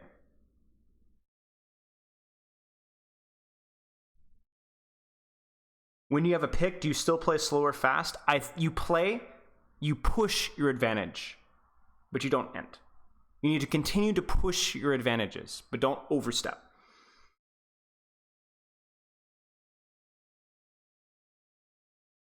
Okay. I'll check it in a second. Sorry, the activity feed sometimes doesn't pick up channel points, things I've noticed. Okay, so again, chat, listen. Winston plays faster than Reinhardt. Can anybody think about why somebody could say that and it be accurate? Now, to be very clear, I'm going to give you guys a hint. All that we talked about in terms of playing fast versus slow, it was irrelevant. It's about range. Well, actually, it's not entirely irrelevant. There's a different way of thinking about fast versus slow that can affect what you think. Think about the cooldowns. Yes, exactly. Los Polus, exactly. Cooldowns. What is unique about Winston and what is unique about Reinhardt? It actually doesn't have anything to do with range right now, necessarily. It's cooldown. How reliant is the hero on cooldowns? Very. And how reliant is the hero on cooldowns? The cooldown, that was horrible. This is what we wanted for it. Right? You see this? Bubble is a value spike. Rein is constant. Not totally constant. There's no hero in Overwatch that is consistent. Everybody has spikes. But Winston is right? Now, even with his right click, when a Winston doesn't have bubble, he is very weak. He's he doesn't do a lot. He can't do a lot. Reinhardt is reliant off of shield, but it's usually not broken in Overwatch 2. He's reliant off of fire strikes, but it's not that important. And he's reliant off of charge, but it's not everything to him. So Reinhardt does have cooldowns that matter, but not anywhere near as much as a Winston. You see? And you can even break this down into not only how reliant are they on the cooldown, but how fast they get the cooldowns back. So for example, a Doomfist might actually play faster than a Winston, because a Doomfist gets when he has his cooldowns, is even more cooldown reliant than a Winston. Because a Winston can still theoretically hold space, use mouse 1, spam his mouse 2, whereas a Doomfist, if he spams his mouse 1, he's missing out in combo, isn't he? So Doomfist theoretically gets his cooldowns faster and is more reliant on his cooldowns than a Winston is. And the reason why this is important, in, out, right, but it's all in or all out with Doomfist, and less or so with Winston, and less or so with Reinhardt, and less or so with D.Va. And you get all the way to a hero like Sigma, and Sigma's cooldowns are very important, but Sigma's value is relatively consistent. There's a small spike when he has his rock and his shift, but then it's relatively consistent. Winston is extremely reliant on his cooldowns. So Winston value over time, don't worry, I'm not going to get too mathematical with y'all, don't worry, will look like this. Right? Whereas a Zarya, we did this graph way back in the day. You guys remember this? Will have spikes when she has bubble, but she gets them more often. And even when she doesn't have bubble, she's more consistent than Winston. But the gap here is what a Winston comp has to exploit to beat a Zarya comp. If a Winston comp doesn't get a lot of value out of the Winston's bubble, then the matchup is over. It's done. You see that? And we can look at like a Reinhardt comp. I'm going to throw in another color in here. Let's do it here. And a Reinhardt comp might be like this, around fire strikes or charge. You see that? Do you see this? Yes, over time, Zarya's theoretically would go higher because of charge, sure. Well, you tell me, Lockie. What do you guys think? What would the curve look like for Junker Queen? Let's start with that one. What would the curve look like for Junker Queen? How reliant is Junker Queen on her cooldowns? Let's compare everything to Winston. Very spiky, right? Now, her knife comes back so fast that it's not even really a cooldown. Her gun reloads pretty fast, so that's fine. Does anyone know what is it? What is it? Carnage? What is Carnage's cooldown? What is Carnage's cooldown? Does anyone know? Like 8 seconds? Yeah, okay. So she's pretty reliant on Carnage, but then Shout is a massive cooldown, even longer than Winston, right? And she's not as reliant on it as Winston is necessarily, but it is important. So Junker Queen might have slightly higher value than Winston, but her spikes might even be, well, let's put it this way. Her spikes are not quite as high, right? Because her Shout is impactful. You see this? That's what Junker Queen would look like. She's still very cooldown reliant, though, isn't she? On both her Carnage, and these spikes would be, I mean, if I wanted, okay, let's try to do this accurately. Let's just try.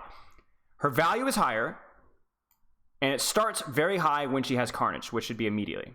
So, like, let's just say it's here. She's got Carnage, and she has Shout. She uses Carnage, it takes a dip, right? She uses Shout, massive dip, right? Now she has Carnage again. Now she has Shout again. She's just used Carnage. She's just used Shout. She gets Carnage again. Do you see what I'm saying? So, this is hideous. But she's very reliant on Carnage and Shout. Okay. Orisa. Where do you guys think Orisa falls? It's the ugliest graph I've ever seen in my life. Where do you guys think Orisa falls under this graph?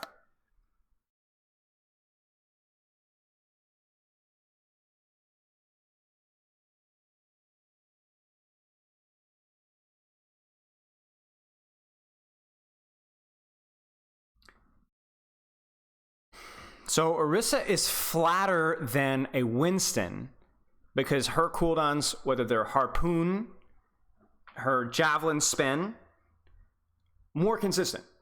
But she still has one big spike around fortify. So what I would say, without doing the goofy Junker Queen graph level of detail, is that she is certainly more value than Winston when she has nothing. But she's also fairly reliant on her fortify, right? So we might see this with Orisa. So very middle of the pack. Very cooldown reliant, but not as much so as a Winston. Maybe not quite as much as a Junker Queen. I'm not really sure. But she is very reliant off of that fortify. I would not say like Reinhardt. I would say Orisa is more reliant off of her fortify than a Reinhardt is off of his fire strikes or his charge. Reinhardt would be more the opposite end of the consistent extreme for me. Orisa is more cooldown reliant, I think.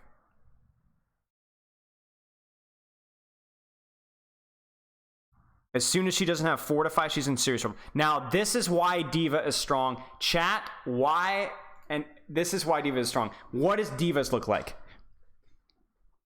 What does D.Va's look like? Right, so fortify is a cooldown. Yeah, exactly. So fortify is the same cooldown as Monkey Bubble, but it is not as powerful as Monkey Bubble. So therefore, it doesn't quite have the same peak. High and flat. High and flat. My D.Va actually is not as cooldown reliant as you think. Here's why. Does anybody know how long it takes Matrix to fully recharge? From 0.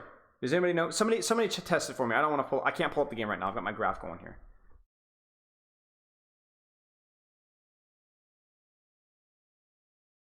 I think it's like 5 seconds.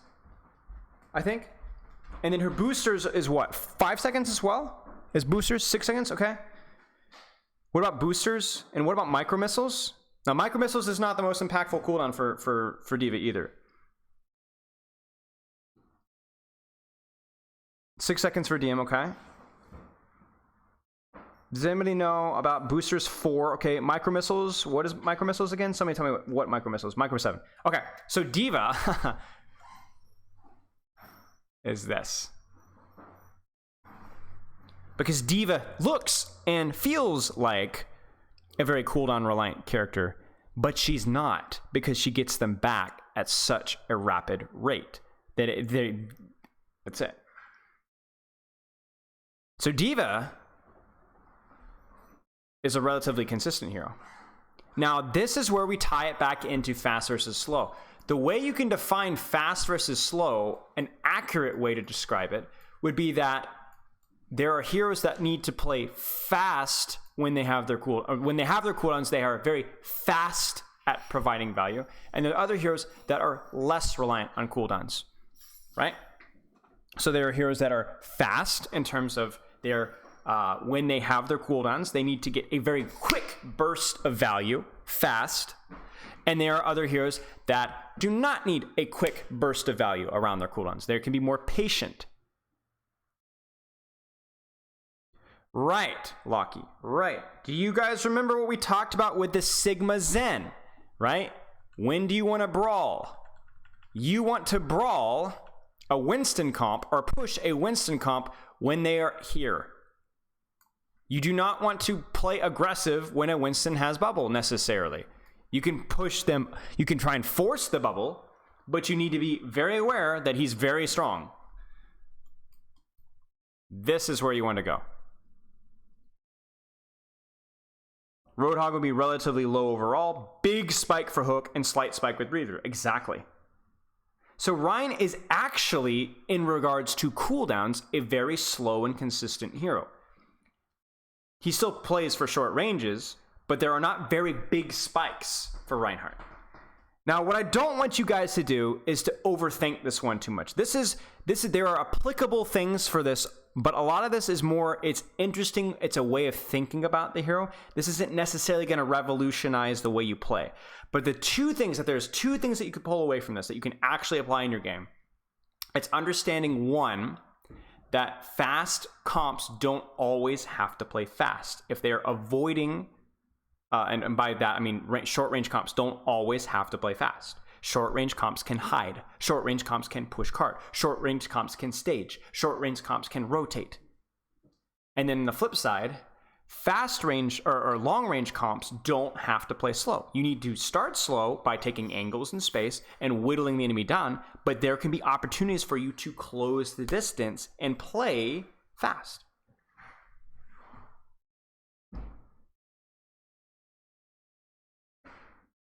How do you go after him? Well, you don't necessarily go after Winston. That's a great question. When Winston doesn't have jump, you don't actually necessarily go after him. You just push his team. You push forward, you take space, you take angles, you start shooting the backline, you go more aggressively, you take an aggressive sightline with Widowmaker. Because if the Winston doesn't have bubble, the Winston will not punish you for walking forward aggressively. And it's not so much to kill the Winston, it's more so that you punish his team for not having his pressure anymore. Lumos, thank you for the sub, mate. I appreciate it. So this is very, very interesting. Right, exactly, Hair Megans. Exactly. So again, the two takeaways, if you're playing a short-range brawl comp, you don't always have to play fast. You just need to play your range. You can do nothing, you can hide, you can push cart, and so on. And then if you are a ranged comp, you don't have to always play slow. You can play spam angles and look for opportunities to push. It is more important that you understand the range of your hero and your composition than it is that you have some weird idea about tempo. Moose, thank you for the sub. So those are two things that you can start thinking about more in your ranked games. Those are two things you can start thinking about more in your ranked games. If a Widowmaker takes a hard flank on the enemy backline and is at point blank range, if she does not hit that shot immediately, she will die. So the slow hero has to play fast when she's not playing in her range. But if the Widowmaker is playing an extremely long sightline and has a great scope for the entire field, she is in no rush whatsoever. She is playing her effective range, she can chill. It's not about tempo, it's about range. And the reason why I bring this up is, like I said, it is something that has been regurgitated over and over and over again since 2017. And it is never, not even in Overwatch 1, never has it actually been the most important thing, or the best way of describing things, or the best way of understanding things. Okay, now we are officially at, when does Overwatch League start, y'all? 5? When does Overwatch League start? Somebody tell me. Is it 5?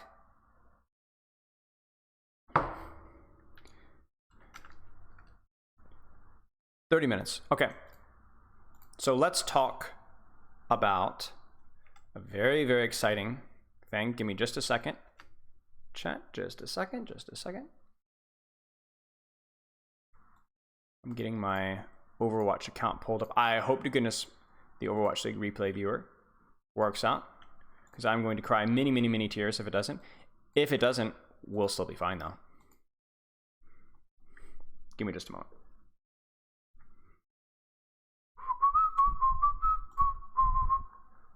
Okay.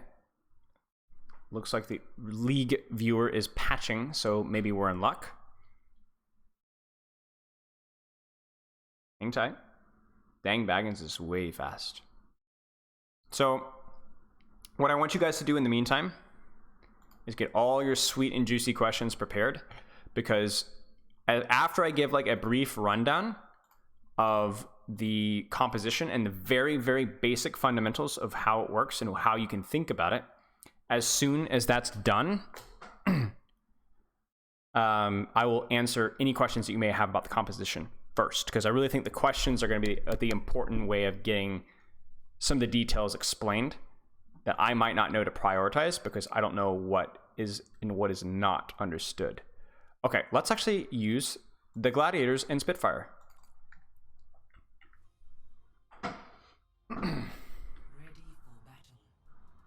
I need to adjust my settings. Give me a second, chat. Actually, I forgot. Replay, decrease playback speed, scroll down, increase playback speed, replay back, Z, replay forward, X, general, spectate, replay. I love how spectate toggle pause is control P, but that makes no sense whatsoever. It's not even in the right channel. Let's adjust our text. Overwatch League. Use a team that I won't be biased on. Oh, I'm not going to analyze necessarily. I'm just going to kind of demonstrate. Okay. Okay. Let's talk about this really fast. So let's get this option set up. Okay. Here's the thing, chat. Oh, they did not. So what's your thoughts on the current mirror meta and the potential drawbacks? Okay, well, let me talk about the potential mirror right now. I don't quite understand what you mean about drawbacks. Okay, they did play Ryan here as well. Let's actually look for a mirror. Yeah, okay, so it's going to be Night Market. It's going to be the mirror. Okay, so here's how it works, chat. The great thing about this composition for you guys to spectate is, as visually confusing as it's going to be for you, the execution is very... Oh, I need to turn on spectate toggle overlay. Give me just a second, y'all.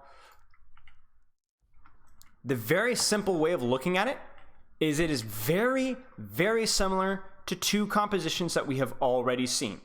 One is the Moira, Sombra, Reaper, Winston, Diva, Lucio composition in Overwatch 1. You guys remember that one? Talon Dive. This is very, very similar to Talon Dive in its execution of it's a mobile short-range composition, okay?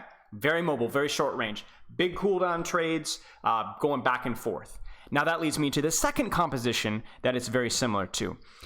It is very similar to the Junker Queen mirror and the fact that you have two teams trading, looking to get an advantage that they can then push with their cooldowns.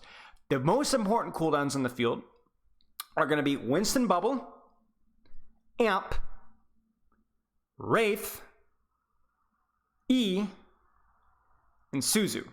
You may have noticed I picked a cooldown from each hero. That's because they're all extremely powerful in doing one of two things. Every single one of those cooldowns has either an aggressive use or a defensive use. So the goal of either comp is to do one of two things. Number one, you need to try and get a cooldown advantage or an HP advantage in the neutral. And then number two is having the skill and capability and visual recognition to see that you have an advantage or see that you have a disadvantage and then be able to react to that information accordingly. For example, the best teams are not only going to consistently get cooldown and HP advantages because of how they're positioning, how they're using their cooldowns, or just straight up mechanics, but then the best teams are then be able to recognize that advantage and then be able to push it. And then if they mess up, this is crucial. This is crucial. The best teams recognize when they are at a disadvantage. Shoot, guys, we've messed up. Let's not stay and die for this. Let's get out of dodge. Because the difference between giving space and getting wiped is unbelievable. Sojourn E, I'm sorry, yes. And the great thing about this is you can push with your Reaper Wraith. You can defensively bubble. You can aggressively bubble. You can aggressively TP in and then Suzu the floor. You can Suzu an enemy push. You can Sojourn E enemy backline. You can Sojourn E your tank to make it difficult for them to walk forward. You can amp in. You can amp out. So the questions we have to ask is, how are teams positioning? How are teams using cooldowns? Who are teams focusing? How are teams rotating to get those cooldown advantages so that they can win fights? And then which teams are best at recognizing those advantages and those disadvantages? Okay? Does that make sense? So, for example, if, let's say, Hadi messes up his bubble and he gets headshot by Kevster, crap, I had to use bubble, they have bubble advantage. If Spitfires stay at this choke, it would be the equivalent of the previous meta, Junker Queen Shout getting forced by a Sojourn headshot, wow, familiar, and just standing here when you have a Shout disadvantage. That is a mistake. You would have to disengage to the next quarter or maybe even further out. So, that is the neutral in a nutshell. It is about finding the angles of positions so that you can get a cooldown advantage that you can either push or that you recognizing when you have a cooldown disadvantage so you can disengage. And it goes back and forth. Very push-pull. This always happens with Lucio metas. All right? So, my theory... Now, let me be very transparent with you guys. I don't have a lot of inside information on this. This is only based off of the knowledge that I have before. I know a little bit. I have a little bit of insider information, which has helped me come to this conclusion. But it's fairly evident from the get-go. we can guess that things like Reapers playing short, tight sightline flanks and trying to focus on shooting the monkey without peeking the Sojourn is going to be a big thing. We can guess that monkeys not using bubble without peeking, without the Reaper being with them are important. We can surmise that it is likely that Kirikos and Sojourns will probably be taking slight off angles to be able to pressure the enemy Winston or the enemy Reaper out early, because if you get early pressure early, that's how you get cooldown advantages. That's how you get HP advantages. Remember, the better teams with Junker Queen comp were the teams that took better angles with their DPS.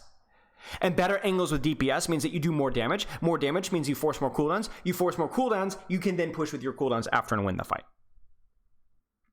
So then let's stop right here for just a second and let's get to questions. Let's get to the questions. A lot of team wipes happen because of Reaper Death Blossom. Why not run D.Va? Okay, here's the thing. Every composition has two forms in evolution.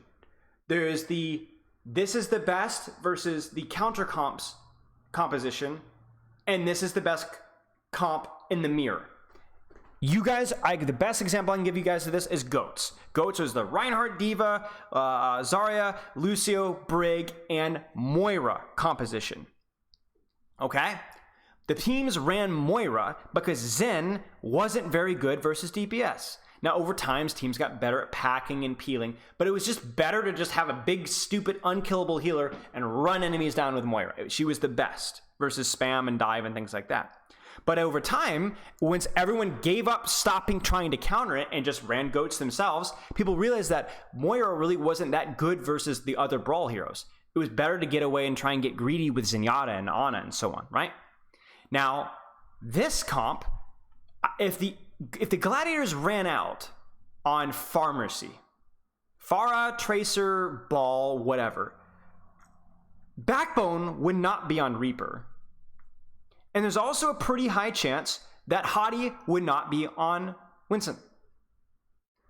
So the question is, why is D.Va not played? Well, can D.Va deal with Reaper? Yeah, sure. But the problem with D.Va is she just doesn't do anything unless there's a Reaper directly in front of her face. Winston Bubble does more aggressively, and nobody on your team necessarily and only relies on D.Va.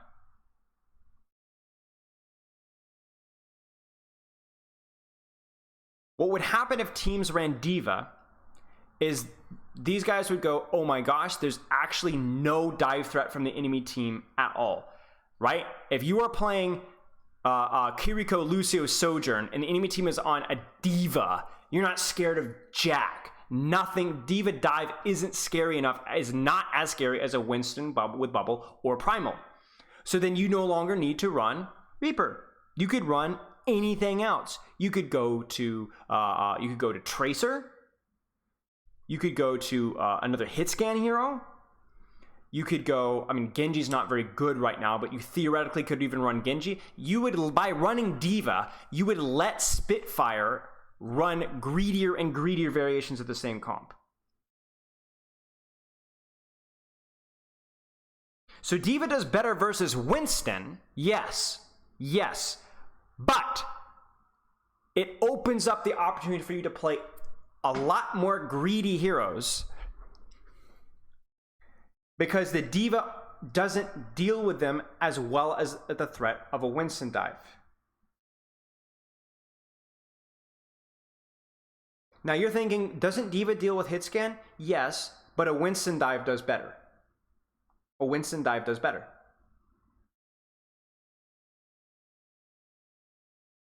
Because the thing is, chat, remember, with this composition that they're running right now, if the Winston dives is squishy, who can follow? Who can follow in Spitfire's comp? If Gladiators came out here with Sojourn Ashe or something greedier, right? Even a Genji, everybody in this comp can follow through.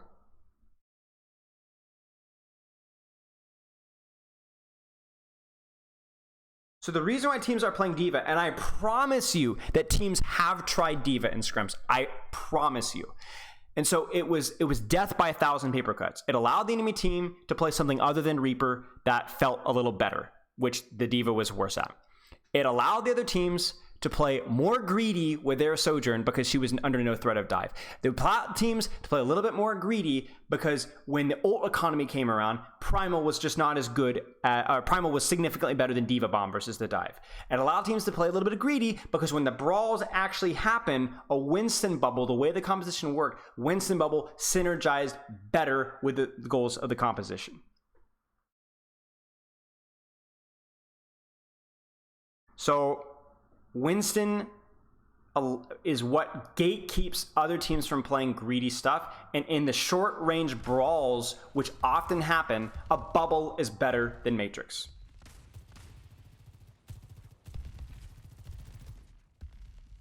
Not so fast. Does that make sense?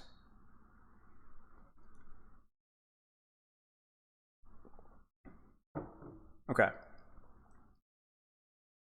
It's not a big obvious answer why, and I promise you that a lot of teams have tried D.Va. So don't feel stupid if you're like, I guess I say it, but it just feels tricky. It took a lot of teams, I'm sure, a lot of practice.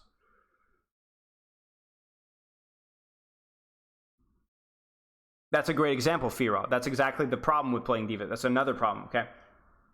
Okay, so here's the thing, chat. Why is this meta all of a sudden? Why are teams not, let's continue to dissect. So let's just say, okay, Winston, Kiriko, Lucio, okay, whatever, that seems to be the way. Why is nobody playing on a Zen anymore? Why are teams not playing Reinhardt anymore? Why are teams not playing Zen Brig anymore? Why? You tell me. What has changed? What has changed? We literally went from obviously the Junker Queen meta is an outlier. But we just saw Ana Zen being meta, and before that Brig Zen, and people still being able to play Reinhardt. So what happened? Can I explain what it means by Winston wins a close range brawl? Bubble OP. Bubble's OP. Bubble's what allows your team in close range. Bubble is the most powerful cooldown in the game in close range. Anybody and everybody that's around the bubble gets value out of it. Kiriko can follow. This is it. Winston has always been good versus Ana Zen, obviously. But the fact that we now have, and I predicted this, I'm going to just ego a little bit here. I predicted this before she was even released. My question was, we've never seen a support that could follow a dive like Kiriko could. Kiriko happened. That's it. We've never seen a support that could actively follow a dive like we have with Kiriko. Your entire team jumps as Zen. The enemy tank zones your backline, prevents follow-up, and maybe even trades. Now you actively have a support that can not only go with you and support the dive, but can also contribute to it. With Suzu, with damage, with healing. You can't play, at least right now, teams have not figured out, but right now, you cannot play a spam hero versus this composition.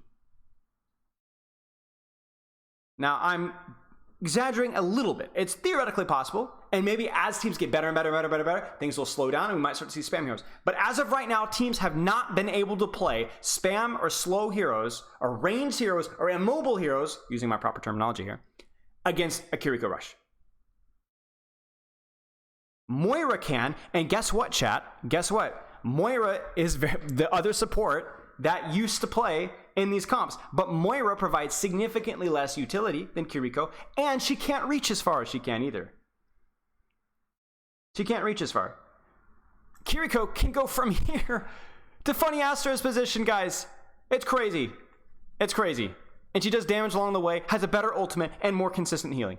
And Kiriko can heal off angles. Moira can't, chat. Kiriko can heal off angles. She can heal the Sojourn 20 meters away. We've never had this before. Kiriko also have better verticality, exactly. So this is the crazy thing. So now we have a composition that can all in any squishy and kill them if that squishy doesn't immediately have a defensive cooldown or a way of getting away. Right? So this is why Kiriko is being played. She's got invulnerability, but the fact is that she can TP on anything and play anywhere without getting punished. We've never had a support that actively dives like Kiriko, not even Lucio. Lucio is definitely the most dive support before then in terms of like actively going in, but we've never had a support that can just in. Never. It's unbelievable. So that's why this is meta right now. Because if you play anything else, it doesn't matter if it's Reinhardt with a BAP, the BAP will die. The BAP will die. We had a hard enough time playing Reinhardt before Kiriko, because at least the Reinhardt could shield off the Onanate, right? Or zone the enemy backline. You can't zone off, you can't shield off a Kiriko. Okay, so then let's keep going. Why Reaper and Sojourn? So Genji, first off, got nerfed. So that's the other thing to consider. Genji's a lot weaker right now, in this patch. Genji's nerfed. So then, chat, why Sojourn? Why Sojourn? Why are teams playing Sojourn? What is unique about Sojourn? Besides the fact that she's really, really strong, okay? So obviously, the hero is just fundamentally strong right now, okay? E is impactful, Railgun's impactful. She has mobility, exactly. There's a lot of reasons why. If you didn't say mobility, you're not wrong. There's a lot of reasons, other reasons why. But the reason why she matches with this comp is because unlike other heroes, you cannot just dive her and kill her. Even if you bring the whole gang, she's going to shift away, get Kiriko heal, and she's fine. It's mobility and range, exactly. It's the ability to set up off angles and pressure off angles and get an HP advantage and fish for one shots, but she can't be punished for it. She can, but it is so much harder. Now, there are other heroes that can do that. A Genji can, but Genji's weak right now. He got nerfed. Ashe can't do that. Her shift is nowhere near as strong or as consistent. Widow can't, obviously. Cassie's shift is nowhere near as strong. There's nothing else that has that right now.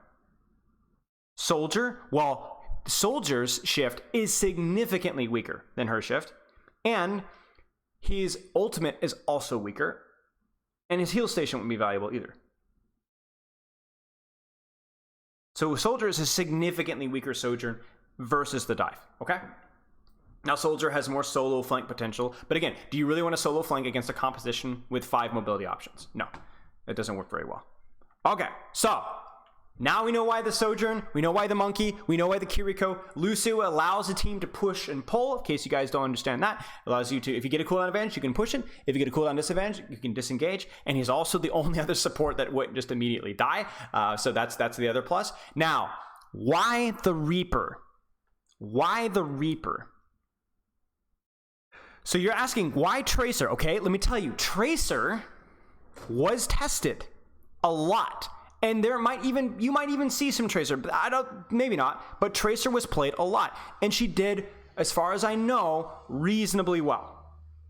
Because she controls angles really well. Now chat, what is Tracer at better than a Reaper? Now Tracer's also not, to be very clear, Tracer isn't a particularly overpoweringly strong hero right now. So why is Tracer better? Uptime, sure. Pressuring backlines, sure. So what a lot of teams learned, from what I know, and what obviously I can surmise, is that a Tracer is going to do a better job at contesting the enemy Sojourn than a Reaper is. An enemy Tracer, theoretically, has a better and more consistent time of pressuring the enemy Kiriko than a Reaper. But the problem is that pressure on the enemy Sojourn wasn't consistent enough. Tracer's not super strong, and she was pretty easy to clear. Railgun body shot, Kiriko body shot, Kiriko headshot, Lucio spam. Pulse bomb is too easy to negate with Suzu right now. So Tracer was fine, but like Diva versus Winston, there were a lot of little things that made it a little bit tricky for her. Reaper does better with Kitsune, the ult, than Tracer does. Firing a trillion times melee range Reaper was just better than having a trillion blinks as Tracer. Like, it just was too overwhelming at that point. There wasn't a lot. So what ended up happening is that Tracer was fine, but then as teams started to play more Monkey, exactly Smithsonian, Reaper was better in the mirror. Remember what we said about chat, the 2 phases of the meta. The phase 1 is what is played because it's strong versus everything else. And then phase 2 is what's played because it's what's strong versus the meta. the original meta versus spam dive would have probably been something like Kiriko, Lucio, Winston, but then we probably would have seen Tracer versus spam. You might have even seen Tracer versus Brawl, because Reinhardt, Reaper doesn't like Reinhardt very much, ironically. Tracer getting around to the backline would have been better.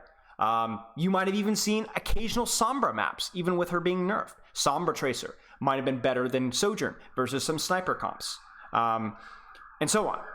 But as soon as things boil down to the mirror, people realize that Tracer doesn't really feel very good versus a lot of these heroes. Yeah, she can bully the Sojourn a little bit, but it doesn't feel very consistent, right? And the way the range that these fights are happening makes more sense with Reaper. And this is how it's always happened, chat. Remember Cyber Dive, right? We talked about the Sombra Reaper. Well, whenever you played Cyber Dive versus a Pharah composition, you swapped off Reaper. You went Tracer. Same thing happens here. Same thing here. Did they try Reaper Tracer? Siren, sorry. Some teams probably, yeah, as far as I know, some teams did, yeah. But again, you lost too much. The problem with Reaper Tracer is that in the neutral, your composition couldn't take angles to do early damage. When you dove, or that instance, you were powerful, but it was too hard to go really set tempo before the Sojourn whittled you down. And again, you also have to just consider raw hero strengths. Like Sojourn is just a strong hero right now. She's just strong.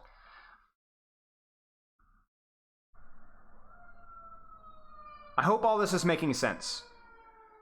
Goodness gracious. Do you have any other questions?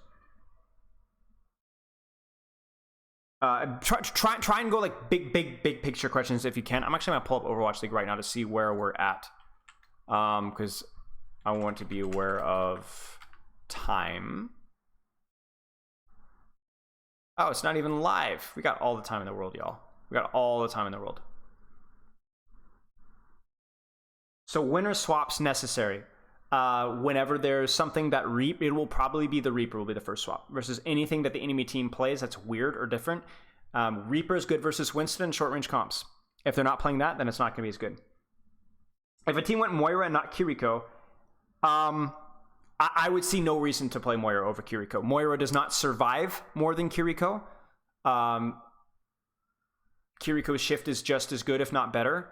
Moira does not heal more than Kiriko if a fight lasts longer than 10 seconds, and especially in a short range. Moira has worse ult economy. There's no reason. Kiriko is just what Moira should have been, to be honest with you. Glad's made Doomfist work in a map. Why was that? Okay, well, you tell me. What is Doomfist good at? What is Doomfist good at?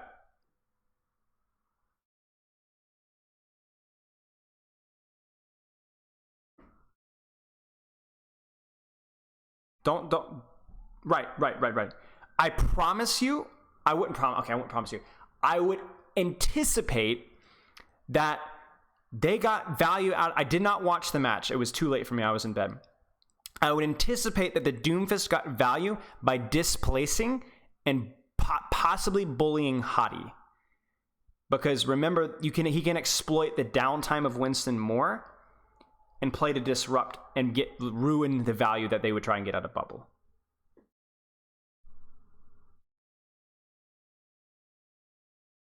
Hog is just a better ranged hero. And he's hard to just W key down and run down.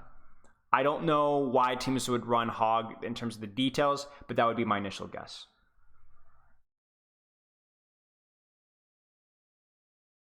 How does target priority work in this meta?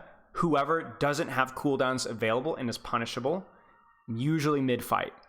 If the Kiriko has used her Suzu, if the Sojourn has used her Shift, and you have the capability and the cooldowns or the ultimates to keep going, you prioritize the first person that's good to cooldown.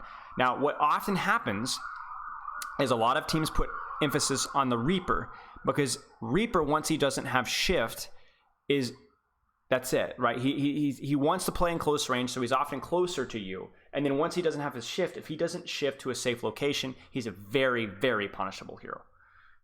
What are the big cooldowns besides Bubble that you have to play around this comp? Sojourn E, Reaper Wraith, Kiriko, usually her Suzu, Amp, Bubble.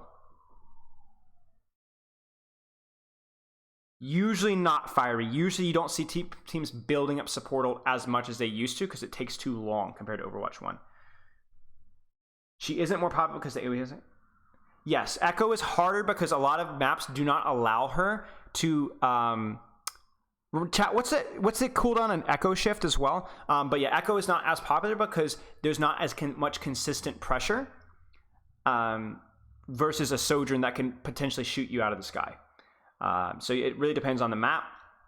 Also, Sojourn E has better offensive versus defensive uses than Sojourn cooldowns. Echo cooldowns. Echo cooldowns are a little bit more less flexible, I guess.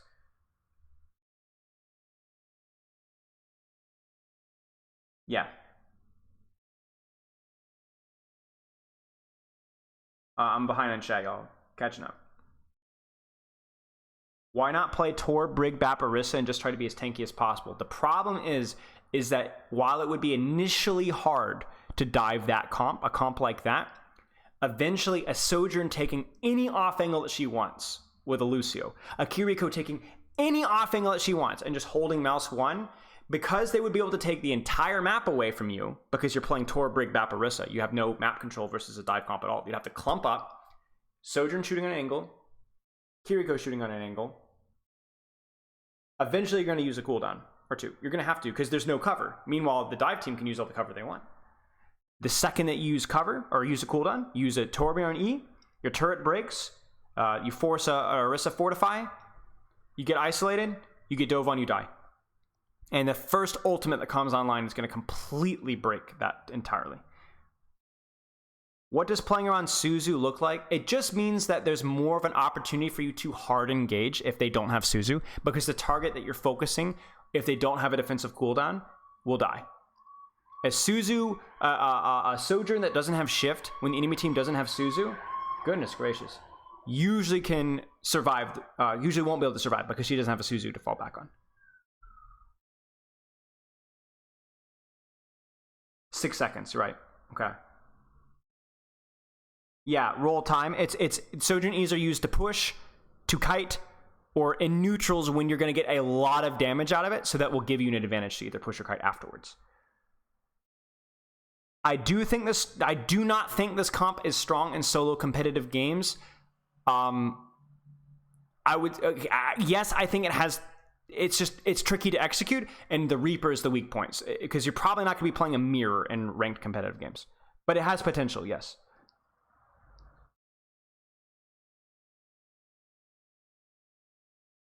Let's watch some right now.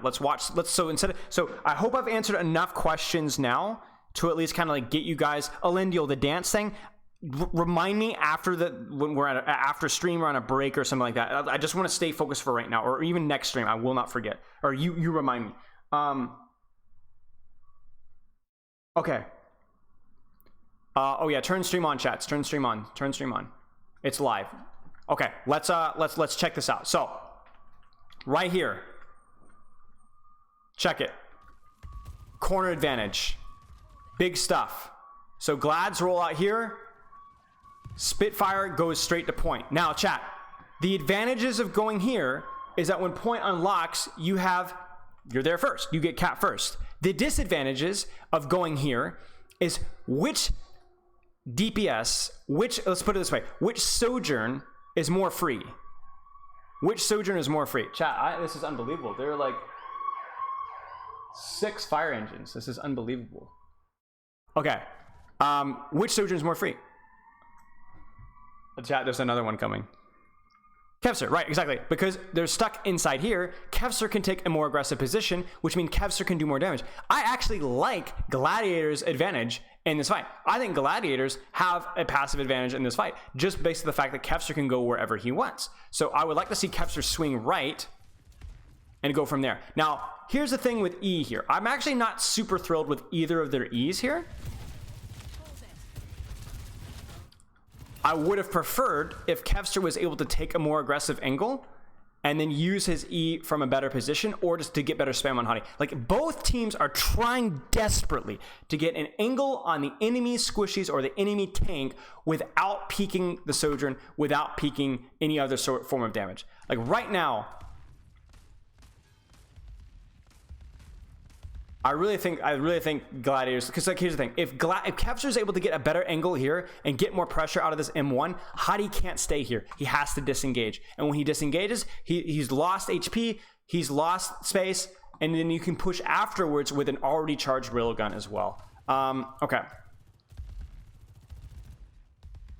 Now, here's the interesting thing. Do you see this? Huh. Do you see this? Now, this is punishable.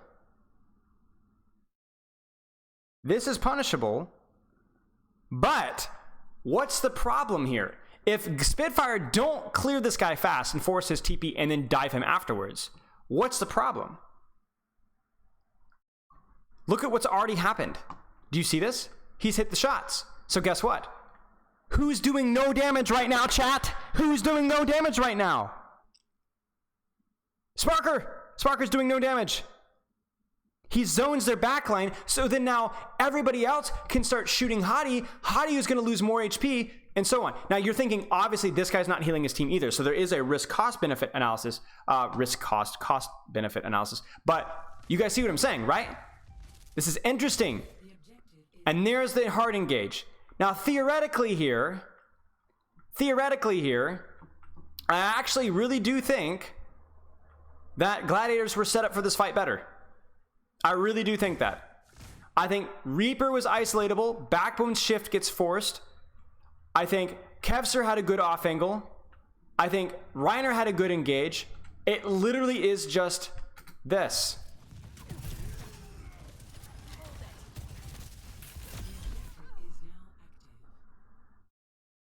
Like, look at this. This is really bad for a Spitfire, honestly. But one click go burr, right? No, exactly. Humor. You can see how Gladiators were trying to use off angles there to try and put Spitfire on the back foot. That's what Egoist Cat calls a passive advantage, right? That's what it's finding positions that put the enemy team on the back foot if they don't respond immediately. Okay? Now, right here, Spitfire have the advantage because to walk out of the choke, they're going to have to start taking damage, which means Gladiators are going to take HP damage and get cooldowns forced earlier. Now, this is really quite bad from Kevster, to be frank with you.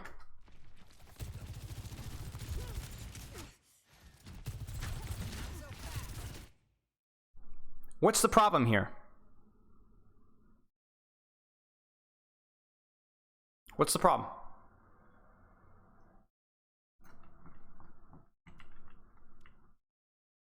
Think about it.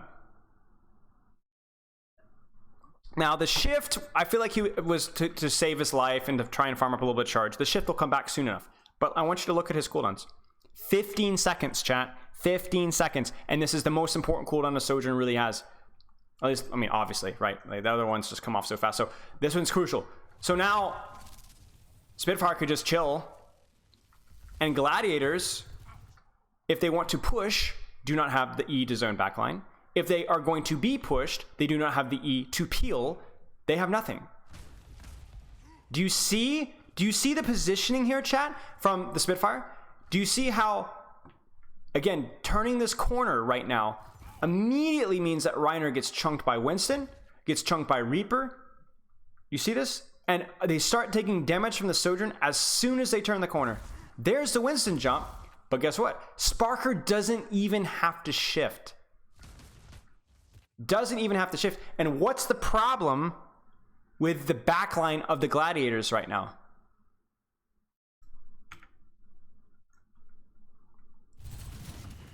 Wait, Sparker uses E as well? Oh, Sparker! Sparker should know better than this. Chat, I'm not impressed by these E's so far.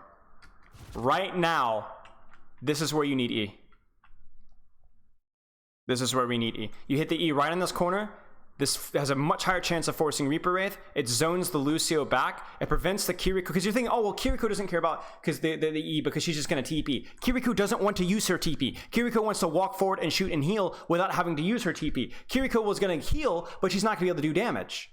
Kevster will have to take an off angle. Kevster will not be able to peek out with his team. This E is crucial.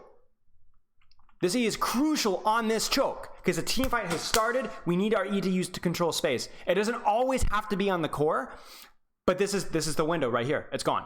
So bubble from Hadi is fine, right? He's placed it once they committed. Hadi uses bubble. Hadi uses bubble. That means Hadi can stay here and zone 4 members of the Gladiators while Reiner goes in here. But the difference is that Reiner can die, Hadi cannot. Why? Well, Hadi has his jump. Reiner does not. Spitfire have better off angles. Gladiators do not. So even if Reiner doesn't die here, the advantage is there. And this thing about why does Funny Aster die? Why does Funny Aster die, guys? Does he just get picked? Well, why does he get picked? Why? He's zoned, he gets railgunned, but he's trying to push up to get value to help poor Reiner out, and as is the Reaper, because if they just hide in here, Reiner dies. They have to do something, but doing something is a risk. And Sparker hits the shot, and they die. And that's what happens. And you can even see it in the HP trade here. Hadi gets out and is able to get the full. Reiner gets out, but he's 1 HP. And now Spitfire, even if they didn't have a mana advantage, will be able to walk forward.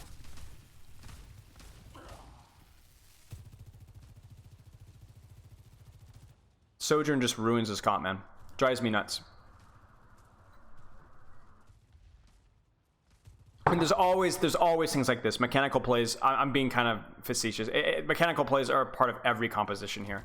Now, this is interesting, chat.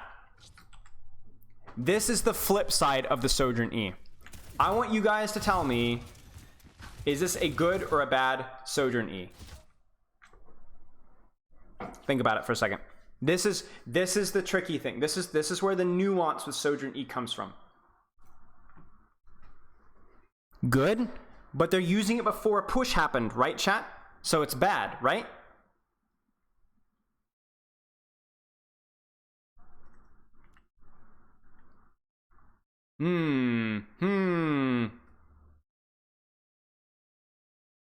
Thank you, Wayne. So here's the thing. If Sparker can place his E pre-fight in a location and take an angle that prevents them from ever healing back up again, it's good. If, like, I would like, if for example, if they are able to place this E here, if Sparker's able to place this E here, and he's allowed to keep up consistent and constant pressure while the E is active, Gladiators won't be able to just restabilize. Do you see? The problem is using E pre-fight, where the enemy team can just dip out, heal up, and then push out afterwards. The Glads can't do that here. The Glads can't do that here. In fact, we can go even bigger brain. The Glads want to push here because they're down 1. But this E makes it awkward. It makes it really awkward. Look at Happy. Look at Happy, guys. Look at Happy. Every little bit, right? Watch. Happy wants to push. We can't stabilize here. A little bit of damage. The big one here is the direct pressure on Reiner right as he wants to jump. Watch his HP. Takes about 80, 90, 100 armor before he dives. And remember, chat, remember, we talked about the E in this choke. The E in this choke, it's not just about the direct pressure. Look at what Glads have to do. Watch the E. Ready? Do you see? This Kiriko doesn't want to play here. This Kiriko wants to swing to the next corner, but they have to be careful. It's awkward to play around. Do you see this? So it's the indirect pressure that forces the Glads to play differently around it. And then it's the early pressure right as the dive happens. Now, I'm going to be honest with you guys. I don't think this E was perfect. I don't. I'm defending this E because it's not a bad E, and it's because it's a different type of E, which I think is worth understanding, which is these pre-fight E's that get so much pressure that the enemy team can never really stabilize. But it is worth noting this. Now, the question here, would it have been more valuable to E here on the Kitsune, on top of the Winston and the Reaper? Monk Gaming. Would it have been better to E now to zone off the Sojourn? Would it have been better to throw E on the Kiriko? Probably one of these options would have been better. Thank you for the sub, Snackister. But you need to understand what I'm talking about. It is not as binary as the enemy team goes in or we go in and IE. There are other times where the opportunity is so big to put out early pressure that it's okay to take it. I think at least part of the value was intended to destabilize Reiner from pushing, to zone backline, and to buy time for Backbone coming back. Those were clearly the intentions. Okay. Okay. Let's watch here. There's the E. I don't know why we used E here. Was this anticipating a Sojourn one shot or somebody was low?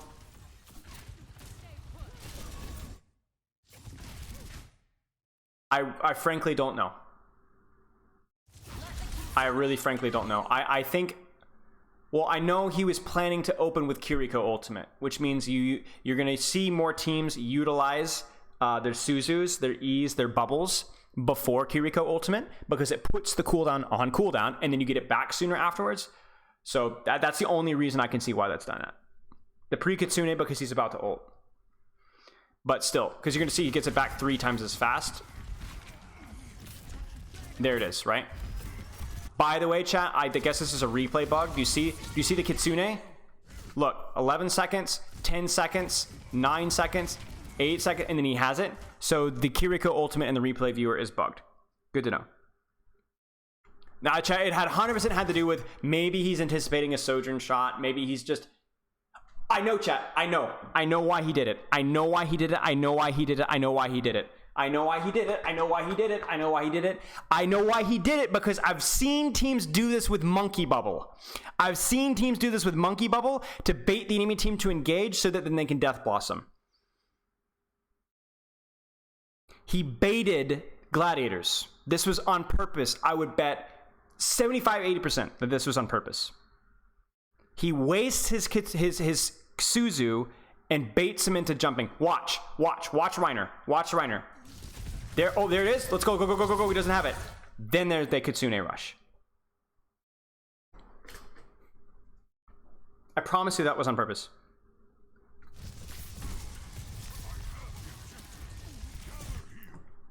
And what that might do, now obviously they're down Backbone, so it ends up not being like a crazy payoff.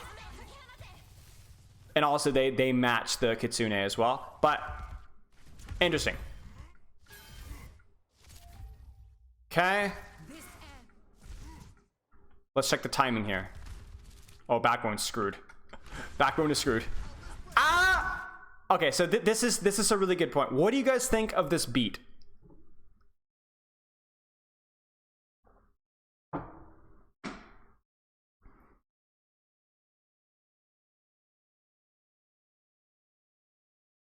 Reiner was potentially going to jump in anyway. Potentially.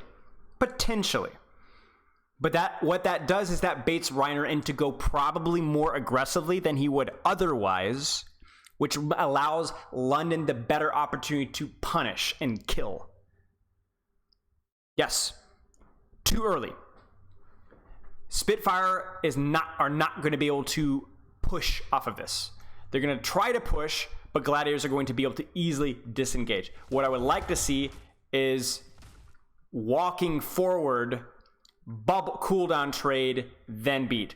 It's risky with the Sojourn ult, but unfortunately, London was just not in a position to actually push this, so this beat is going to be DOA.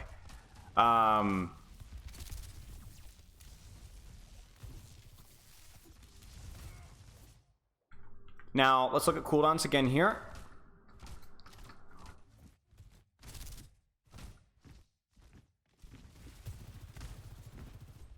I'm really not impressed by these Sojourn E's from Kevster at all. I'm consistently disappointed. don't know what he sees here, to be honest with you. I don't know what he sees, because London can so very easily wait this out. And now you would love to plant your Sojourn E right on this choke. It would make it literally impossible for them to clear Reiner if you put your Sojourn E now. This is no longer a questionable E, which I had with Sparker's E. This is a bad E. It's a bad E. It's bad. Okay, so here comes a cooldown trade. This is a fine bubble from Reiner, because let's look at what Reiner reacts to, okay? He doesn't just push bubble. There's no reason for gladiators to push. They control the point here, right? They're fine. So what happens is then, as Hadi goes in, Reiner responds, zoning backline. It's the tables have turned with what happened here, okay? Except the difference is the Reiner has shift. Hadi just used his shift. This is actually really great from London, by the way, target focus wise. That's actually really, really great. Lucius, in a lot of ways, is the squishiest hero if you can catch him in an awkward time. But yeah, this is really, really quite good. Let's watch the rest of Glads here. So good zoning from Reiner. I'm a little... Where was Happy? What was Happy doing, chat? What was Happy doing? So a lot of Reapers will just simply play the corner and then basically try and trade the monkey as he goes out and or zone backline with their monkey.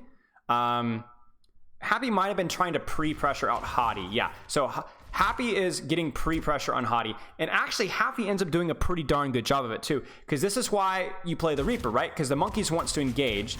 So if the Reaper plays good timing and doesn't get poked out early, which right now there's no way for anybody to poke out Happy early, look at Hadi's HP here. 392 with armor, loses over 100 HP, and crucially loses all of his armor before engage. And Happy doesn't even play that one very mechanically well. If Happy one plays that one's even cleaner, Hadi dies basically instantly. So that was really good. And now, here's the thing, chat. Chat, listen. Where should Happy go now? Where should Happy go now?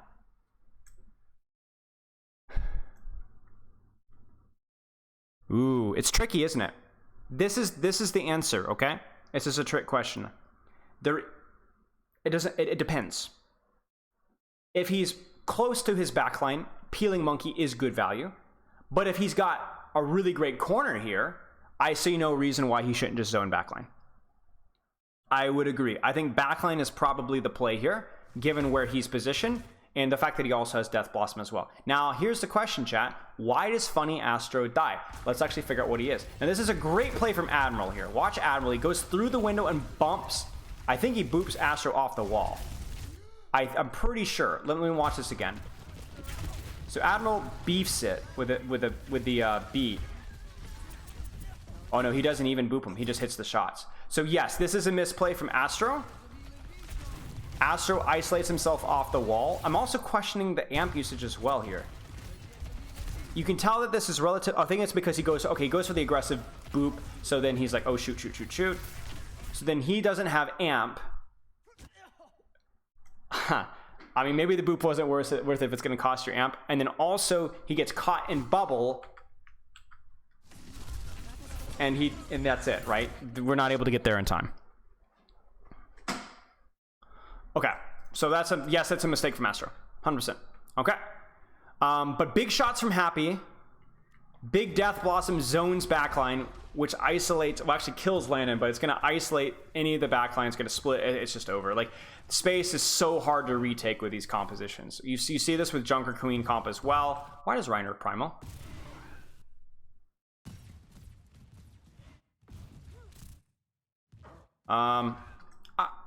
Pretty clearly unnecessary, but he just doesn't want Sparker to pop off, which is understandable. And it costs him an ult for an ult, so that's not necessarily a bad trade. Okay. I think the panic amp, I think both, to be frank with you, Hermigans, to be both.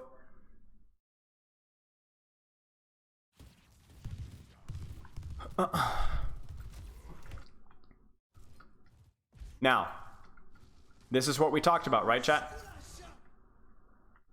This is what we talked about. Look at the pre-pressure here. Look at Kevster's positioning. Kevster and Shu's positioning means they will do more damage to London as they walk out of the choke than they would if they simply sat inside the Reaper on the corner. The weakness is that they can be isolated and killed or get their defensive cooldowns forced, but theoretically, if you're playing the hero correctly, you don't need to. The problem here, chat, and probably why Astro uses Beat, is he messes up his shift. You see this? Instead of shifting out or towards the Lion and just farming the Winston, he actually shifts into the wall.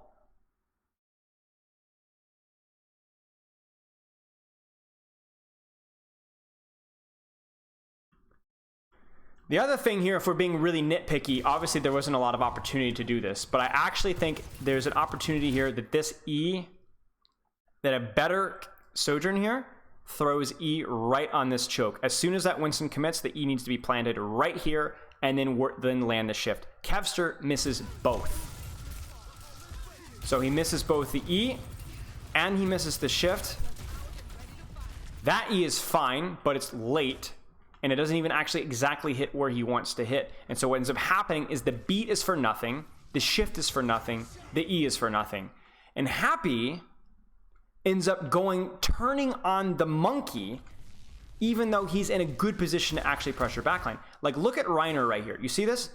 I really do think that the distance between Happy and Hadi means that Happy should be going for backline here, but he turns on Hadi. Hadi also has Primal Rage, which means that I don't think he's a priority kill right now. I think this is a mistake.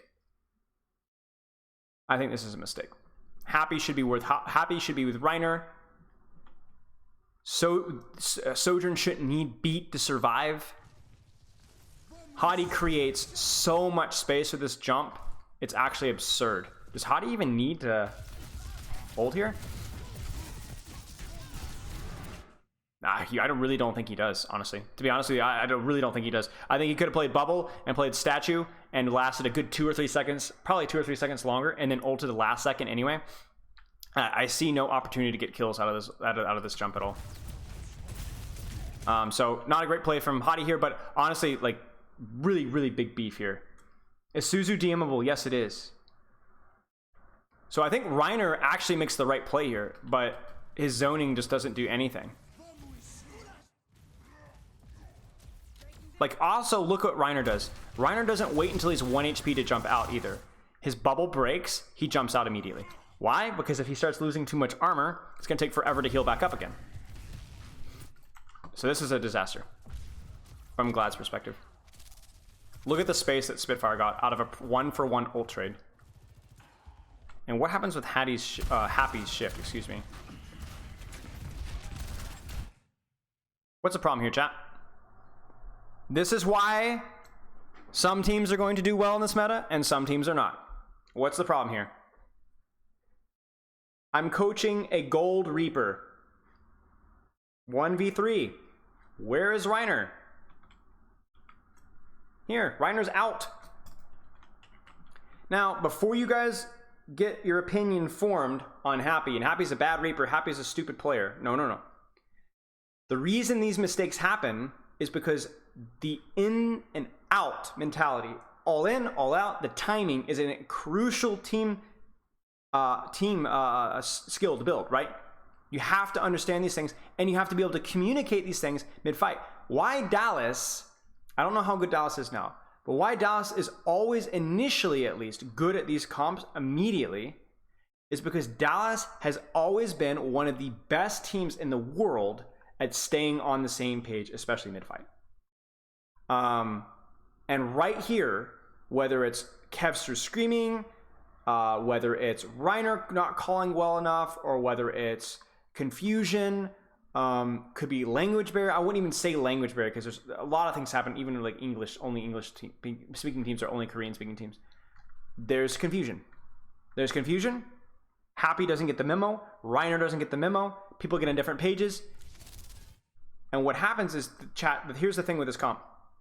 Happy shouldn't die from this. But even if Happy doesn't die here, he's gonna have to shift out. And what did it cost London to force his shift? I mean, really nothing. He just kind of gave it to him.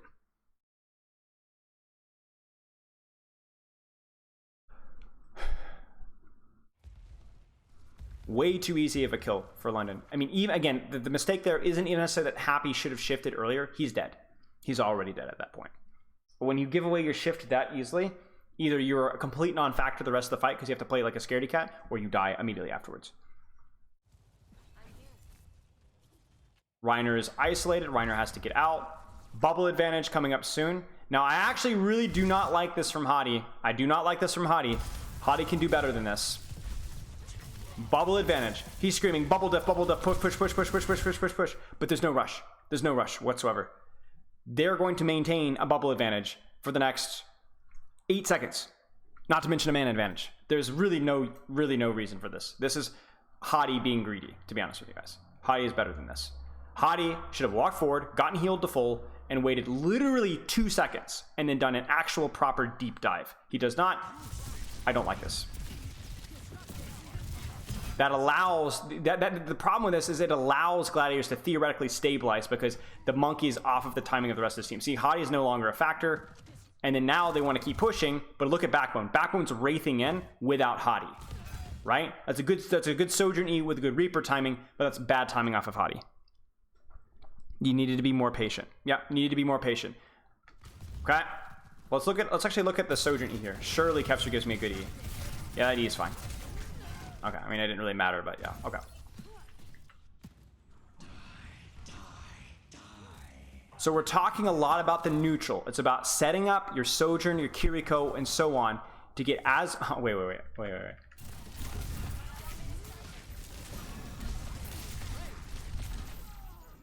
Unfortunate. It's about setting up your Sojourn and Kiriko to get as much early pressure as possible to force cooldowns, and then whichever team is on the same page, whether it's in, whether it's out, whether it's in, whether it's out. So far, we've seen missed timings, missed cooldowns as being a big problem with teams when it comes to losing fights. It's not. There's only been maybe one fight, that initial headshot onto the Kiriko, that was decided by mechanics. Everything else has been about team play, staying on the same page with the ins and with the outs. One of the big dangers when you mess up the timing is that it becomes too easy to force your cooldowns out. And when it becomes too easy to force your cooldowns out, then you lose the advantage later on.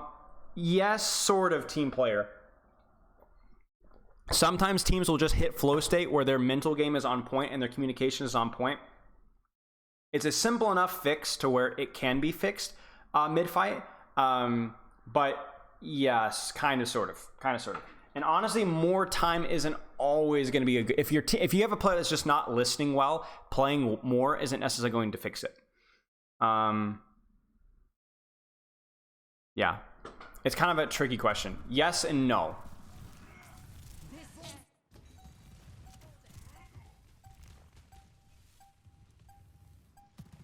I mean, this is a mess, to be honest with you.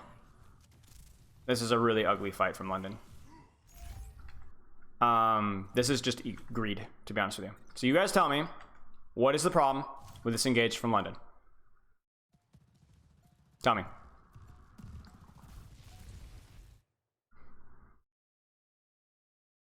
What's the problem?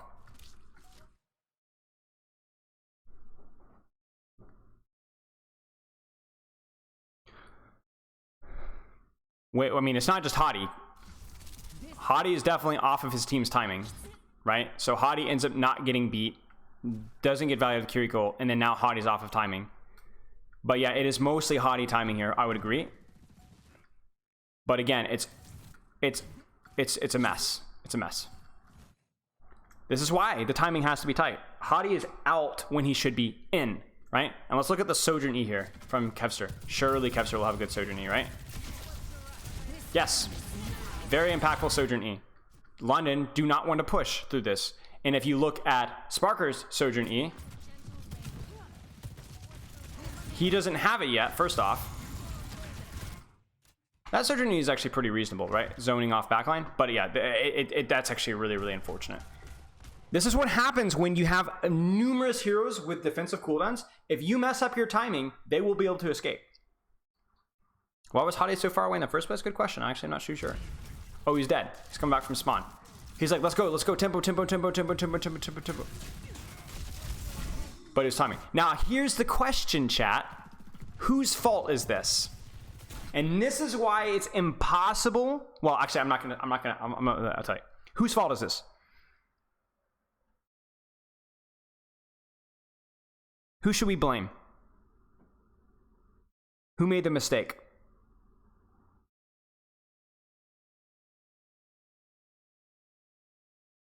Exactly. It's impossible to say. And I'm not saying that to be cornball, like it's never an individual error, it's a team error. Guys, sometimes, most errors are individual errors and not team errors necessarily. But the problem is as a viewer, I don't know. Hadi could have communicated this really well and said, guys, go, go, go, go, go. And are we, can we go? And the enemy, and his team says, sure. But then they didn't communicate it well. And so Hadi is expecting something a second and a half ago, and it didn't happen. You see? So team coordination was a major issue here. Maybe it was we were over eager, coordination, whatever. But it is not necessarily Hadi's fault. All right? Very important to know that. To note that. Actually, a fight-winning boop from Funny Astro right here. Check this out, y'all.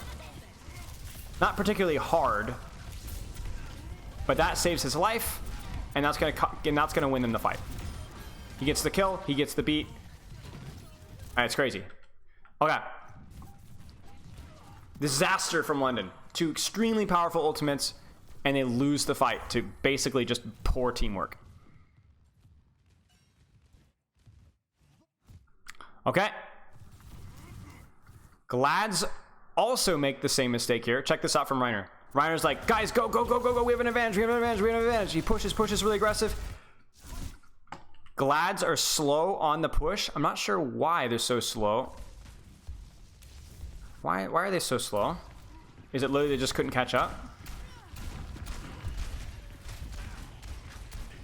Happy's too hesitant. I actually don't even think Reiner's jump was necessarily a problem, but there's a big timing issue here, right? Where Backbone essentially by himself is able to zone like 3 people. That's like just really kind of absurd. And so then Backbone disengages. Oh, almost got the... Wait, what does he hit? Does he hit the ledge? He hits the ledge, y'all. Ha ha ha. That sucks.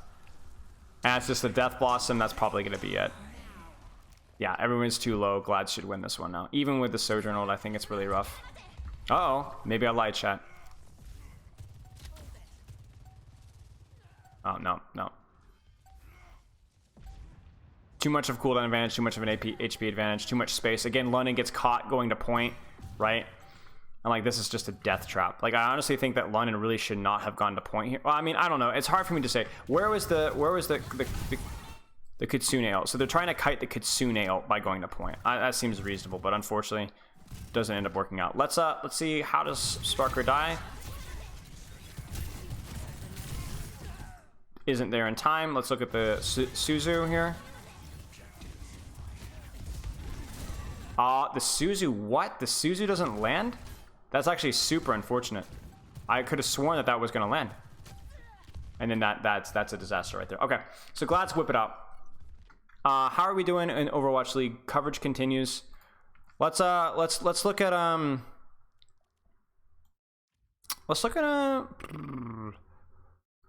like a team fighter 2 from Fuel maybe. I think it was just out of range, to be honest with you. Just out of range. 5, 4, 3, 2, 1. Attackers incoming. Defend objective A. If you guys had to pick a POV for me to study any player, any hero next Thursday, I think, what hero would you guys pick, or what player would you guys pick?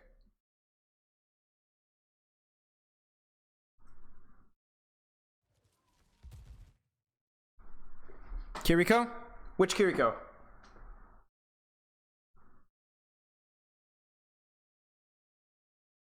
Which Kiriko? Fielder? Landon? Majid? Teru?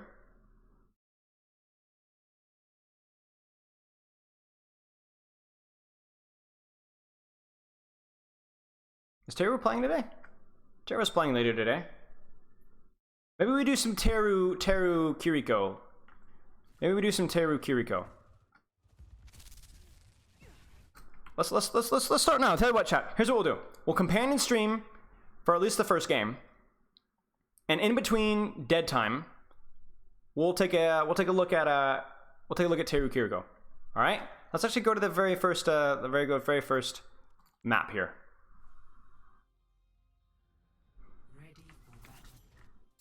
Let's do this, chat. So, Kiriko, we're going to be looking at the positions that Teru takes to get off-angle pressure without compromising his healing.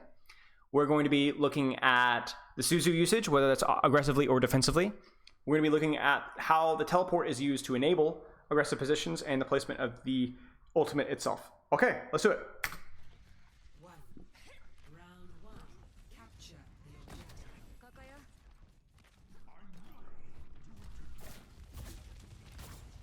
So already we can see like the split happening. You see this? Already see the split happening. Teru goes for early aggressive pressure. Gushui plays in a way that where he does not going to demand a lot of healing, and so on. Winston is a non-factor early fight. Kiriko is not a non-factor early in the fight when it comes to early pressure from range. And you can see here how like this forces Dallas to choose which split they want to push. And right here, they're able to react to it accordingly. That's just a crazy headshot from Edison. Okay, let's keep watching.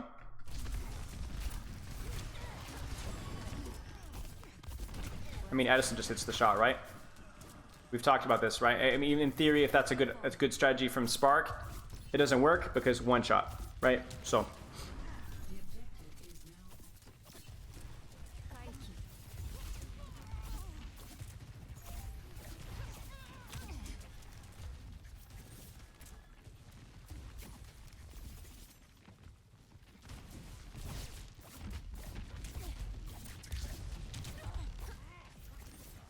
Again, you guys see the off-angle positioning here? Late on the E, though.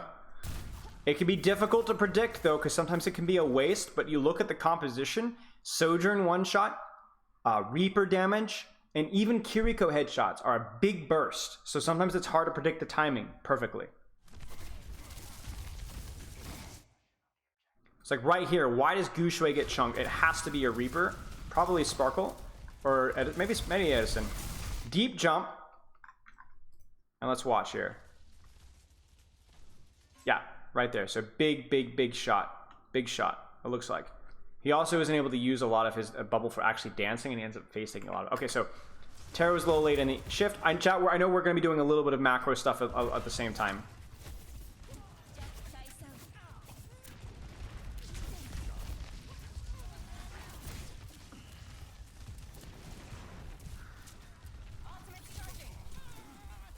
Tad, just let me know when the game is about to start.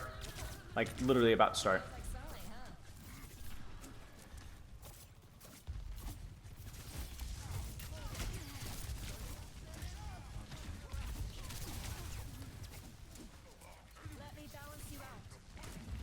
It's funny how few opportunities he actually gets to weave shots and healing in. He's usually doing one or the other. I think he could do a better job weaving, to be honest with you guys. I think there are opportunities, like example at this point in time here, where like I know the damage is important, but I would love to see like Gushui is still like not full. You know what I'm saying? Like he's still missing. Could Teru not find an opportunity to like take some shots here and heal a little bit? You know, because I do not like seeing Gushui at such a low HP for so long, especially with armor HP. You know, they're gonna peel this off. He might actually ult. Oh, he doesn't have ult yet. Gushui keeps getting isolated.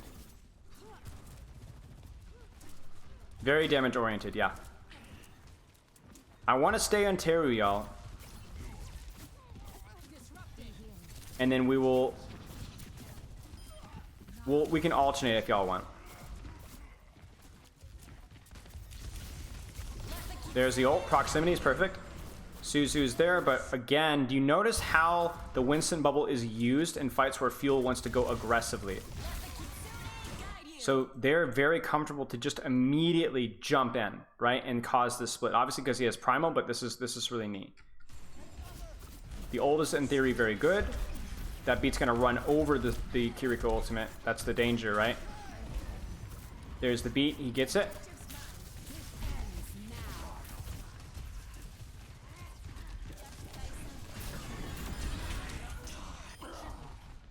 Nice. We'll finish out this round and we'll go from there.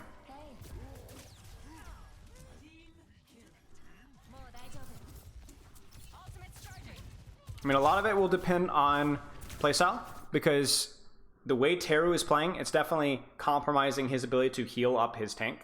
And even it's compromising his ability to heal, like, support Shy. So Hadi is probably a more aggressive tank player and wants more resource, so more attention is going to be devoted playstyle-wise to supporting Hadi. I want to finish Teru up for this round, and then we can do the next round. We can do Fielder.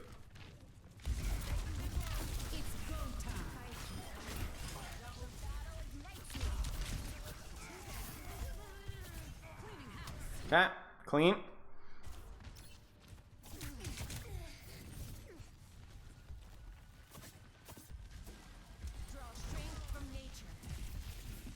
Here's the aggression early, right? This is what we talked about. This is what we called the passive advantage, where Teru's positioning right now, compared to the rest of Dallas, because they're stuck in the choke, means that it's very difficult for Fearless to not bleed HP. Teru is able to play in a position to where he cannot get punished, and he can force cooldowns by just pressing mouse 1. This is why angles matter, y'all. This is why angles matter, because Fearless is under constant pressure just by walking forward. If Teru was sitting inside of his team or playing passively, Fearless would be able to jump in a way to where he could avoid taking damage. He cannot do this versus Teru. And look at the Sojourn E as well. We talked about Sojourn E usage, right, y'all? Let's look at Shy. Check this Sojourn E out. Fearless takes space. There's the E. It doesn't even hit really much of anything in terms of damage, but Dallas cannot take space with their monkey. It causes a split. There you go.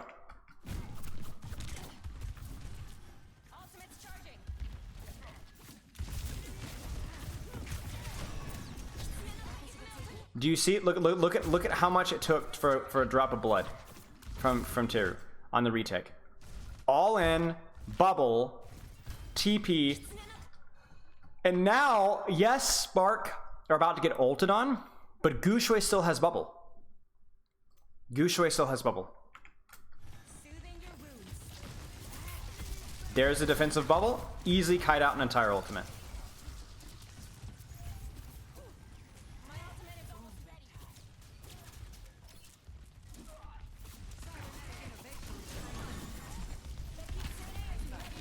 This is what we talk about passive advantage again. Look at Shy's positioning, all.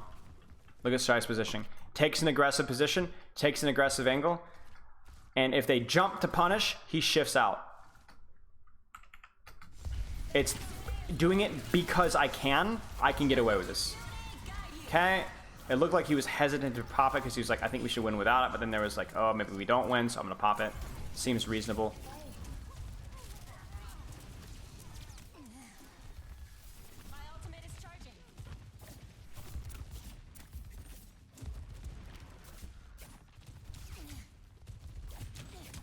I swear I heard that Reaper TP. Sound cues are so weird in this game, especially with like Sombra and stuff. Sounds like she's right next to you, but she's not. Crazy. Okay. There's the clearing. You guys see it? They earned the Reaper Wraith. But what did it cost them? It cost them Bubble and Sojourn E.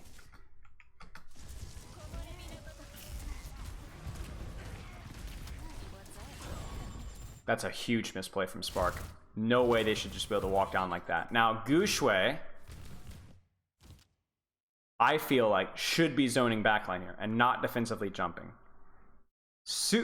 Teru should be hitting this E. This is a big misplay because his Reaper doesn't have his defensive cooldown. He needs to know that, so then he needs to use his defensive cooldown to save it. He's late with it. Absolutely free kill for nothing. They just use Primal. That's not near enough. That's a big mistake. That's a really, really big mistake. And now, and they don't even get a chance to beat. That sucks. Okay, big, actually, as very, very, very, honestly, just a massive error from Teru there. That's going to cost him a really, really, really, I mean, it's going to cost him the entire round, to be honest with you. All right, let's check out Fielder. Let's mix things up. Let's see. Okay. Spam, spam, spam, spam. Supporting. Look at how greedy Edison's being. Spam, spam, spam, spam, spam. There's really nothing you need to worry about as a Kiriko outside of when Sojourn has shot. That's really it. Teru on the hard flank, man. Now, interestingly enough, watch how Dallas responds to this, right? So the point is unlocking. We'll keep that in mind. But they're going to go in hard. He's going to TP in aggressively.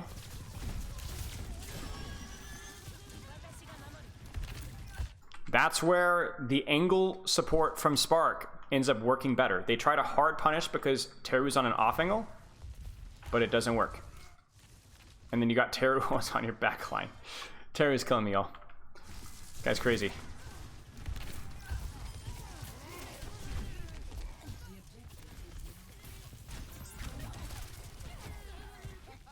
That's unfortunate. What do you think would have helped Teru to avoid that last mistake? I mean, here's the thing. You see your Reaper use Wraith. You've seen, like, you just need to know in your mind that he's a vulnerable target. It's like, you know that they had beat. I was expecting Dallas to beat and not Primal in, to be honest with you. But either way, they knew they were going to pursue that lack of cooldown. If a Sojourn doesn't have her Shift, Kiriko doesn't have her TP or Suzu, or Reaper doesn't have Wraith, or Winston doesn't have Bubble, that becomes priority target to focus down because that target is going to need more support. So I'm just surprised that Teru looked very sluggish at responding to that, right? Very lazy. Nice shot. Notice how patient Dallas is, right? Don't need to immediately jump that advantage.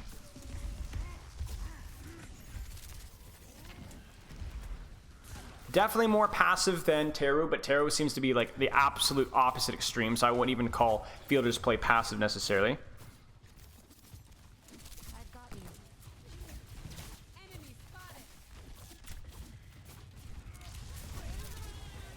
Notice how Kiriko, even Fielder, look at Fielder's positioning here. Do you see? Do you see the split here? Okay, good to know.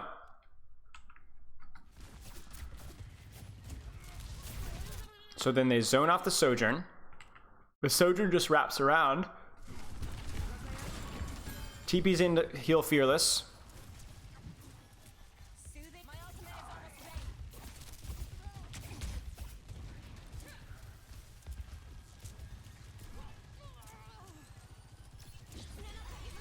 Probably mirror it. Often it's very good to mirror Kiriko ults to hold space. It's the same thing as matching beat, but if you do it a second later, you still get pretty good value out of it. So just basically they have point. They don't want them to get value to Kiriko ultimate, so we're going to slap our Kiriko ultimate right on top of yours, so you don't have a necessarily big advantage.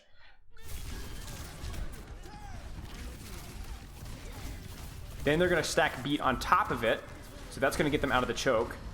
And that's a bit unfortunate. I don't think Fielder realizes that he was being shot.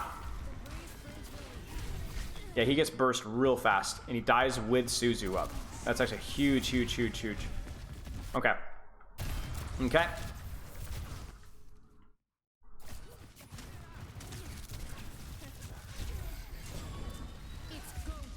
There's the push. That's unfortunate.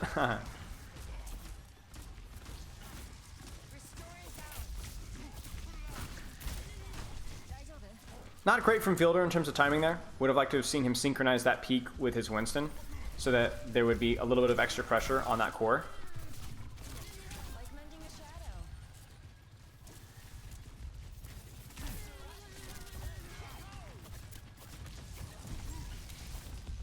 Oh, unfortunate. Sparkle has to use shift there. That's unfortunate.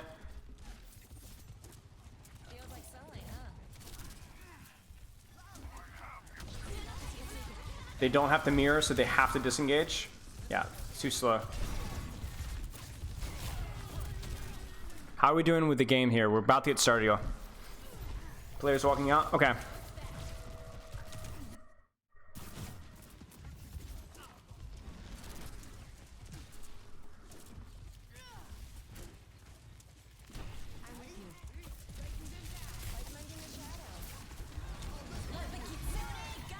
Unfortunate that those things got stacked. We really hate to see that. They both accomplish the same purpose. So something you have to be really careful about, chat, is one of the big errors that can happen in this composition and any like sustained composition where people have a lot of defensive cooldowns is layering or stacking. Okay, so you don't want to do two things at the same time. You don't want to beat and Kiriko. You don't want to primal and beat. You don't want to Suzu and Reaper Wraith right at the same time. For example, right here,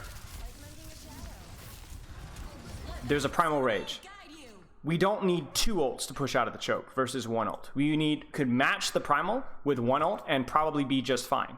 And also, I really hope that nobody on fuel used a defensive cooldown here. Good. No Wraith used. That's good. E was used, which is a little bit unfortunate, but okay. Let's keep watching. Chain rather than stack. Yeah.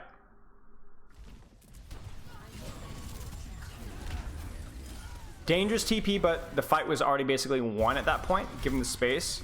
So the thing you can do with TP, y'all, is it's okay to use TP aggressively if you know the status of the positioning. If you know Reaper's out of the fight, or that Kiriko is behind, or that Winston has used jump, or that Sojourner has used E, then all of a sudden these aggressive plays, these aggressive TPs are a lot less punishing, right?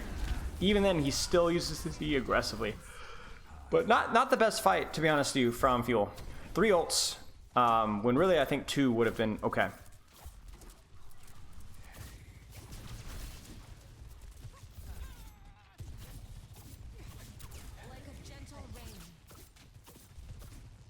More spam, heal, spam. Early pressure really important. There's a rotation. Can they get early pressure on? Can they get early pressure on? Can their team avoid damage and still be able to put out early damage? Oh, what is Chiho doing? Chiho, what is going on over here? Oh, they're trying to zone out the Sojourn. And they saw the Sojourn taking an aggressive offing, and then they got smoked for it. Okay.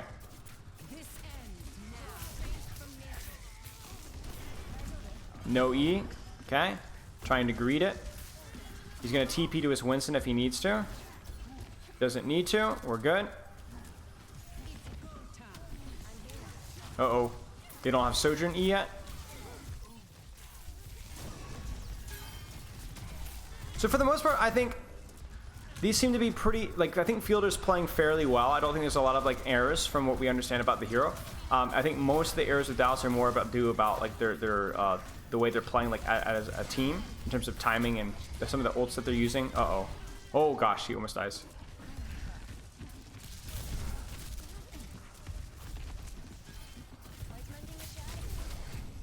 Yeah, okay, so that's gonna be basically it here.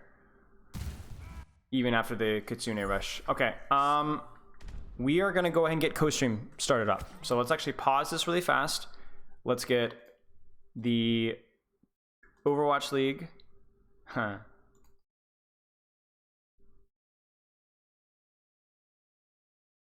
Let me get it full screen. And then let's get started, y'all.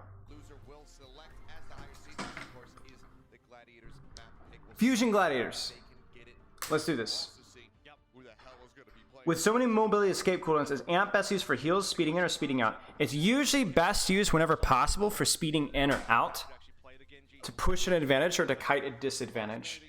But also, if you can amp a lot of healing, then that can give you an advantage in of itself. So that's something to keep in mind.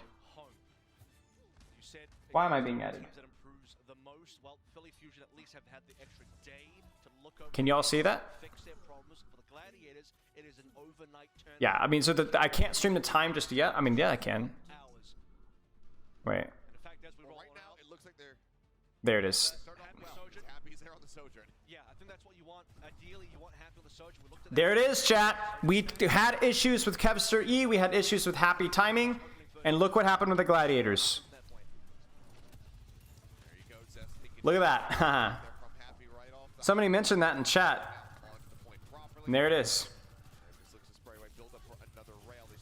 You see that early aggression from Happy forces a Winston jump, and if you will trade a Winston jump and bubble for a Sojourn shift all day long, especially if you can get early pressure out of it.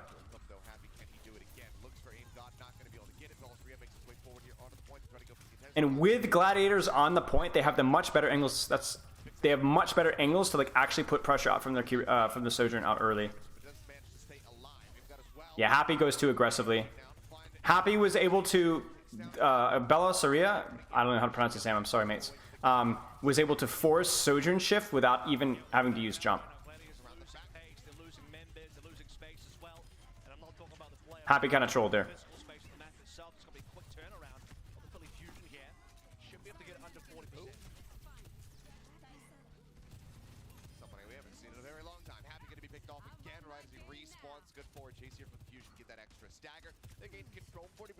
Okay. On the way, Funny Astro already has a sound barrier shoe, not too far off from the rush, so they have some tools to utilize. Oh. Fusion with the spawn push. Oh, what a shot, Kevster. Chat, what if Gladiators just die? Wouldn't that be unbelievable after the season they've had? There's the aggression. Nice Sojourn E. Good layering of ultimates from both teams. The Death Blossoms might be used for cleanup here. Chat, Death Blossom in this comp is also really, really great because as soon as those defensive cooldowns are gone, it's a team wipe. If there aren't, like here comes S, there it is. That's the thing. If Glads don't have cooldowns, it's GG's versus Death Blossom. If they do, it's not GG's. Now, here's my only problem with all this, chat. Here's my only problem with all this. It feels like Fusion has just been dominating, right? But look at the capture percentage. That's the only risk with taking fights out in the open in these maps is there's no wasted time. And so Glads die, but they die fast. So then they come back into another fight. So that's why you don't usually see teams playing in those positions. Oh my gosh, Ingod just keeps picking Shu, dude.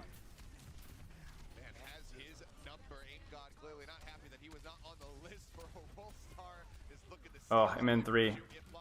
They need to try and survive. They need to try and survive. They need to try and survive. Okay. Kevster, it's all on the Death Blossom. If they can one-shot the Suzu, or get the Suzu, one-shot Aim God, or force the Suzu out early, then they will win with the Death Blossom. No, they don't get it. That's it. They're able to Suzu the Death Blossom, and it's over. Like, Sojourn ult, or Kiriko ult. Uh-oh, that's a big kill. Nah, that should be it, I think. Yeah, that should be it. Kiriko ult is very counterable. Very counterable by both Primal, by Beat, by even like a Sojourn ultimate. But it's like, if you don't get it just right, it will turbo stomp you. Like, Death Blossom can ruin Kiriko ultimate if the Kiriko doesn't have E immediately, right? But if they don't, it's rough, right? It's rough. It's absolutely stupid when timed right, exactly. Like, even Primal Rage can completely ruin Kiriko ultimate, but if they don't get it right, then it's over.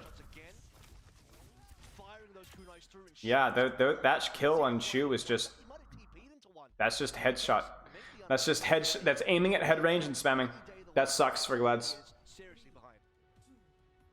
Okay, let's see how these teams roll out. I have a pretty good decent understanding of like how the comp should be played fundamentally, but I do not have a good understanding of like how each looks in every single map or the rollouts. That's the stuff that takes a lot more time scrimming with it that I obviously don't have. Gladiators are going aggressively through the choke. That's really stupid. Pushing through a choke like that versus this comp is insane. It just puts you at a massive disadvantage with Winston Bubble, puts you at a massive disadvantage with Sojourn E. Like, all MN3 has to do is Sojourn E that little choke. I'm glad to push out of it, and then Reiner's completely isolated and it's over. That wasn't even ballsy, that was just stupid. There's the off angle crisscross dive. Got two off angles coming from both sides. It's over.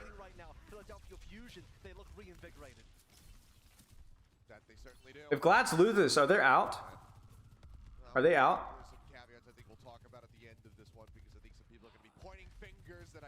Right, they're out, right? There's the aggression again. It's interesting how Bella Saria is going so aggro. I don't like it. That one I didn't like as well because Fusion didn't have off angle set up for that dive. So they didn't have the Sojourn on a flank, they didn't have the Kiriko on a flank, so they just ends up getting turbo stomped. And not to mention Glads were also more ready for it. There's the mid fight Kiriko ult. Oh, big shot from Happy. I don't even know where he was behind, I guess.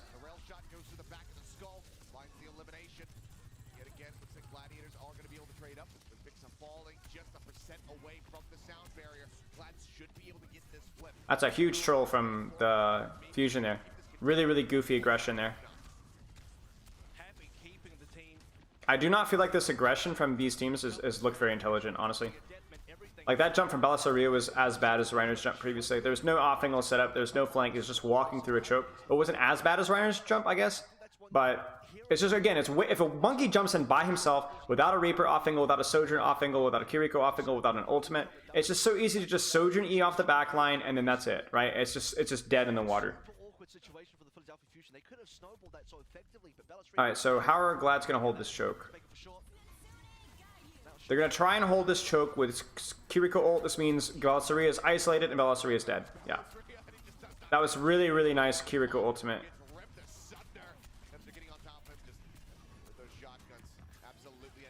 Like you saw there, the Kiriko ultimate was used in response to Belisario using Primal, or using Jump. So then Fusion, Glads can't push, or Fusion can't push into the Kiriko ult. They can't do it.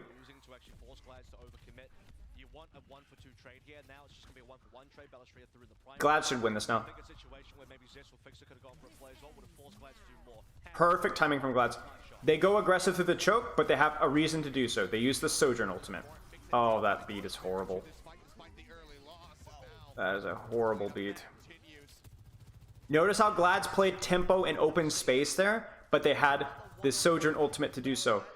Where and how you use your ultimates often depends on what ultimates that you have. So if you have a Sojourn ult, using it in open space is really, really good. If you have a Reaper ult, using it in close space is really, really good. As forehead as that sounds, that's actually a big impact with what ults the Glads use. That was huge. Terrible Kiriko ultimate. Now the beat engage. Now they can close the distance. He's looking for Death Blossom. That Zest should die. Ooh, big Death Blossom. Oh, he dies for it. So that Death Blossom, oh man, that's actually so bad. So Death Blossom right now, even if it just gets zoning value, is usually really good because you can isolate off the enemy Reaper and the enemy Winston, but then he ended up dying for it. And then Zest makes, or MN3 makes a mechanical play. That was by Glads actually really reasonable in terms of strategy. It just, unfortunate. As far as I can see anyway, obviously it's really hard to see how fast this stuff is going, but yeah, that's rough.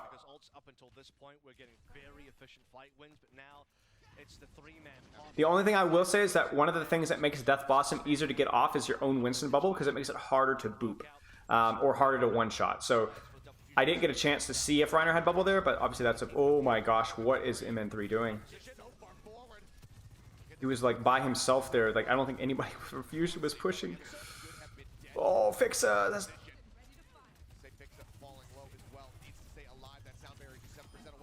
Oh my gosh, Glads end up in a small room. Primal Rage gets a lot of value in a small room, y'all. That's it. Glads are down. Unreal, y'all. I cannot believe Glads lost that retake. That is unbelievable. They ship them away from the control point, and then they tick all the way up to 100%. Beautifully piloted. What a turnaround from this squad. Fusion take the first map. The MN3 just baited them so hard. I like, what on earth was that? I was like, what is he doing? What is he doing? All right, let's continue to, let's hop back. Let's watch our, let's watch some more Fielder. I mean, the thing is the Glads all ended up in that small room into a Primal Rage. Like, it didn't feel great.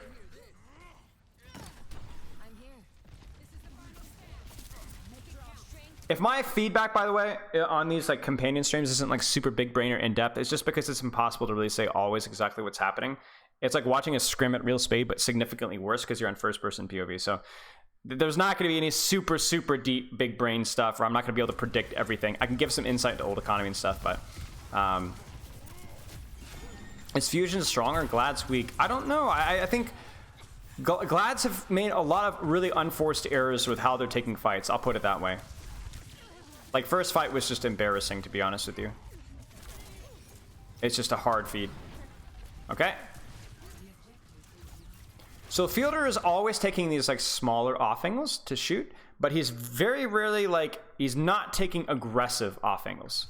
So very more conservative with how he's playing. Interesting use of E there. I'm curious to see what he saw. I don't know. I don't know if that was for Chio or if he was expecting a big burst on Fearless to keep his HP alive. Because theoretically, chat, if you can utilize your Suzu to deny a big burst, you can kind of get an HP advantage from it. You don't always have to use it the last possible second.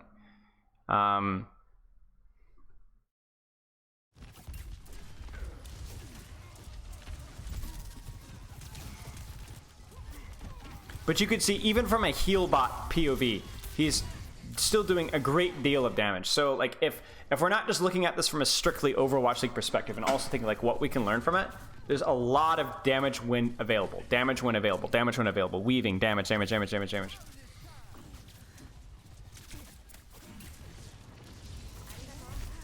So, this is actually pretty important right here. So, Sparkle's in deep.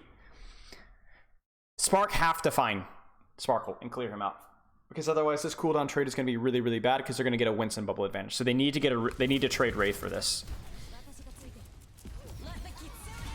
Oh, that is ballsy, and really quite unfortunate. Oh my gosh, the shots!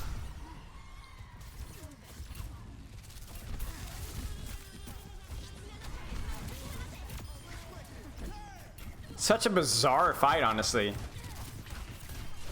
But you notice he's willing to TP on off angle here because he knows where Spark is, right? It's just Winston. It's just Winston.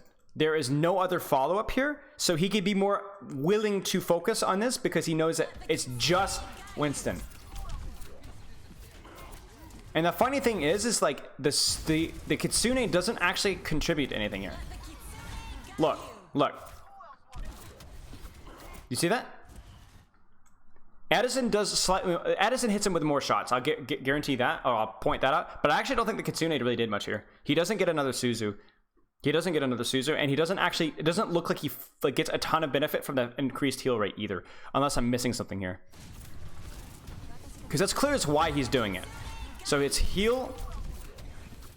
So he does slightly more healing on that initial burst is faster, but yeah. Interesting. Was it worth it? I don't know. I'm not sure.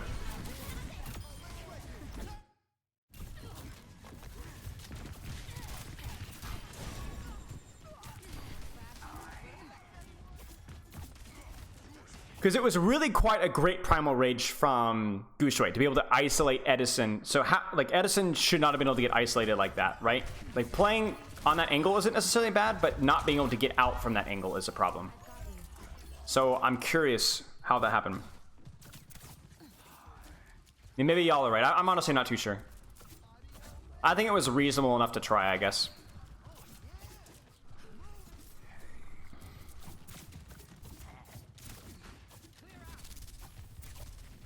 Really? Who on earth used that E? Was that Shy? Shy. What the heck, man? What are these E's, y'all? Some of these E's just feel so lazy. Like, what? Like, they're not even attempting to take space right now. This hits nobody. Even Edison's E here just doesn't feel very good. I don't know, chat. Like, I just don't see the value. I just don't think you get enough, like, neutral value out of the E unless it actually hits a target. Like, I even look at Edison here and I'm like, they're just not walking forward. Like now, would we not love to have an E here? You know? I just don't. This is just, I know we're focusing on Kiriko here, but man, I am not impressed by the E usage in Overwatch League right now. Not impressed. And see, the thing is, chat, is I know that they can do better than this. Like, I worked with Sparker a long time, and I've coached many Sojourn metas up to this point. And E was always something that, like, over time that, like, Overwatch League Sojourns got really, really, really good at. But man, it's been bad right now. Man. Disruptor field? I don't know. I don't know. E is just a fast way of saying it. It takes too long to say anything else.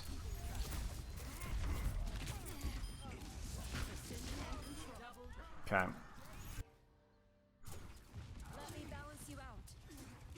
DF, DS. Big purple glowy ball thing of pain.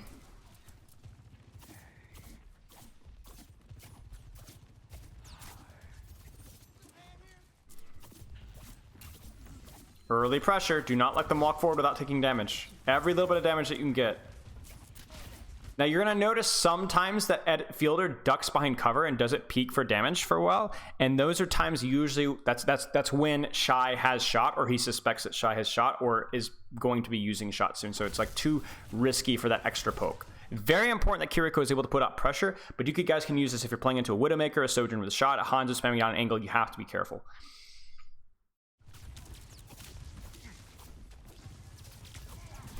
There's the shot. He has to be careful. Kind of early, actually. I think like it would have been better to actually see if Spark were actually walking forward to take space. I would have been better to respond to their ult.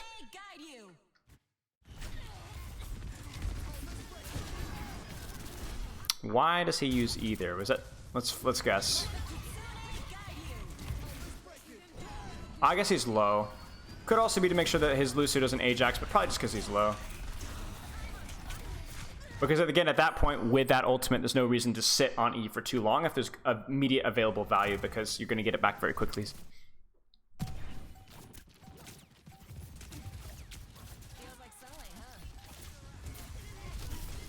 There's the TP in to avoid the Winston jump. You guys see that? He actually TPs into his own Winston. That's the shift that we wanted from Edison that we didn't see earlier. Actually avoiding a Primal Rage. It should not be easy for a Winston to Primal Rage a Sojourn with shift. It should be very difficult. 30 seconds. Yeah. Okay, that was interesting. Let's watch a little bit more. Let's watch Palraiso and let's watch Teru POV. Teru.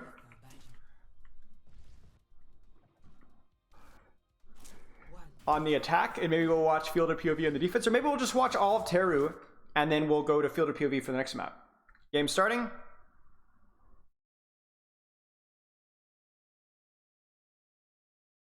Okay, I will we will transition over then. All right. Oh, this is old expired. Gladiators versus the Fusion Owl game featuring myself, nobody else. Just me. Here we go.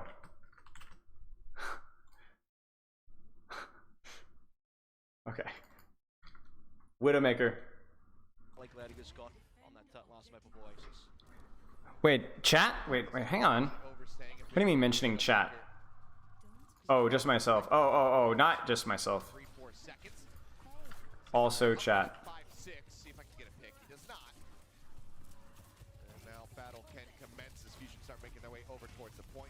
Okay, I'm like completely lost as to what's happening right now. I don't even know who's defending. I think Gladiators are defending. 3, 2, 1 destruction on Reiner. Unfortunate. You're welcome. Of course. So I want to know how Reiner died there. Was there a 3, 2, 1 turn the corner push?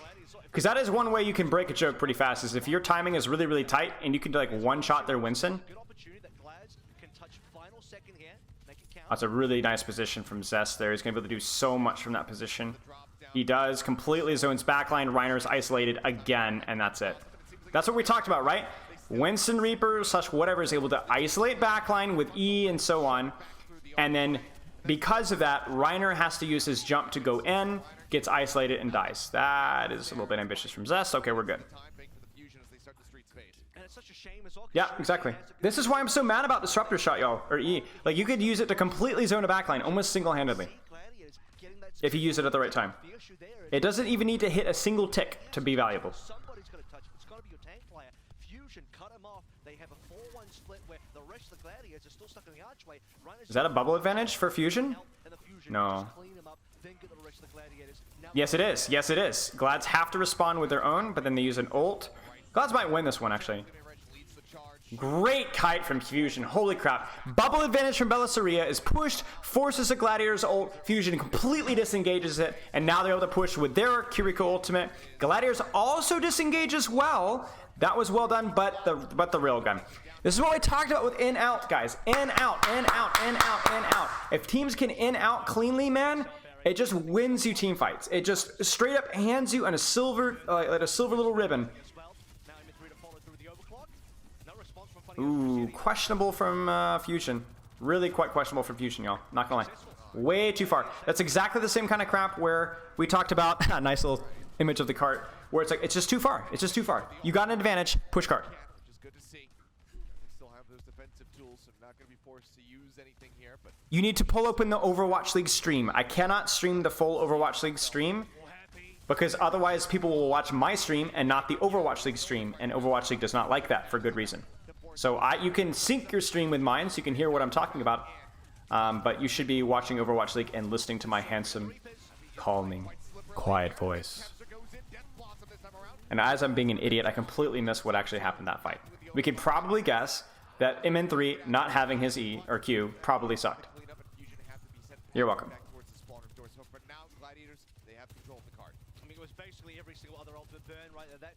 Hello ladies and gentlemen, welcome to the Overwatch League Co-Cast, featuring Spilo. I've been recently concussed, so if I mix up my words, please cut me some slack. Okay, Fusion... Glads will probably try and zone backline with Primal Rage. And then try and isolate Belisariya at the same time. A lot of times your aggressive ultimates aren't used to kill targets, they're used to zone off the backline so then you can kill the tank. Or the Reaper. I think Primal Rage is probably the better ultimate in a 1-for-1 trade. But as soon as you incorporate... Oh my gosh, Reiner just gets murked. He doesn't even get the Primal Rage. That's the second time in this attack where Reiner feels like just got one shot before he could react. The first time was on the first fight on first attack. Holy moly. And that's a big issue. Like we talked about timing, y'all. This is a timing meta. There's always... Everything is really a timing meta, but more so than ever. Being able to be in and out, and listen, Fusion was in, y'all. They were all in.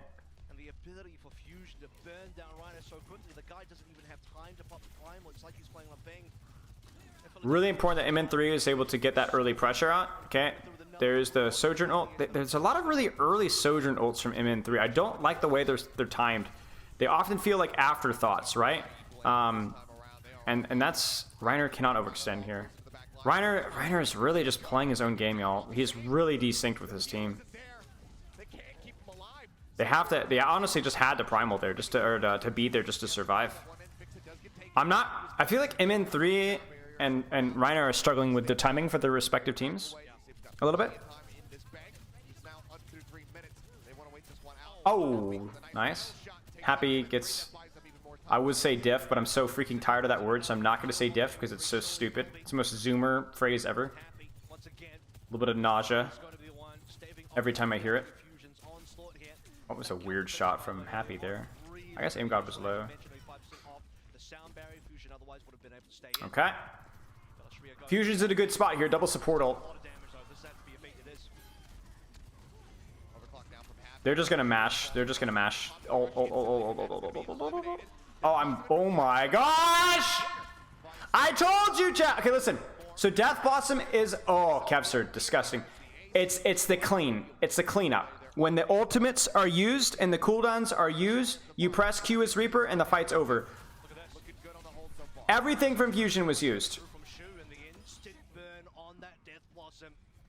But Kiriko ult plus Death Blossom and cleanup and it's over. I think Zest would have actually ended the fight if he'd pressed Q there earlier, to be honest with you. Because it was the same thing with him. Glads had no cooldowns either. But And it's like last fight, you know what I'm saying? Might as well blow it. But that's actually really nasty from Fusion. They blow both. The Fusion's mistake there was blowing both support ults at the same time. Really not necessary. There's the TP. Do they know he's there? They do. Oh, Aster's just a monster. Kevster's isolated without Wraith.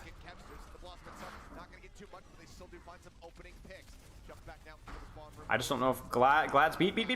Oh, Shu survives. Shielding up the remaining four. Kevster now on the respawn. Suzu, wow. Lower, but then gets the primal. And he manages to stay alive. The Suzu, as you say, instrumental. Pelisria now sliver of HP remaining. As we tuck down under a minute remaining for the side of the Fusion. Overclock is at the ready. Oh, Glads don't have anything. Oh, they don't need anything. Eh. Huge. Glads are really digging it out deep here. For the side of the Philly Fusion, the last few moments, the Gladiators have found their footing. They've found their stride, and they're shutting down the Fusion in every twist and turn. I mean, Disruptor shot east. That's great. All right, Philly Fusion. Are they going to stack again? It's very important they don't stack here. I would like to see a. Okay, there's a stack because Glad's trying to go early.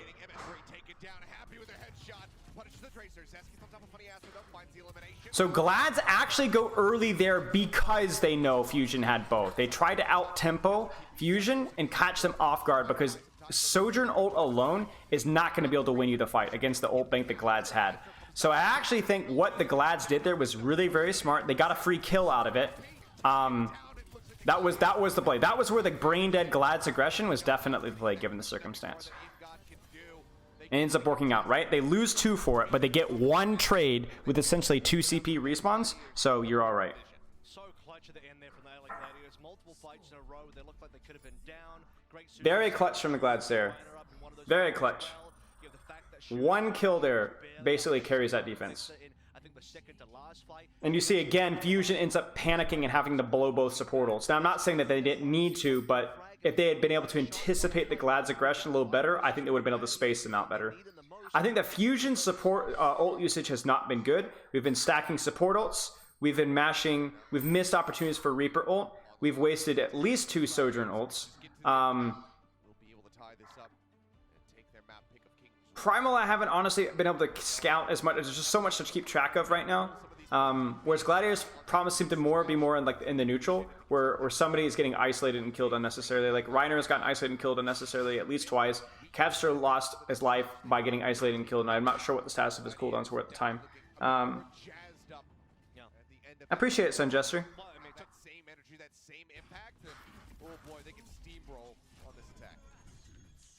So here we go. This is the team coming into the last fight. It is big boob. Oh, Fixer. I mean, the fight was basically already over at that point. Missed the lip. I mean, even if he stays alive, I don't think you see. No, the numbers were not good. Much of a turn. All right, Kevster, kill 6, incoming. I was going to mention that I'm glad that Gladiators got together towards the end on C because A and B left a lot to be desired there, especially A. I mean, it was just like an instant cap coming through. There was a recontest. Reiner dying twice in a row in terms of first bloods. We want to see Kevster and Reiner on the same timing, right? 3, 2, 1, peek. Oh, he doesn't have Wraith. 3, 2, 1, bubble shoot, bubble shoot, bubble shoot, bubble shoot. Because otherwise it means that your monkey uses bubble for nothing because his Reaper's not getting... Like, you need to synchronize your bubble and your Reaper at the same time because your Reaper relies off of bubble to be able to shoot without getting his Wraith forced. And your monkey relies off of his Reaper so that the enemy Reaper doesn't just run his stupid face up his butt and force his bubble out early as well. Bubble, like Reiner and Reaper, like especially on corners or maps where like it's more of like a brawl, your Winston and Reaper really have to be on the same page, same timing.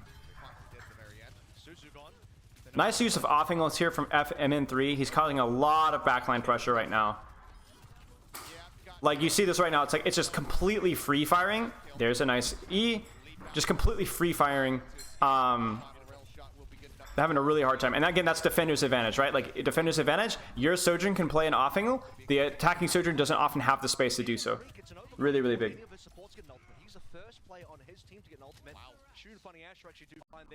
Oh, scream glitch. Kester's TP's ahead. They go in really aggressive. I don't know. That was kind of goofy.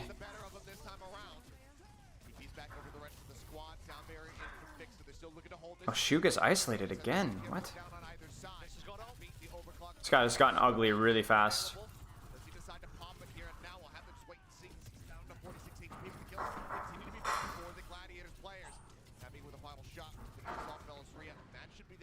That felt really awkward from... Oh my gosh, no way! Yes, there will be a retake. There will be no ults for it, but they will be able to force out the Primal Rage. Can he get the Wraith in time? He can. There's the Primal Rage. They forced it. There's a Sojourn ult. They forced 2 out. Huge from Fusion, y'all. Huge from Fusion. 2 for essentially like the that was really nice. Even though it did cost him their Death Blossom, I think that was really quite good. All things considering.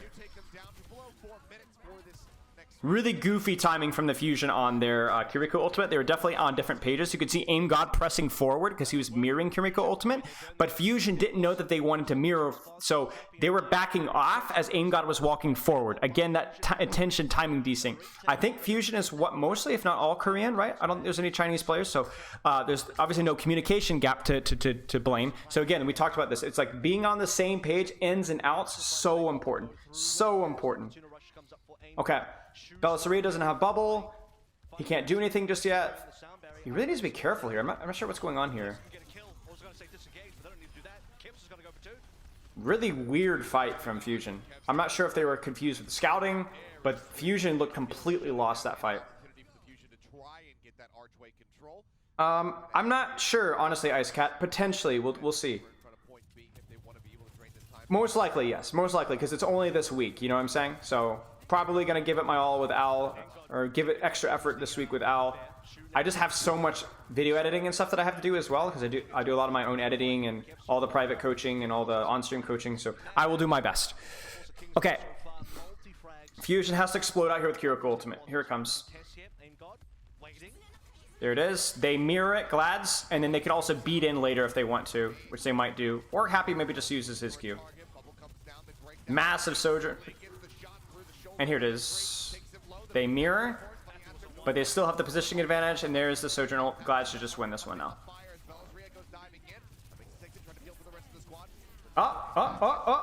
Oh, huge shot from Happy.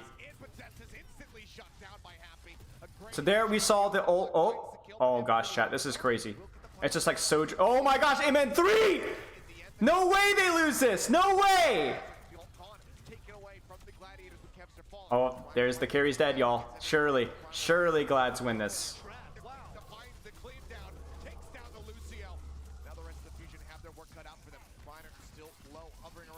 Oh, we messed us up his jump. Oh, no, we didn't. How? I mean, Glads really did a good job with their layering there, but... Oh, that was a goof. That was a big goof up. MN3 handed that one to them, y'all. They choked it. Okay. Another one.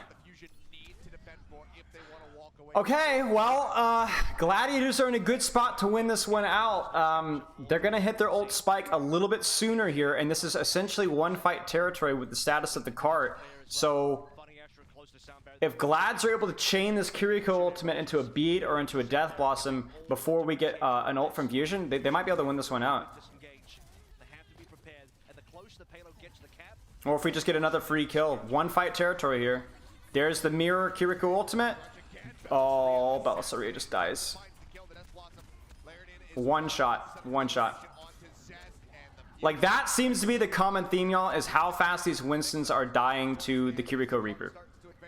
It is unbelievable. I think this is over. I don't think Belisariya will get his ult. He doesn't get Suzu, who didn't look like either, or maybe he did, it just didn't matter. I don't know. And Funny Aster could just beat whenever. There it is. That's it. Wow. Wow, what a comeback from Glads. Gladiators on their map pick of Kings Row. What a comeback from Glads. They tie it up 1-1. And all other things considered, you know, Okay, let's go back and let's watch some more Teru. Why is Monkey meta? Because Monkey synergizes very well with the Kiriko dive, and Kiriko right now is the hero that's defining the meta. So the way, let me turn on the light. Hey, let me get some water, y'all. Actually, I'm gonna get some water. No, it's okay. You should turn on. I'm going to. Hang on a second, chat.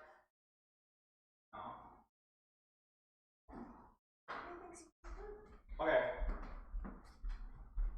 So the way metas work is usually they are hero defined. So with 1 or 2 heroes that are really, really strong, then the meta revolves around them. Right now, the meta for Overwatch League is revolving around Kiriko and the fact that you cannot play anything versus Kiriko dive.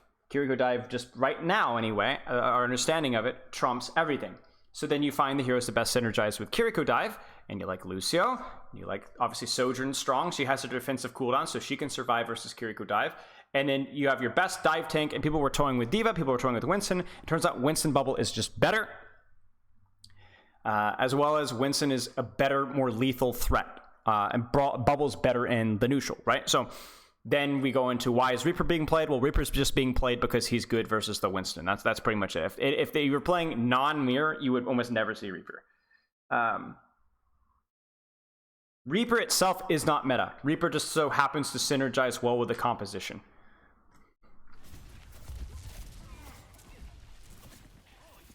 Reaper is probably the weakest hero in the game out of the 5 heroes. Almost certainly is the weakest out of the 5 heroes being played in terms of against other compositions, just objectively. Nice. Flanking Kiriko. Wild.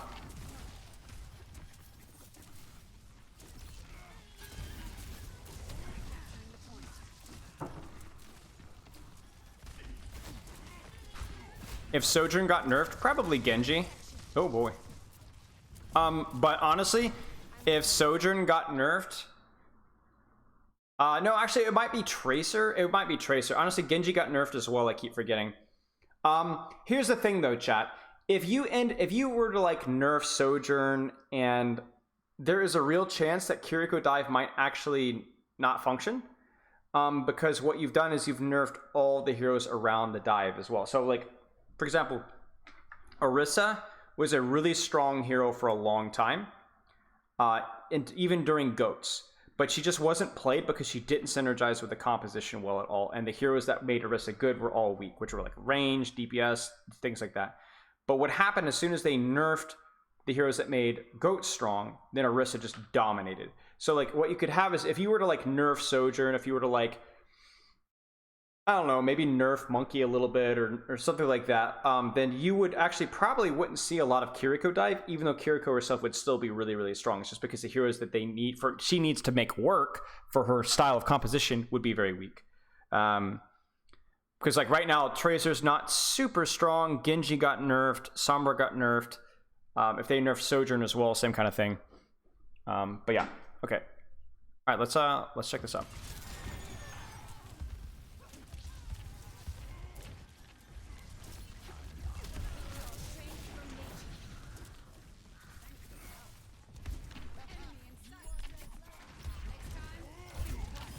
Okay, nothing a whole lot to say here.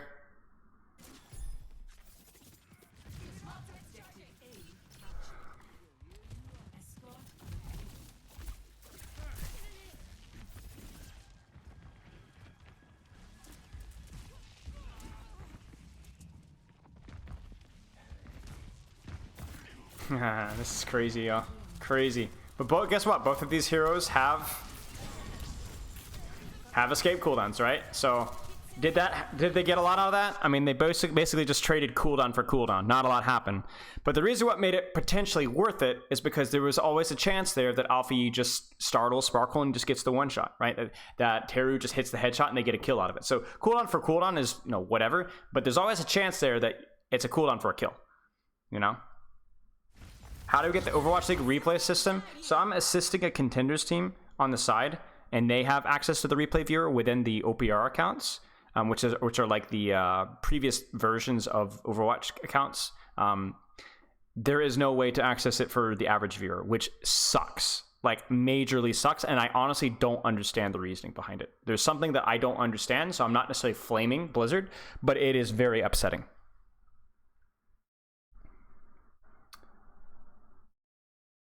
Suzu, so the Suzu was for his Reaper, so his Reaper wouldn't have to Wraith, because what he was trying to do, let me tell you what he was trying to do.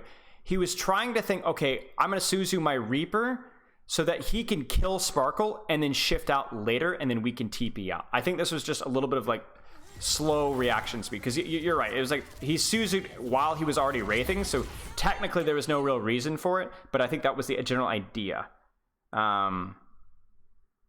Which monitor I'm working with? It's like an open division team that has a couple of players I've worked with right now. I don't think it's any team that you've heard of. So I'm just assisting them and offering to do some one-on-ones on the side. I'm not actively coaching them right now, but I'm doing occasional VOD reviews. In fact, I did a VOD review with the team on stream. You guys remember NKZ? And then if any of the players need one-on-ones, I'm helping them as well. I don't have time to fully coach a contenders team anymore. I'm fully on the content creation bandwagon right now. But I'm offering assistance on the side.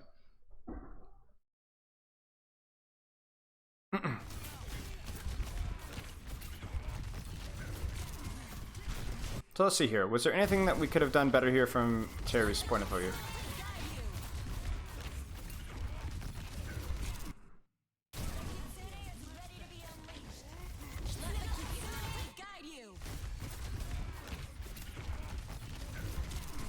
I mean, I don't know. He just seems very much focused on damage, because that I don't know that he could have helped a lot with, because the Primal Rage, right? Alpha Yi just doesn't get a shift yet. I mean, not a whole lot. I mean, the people that quote unquote could have used support had cooldowns, and just nothing happened, right? So, okay.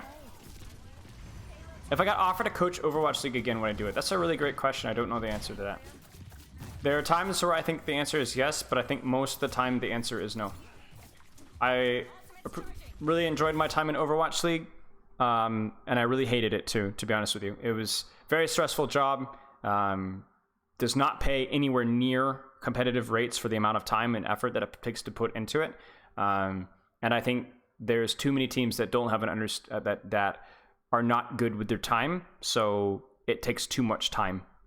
Given the it is so many coaches I think are really not efficient with their time, and it was an unbelievable grind, which I did not enjoy. I did not feel like I was doing my best coaching work with it either as well. And for me to head coach, which I think would fix that problem, would mean that I would need to be in person, which is just not feasible. I own a house, I'm married. Remote coaching is really, I think, the only option that I have right now. So, I don't know. I love Overwatch, and I love the pro players, and I loved working with the pro players, but there were a lot of negatives.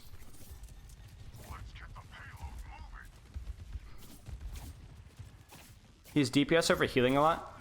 We've basically seen that Teru is a very aggressive player to the point of it being a problem. It is a playstyle. You can see Gushui, as from what we've seen, is a more defensive, more solo-oriented player. But I would not say it's necessarily a good thing. I would say that we've seen several times where Teru's over-aggression has been a bad thing.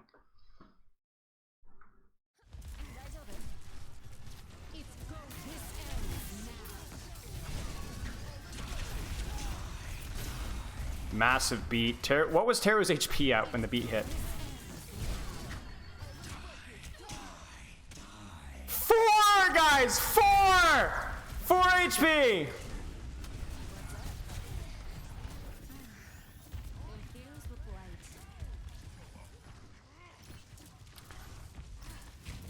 Alright, we're gonna finish this fight, chat. Okay, we're actually gonna stop here because we are about to go live again, so...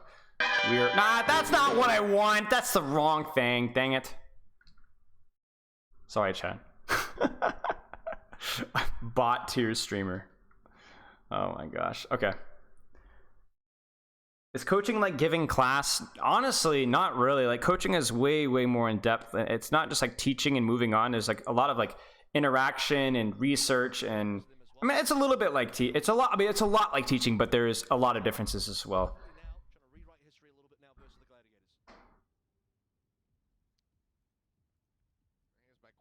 Dang. Check this out, y'all.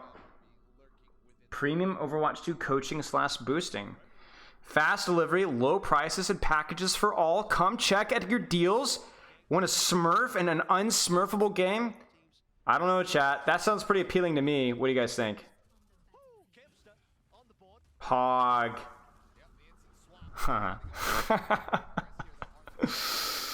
Respect the grind set. Even for thieves, I guess. Dang it, Pear! I wonder why Pear is leaving, chat. I wonder where Pear is leaving.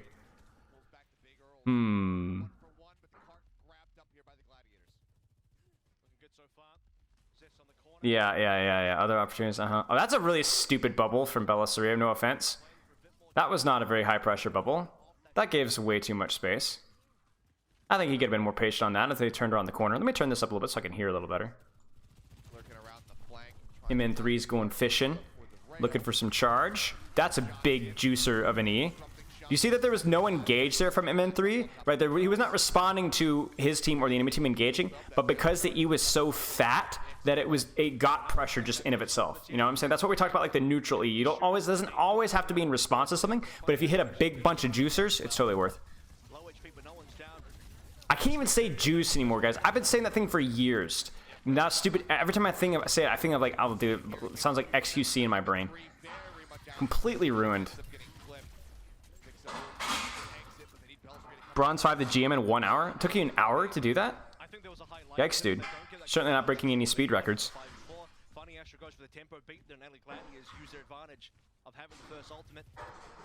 the Fusion getting ready for the retake. This will be the Kitsune rush coming on through. More from the Fusion as well once this fight goes longer. Surely. Okay. Good Kiriko ult from both teams. There's the Death Blossom, but it gets Sojourn, or gets Kiriko E'd out. There's the beat. Can Glads disengage? They cannot. Reiner gets isolated. I don't know how Reiner dies there because it's actually both beats were used there. I thought it was just the one. Definitely looked like there was some sort of isolation because Glads were out. Oh, it's a huge kill. That's going to be forcing the Philadelphia Fusion into a really weird spot. Zed pulls trigger. It's not going to be enough. Yep, got the shot. Yeah, that's huge.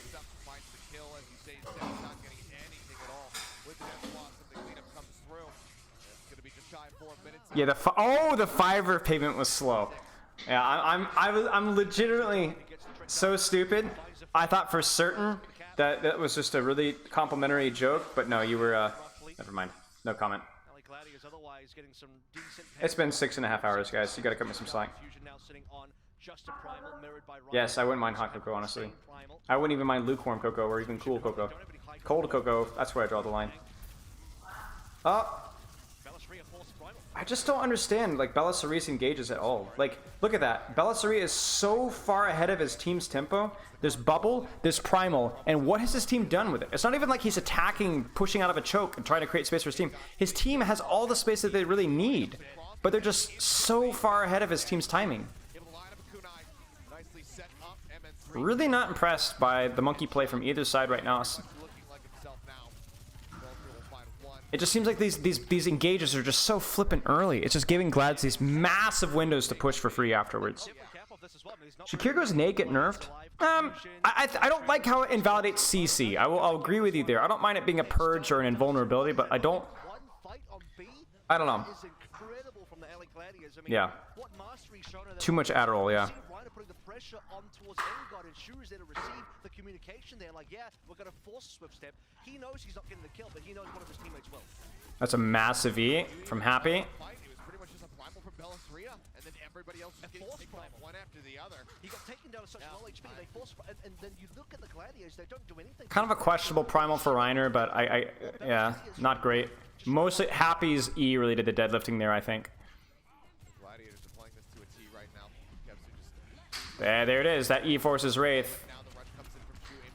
Oh, but he's okay though, because here comes the Death Blossom. Nice boop. Nice Fixa. Nice Fixa. Big man. Oh, but Bellasaria is isolated again.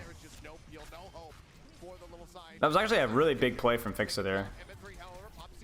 Like that should have been the map, to be honest with y'all. semblance of stability. Man, what a clutch. What's the purpose of Primal Rage in this meta? So there's a couple purposes. One can be used after you initially dive to create space. You can continue to dive to pressure out the Kiriko or the Sojourn, usually the Sojourn. The other use is that you can use it to like disrupt or ruin Kiriko Ultimate. Like you can cause some splits in Kiriko Ultimates, although that's a little bit more risky. Those are the two main uses, really. To continue diving, to continue pressuring, or to disrupt Kiriko Ultimate. Oh.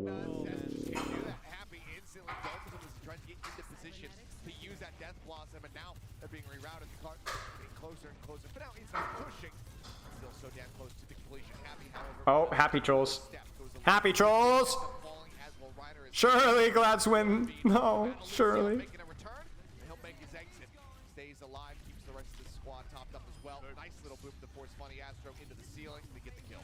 Also messing up Sojourn ult. That's a good shot. Yeah. Yeah, that's a good shot. Yeah, definitely good value there too as well. Dome straight away, as you say. A fusion. Okay. Aim God. Kiriko ult versus Primal. Will Reiner be able to disrupt Kiriko Ultimate? Let's see. There's Wraith. Bubble for Wraith. Reiner's low.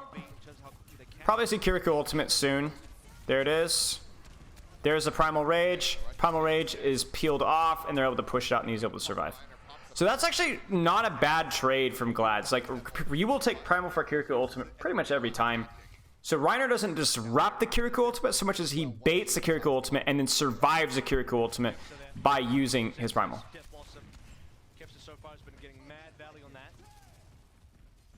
I don't know what the beat does there, to be honest with you. It looked like all the HPs from Fusion were full.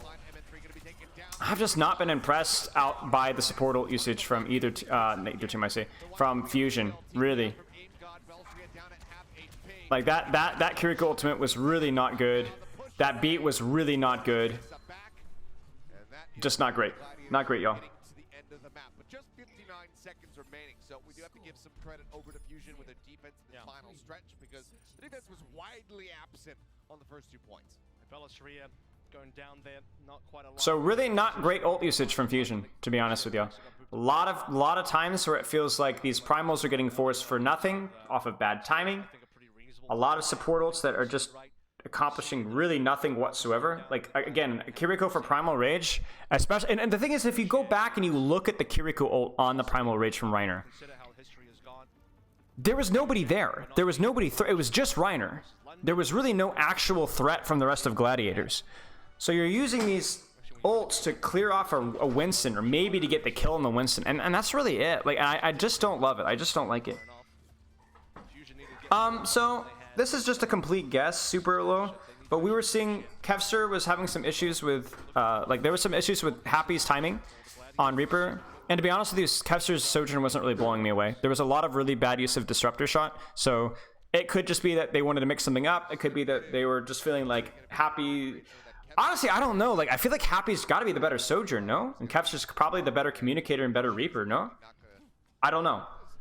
Like, this is the lineup I would have guessed from the get-go. So when they did the opposite, I was kind of surprised. And then when they did the opposite, they didn't look that good. So I don't know. Managed to get the shot, but then Gladiators further forward had that opening first blood as well. I believe it was Belissaria dying early. I mean, they probably have scrimmed, but you know what happens in scrims and what happens in officials can always be, you know, a bit of a toss-up. You know, things change. So could be that they're like, this is just feeling really bad in officials. Like, oh.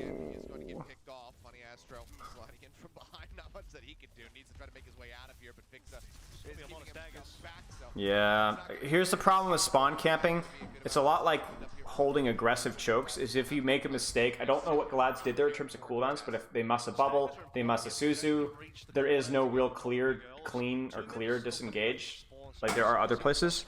It's really kind of an all-in. Yeah, I don't know what to tell you, 7C, to be honest. No idea. They saw something that we didn't see. Those coaches have been in scrims, we've not, so. There's the jump from Belissaria, defensive E, that's a nice E.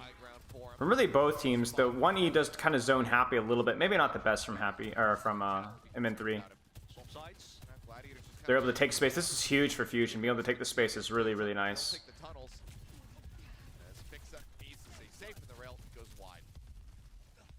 now Fusion get payload control as well, so this works out pretty reasonable for them. Both teams on the low ground here. Katsuna rush about to be online. Aim got so far here, Shu lagging behind.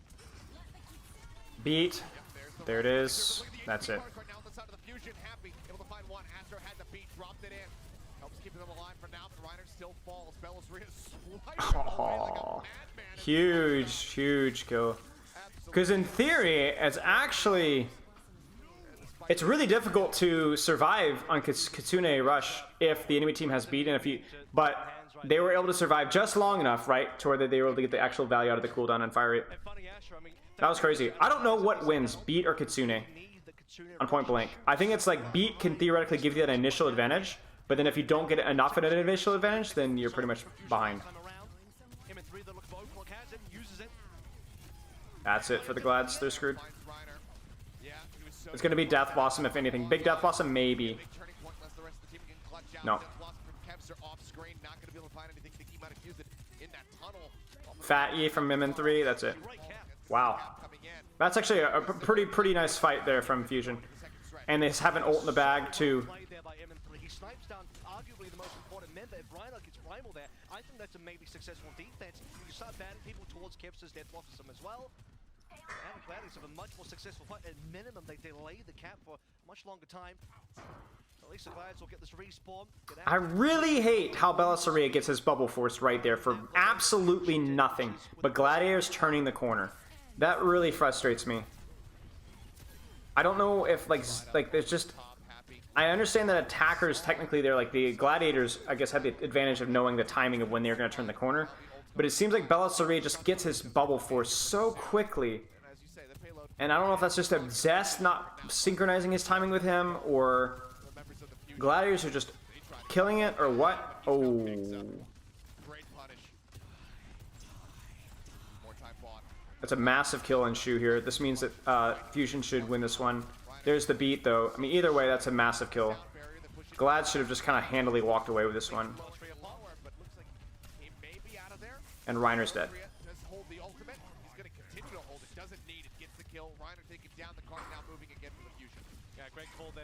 Oh, sorry guys. I didn't check chat for a second. Why Winston over D.Va? Winston's a better kill threat on like he can actually dive non-mirror comps better. And then in the mirror, Winston Bubble is just a better brawl tool than Matrix. Like, yes, you can Matrix Reaper shots and things like that, but a bubble in the middle, like a bubble in the trade is just better, and Primal Rage is a better ult than D.Va Bomb in the mirror. Oh, Bellasaria is going to go all the way in. Zoning ult. The rest of Fusion isn't able to do anything with it. Like, surely Fusion gets something out of it. Like, that is just absurd to me. That is absolutely absurd to me. That Bellasaria could zone like 2 or 3 people for like 10 seconds, and Fusion can do nothing in the meantime. Nothing.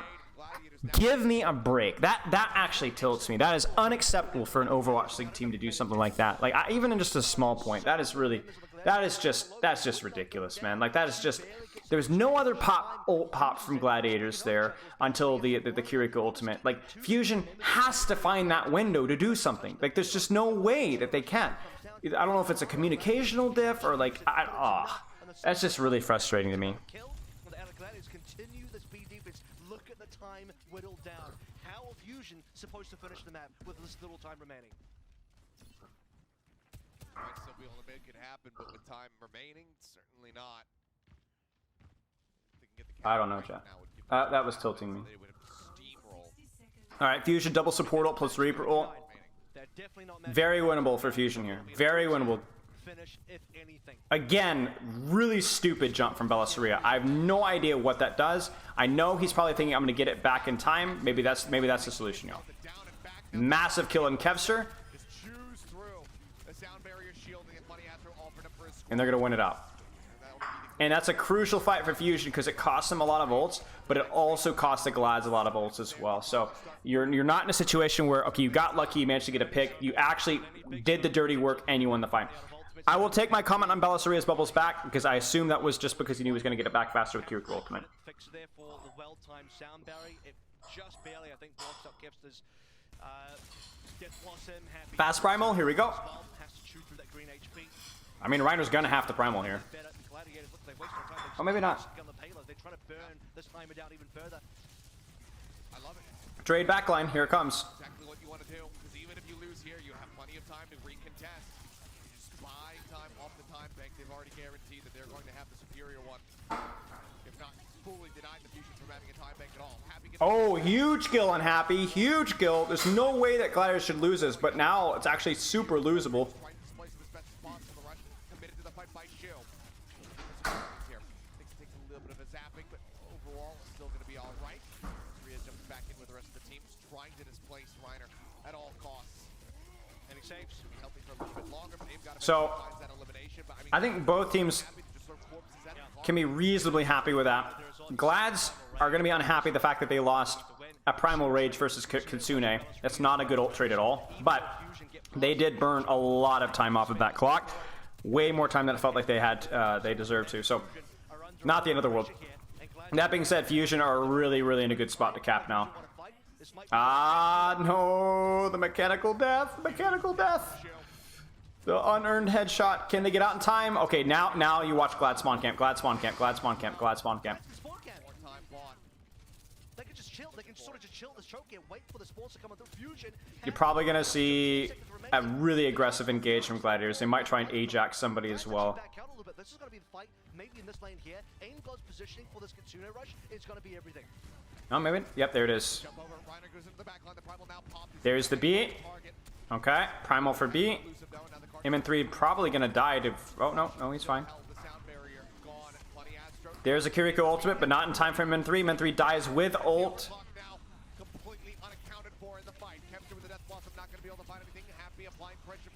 Can they get Shu? Shu would be a huge death right now. No, they do not.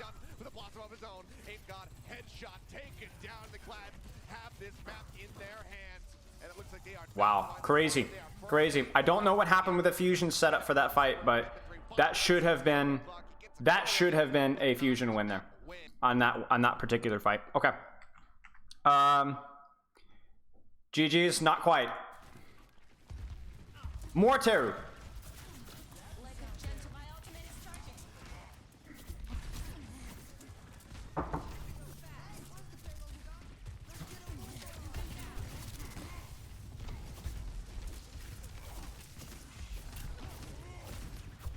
So focused on damage there. Like you can see again, this is not a bad thing, but he is very focused on damage right now. And look at what's happening around him, right? Like Alpha Yu could use some help, Gushui could use some health, and he is so very focused on damage, right?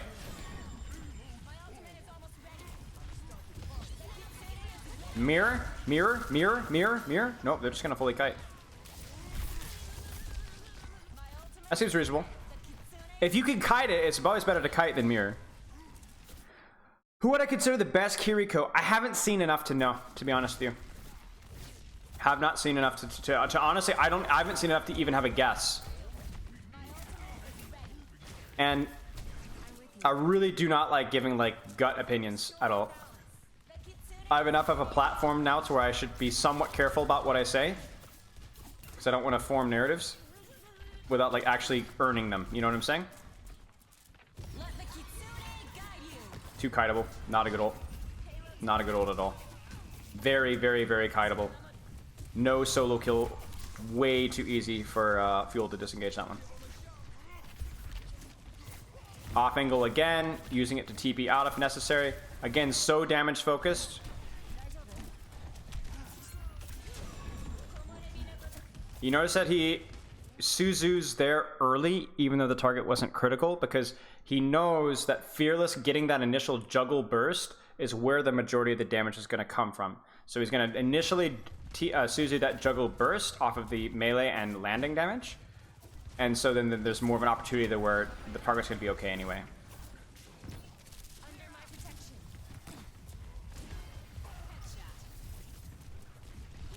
Was there a best Queen player during Jotsu? I'm pretty sure from what I remember and what I've seen that Hanbin was pretty much agreed to be the best junker.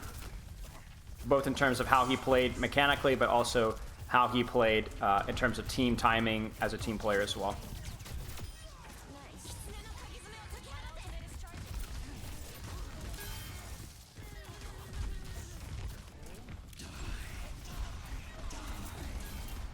There's that mid-fight, no cooldowns, press Q, Death Blossom. Crazy. Okay. Who do you predict to win the finals? I think there's a lot of teams that have the chance. If Glad's click, they could win the finals. If Dallas is obviously a favorite. I think London has a good chance. Houston is looking hot right now.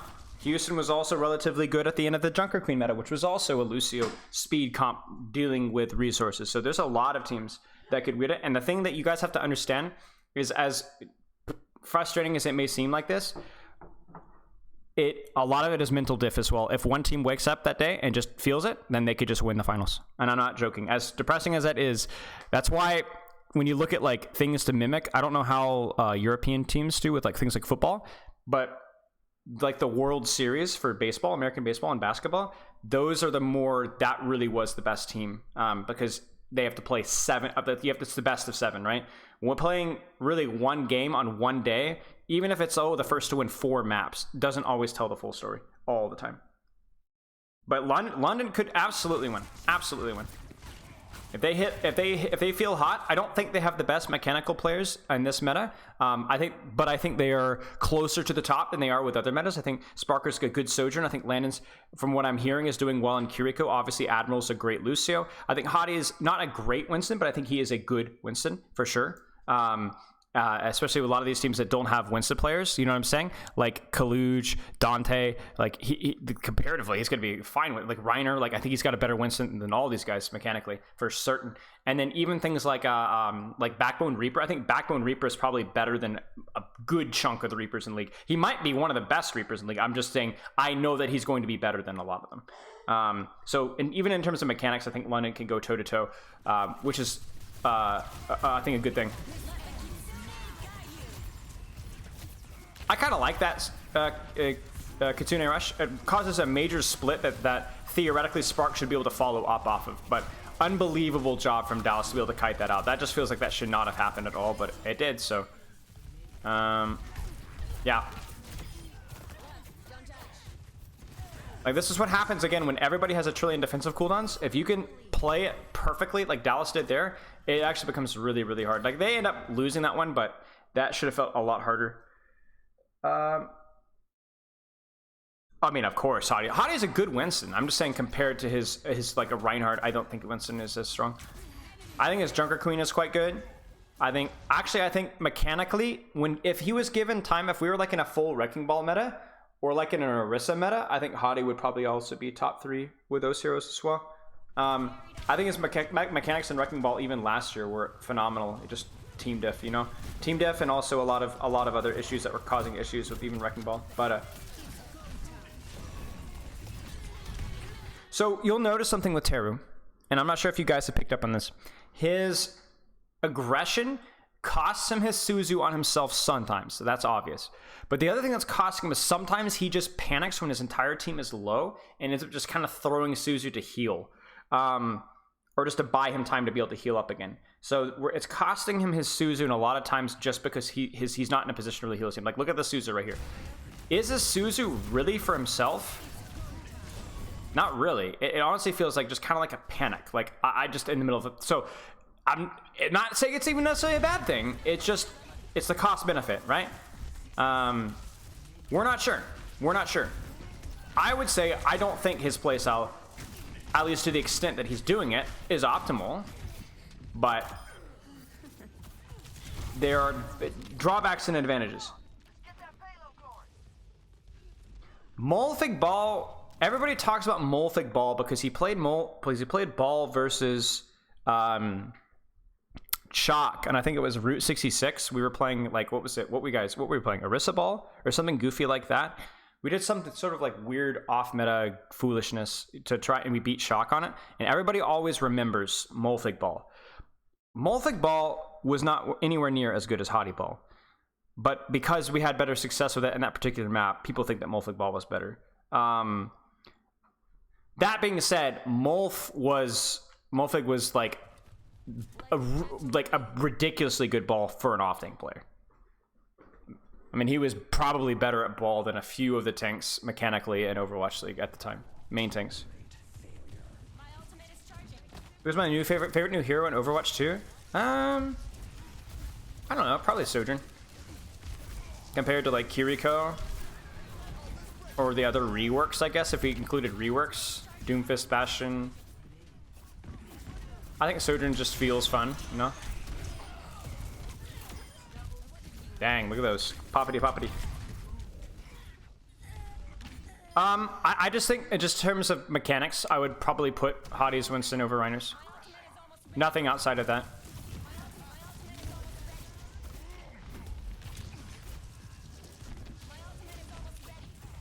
I've not always been super impressed with Reiners Winston as much. I think Hotties Winston's probably better.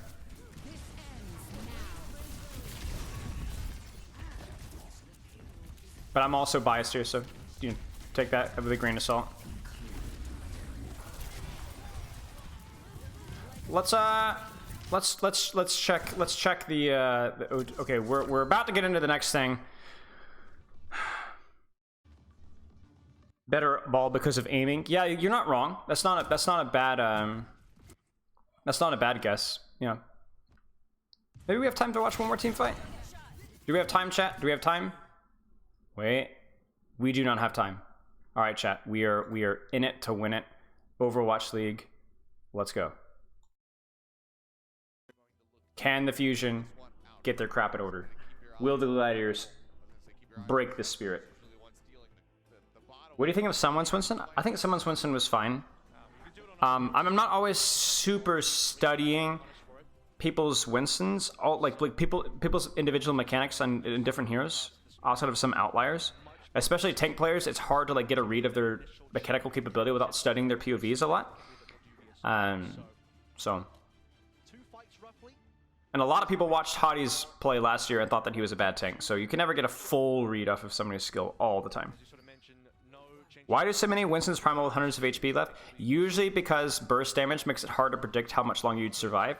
Secondly, because they want to get the initial damage immediately after landing on a target. And third is usually one of the more common reasons is to pursue a target instead of having to wait for jump again. So like let's say they jump a target, the target shifts away, they want to pursue it, they'll pop primal immediately. Again, Belisariya, very early jump. I do not think that he got enough of an advantage with that jump or bubble. Let's see. Do you see how Happy aggressive Happy is playing and how much more damage that Happy is getting early on? The damage was done there before Belisariya even jumped. I'm telling y'all. Gladiator's angle control there was so much better. So much more early pressure on the tank line. Comfortable first fight when Belisariya falling down early. I mean, earlier in the series we had mostly Ryan falling down early, and now is a Philadelphia Fusion that is unable to get any counter trades once Belisariya. I am missing my chat board. Hello? Happy somehow gets them down, and there you go. Shot will have the finish of that. No Suzu, no Swift Step. Not too sure what happened there, but will Fusion more time. Technically not a fight, but watch the payload distance. It's getting very close now. A lot of early pressure from Glads. Not the best E in the world, but they're probably going to disengage anyway, so they don't care about wasting cooldowns. Hopefully he gets his Disruptor shot in time for the next fight. He's not. That's unfortunate. He's going to push in aggressively. Wow. Does force a pretty decent split here. Belisariya might die. He has to disengage. Oh, he busts up his jump. That's it. Gladiators are very decisively pushing these splits. This is the Gladiators like mental buff, right? Where they just start flow stating and then they're just very hive-mindish, right? This is going from bad to worse for the Philadelphia Fusions. Take a look at the situation again. Angod, full HP, and then wall climb, son of a gun. The Suzu must have been half a second off. It was the Swift Step on cooldown. Maybe I think he might have used the Swift Step. What's been my favorite meta so far this season? I think the Winston on a Zen meta was quite engaging. There's a lot of dynamics to it. A lot of dive, a lot of spam, a lot of pop-off potential, but also a lot of macro too. That is actually a massive fight from Fusion, honestly, y'all. 1 for 2. 1 for 2 and winning the fight with so many ults in play that Glads could have used to delay that, and they're just going to turn it instantly. Wow, that was crazy. This is important to note, by the way. AimGod's died 3 times, and yet he still has a Kitsune Rush on pace with Shu, who hasn't died, has not died. So that's what I'm saying. Shu is consistently still behind AimGod in ultimate build time. The fact that he has 3... I don't like what Avril's saying here about ultimate build time. When your tank is... I mean, he's taking a lot of... It could be completely due to aim... Could be completely due to, you know, ult charge rate, healing, damage, things like that. Monstrous. Another good fight win from Fusion. Okay, 2 for 0 is not optimal there, but the thing is Fusion still have a support ult advantage here, which makes it's going to make it difficult for Glads. Support ults are usually the more powerful ultimates, so not having the Sojourn is going to be the big one. But theoretically, Fusion can still win this fight. We'll probably see beat soon from Fixa. Again, Belisariya is just... It just feels like... I just see Belisariya basically by himself, zoning backline, and then I just don't see anybody on Gladiator's HP moving. So I'm very confused by Belisariya's timing. It sometimes feels like his timing is bad, and then sometimes it feels like his timing is fine, like it was there, but somehow nobody on Gladiators is taking pressure, even though there's a Primaling Monkey zoning the entirety of Fusion, or Gladiators. It's like, how? Like, how is a Primal Monkey with 3 people on him? How is Reiner not getting pushed out? How is Reiner not taking damage? How is Kevster not taking damage? Like, I don't even think Reiner had a Primal Rage there very early. It's confusing to me. Semi-Fredo, I would say, especially with the current OWL format, where most players don't last very long in the league, so like you're not allowed to like build up a big team culture over many years. I would say it's like 30-70, 20-80, coaching versus player mentality. Player mentality is by far the biggest contributing factor, but coaches can have an impact. There's just often not a lot of time. Again, Belisariya, what is that bubble? Like, I just, again, I know, okay, they're probably using it to, okay, so they're going to use their ultimate here, but the windows of Fusion's pressure timing, like when Belisariya turns the corner with bubble, always feel crappy timed with what the rest of Fusion is doing.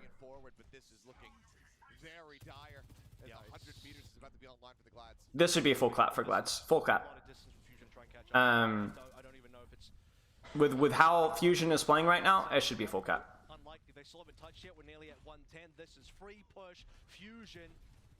There's the 180. Belisariya is in. The flip happens. MN3. There's the Q. They're going to try and push off of it. They don't get the push. Oh, they do get the push. Whoopsies. That's it. That's it, yo. Oh, no, wait, they got the Primal. If Happy dies, or Fusion survives, Belisariya must survive. Yep, they pull it out. Nice. Okay.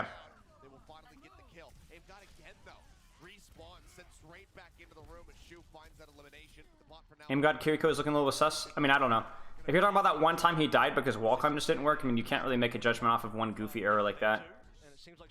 It's like one particular second over like hours and hours and hours of play, you know? I mean, people will remember that crap, but that's just because people are stupid. Doesn't necessarily mean his play is bad. It's a goofy error. Everybody makes them.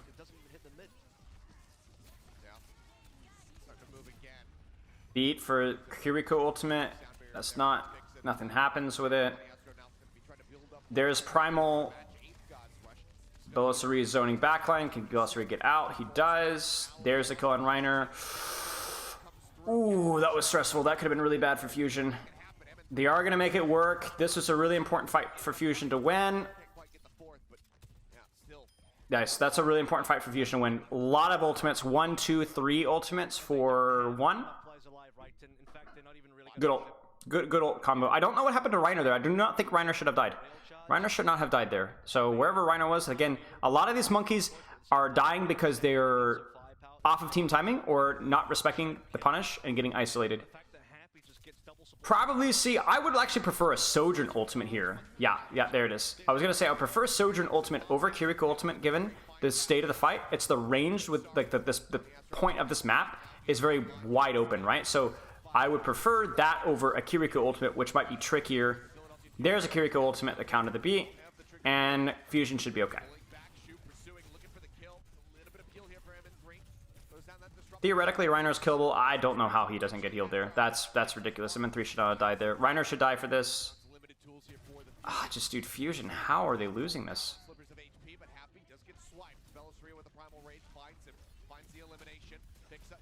Surely Fusion wins this. Oh my goodness gracious, chat. Like, how are they fumbling this? This is some major fumblage of the bag. Really goofy there.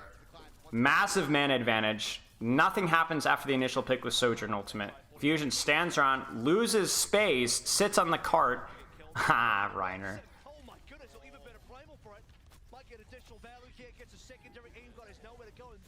Can he get one more kill? Can he get one more kill? Yeah.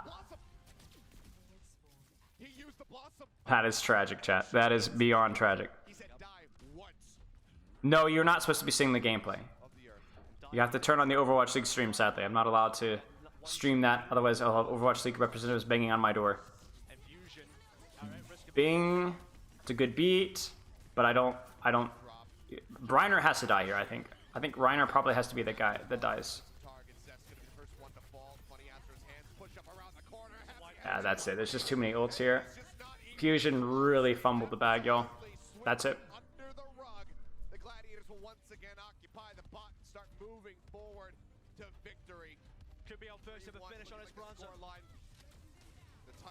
It's a nice little touch from the Tracer, actually. It does buy a little bit of time for a recall, which is okay.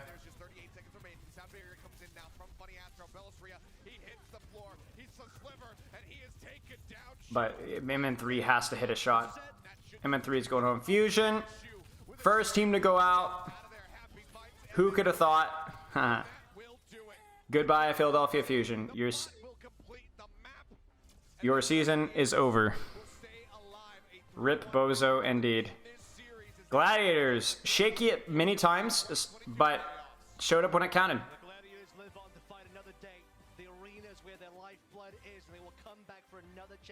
There you go, boys. Yesterday versus the London Spitfire, they were capped out on Colosseo. A very disappointing look on that push map today on Esperanza, which is, by the way, the Philadelphia Fusion's map choice. The LA Gladiators will find our first ever Overwatch League Esperanza full map completion. And with flying colors as well, the Philly Fusion did not even... Yeah, I mean, a lot of good performances from the rookies, I'm sure, this season from Fusion. Just too many issues with timing and some really poor ult usage. A lot of neutrals and a lot of ult fights were just lost due to really stupid errors. What do I think of my chair? My chair is fine. My chair is good enough, I suppose. Let's finish off watching at Teru. Let's watch a little bit more Teru. You know, actually, chat. Here's what we do. We'll watch a few more fights from Teru, and then we might call it. Yeah, we'll watch a few more fights from Teru then. I don't care. Whatever's fine.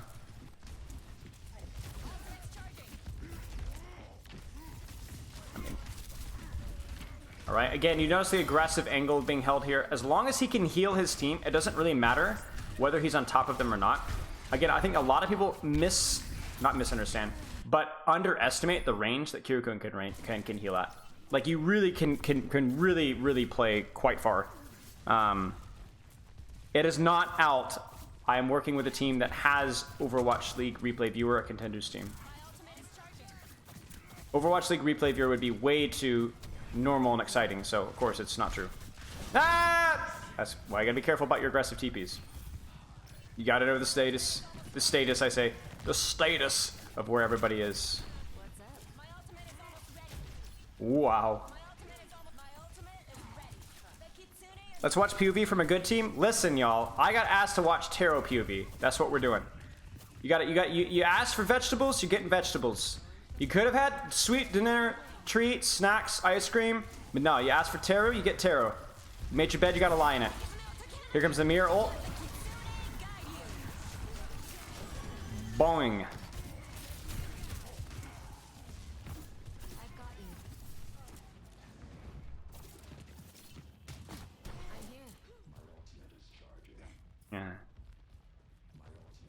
Spylo has special access, yeah, that's right.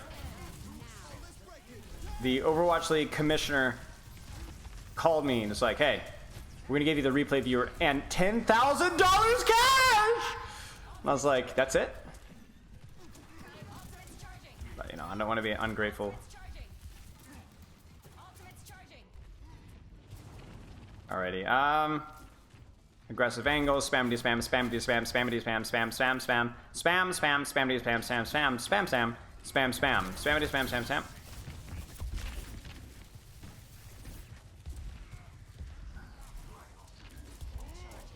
I've got you.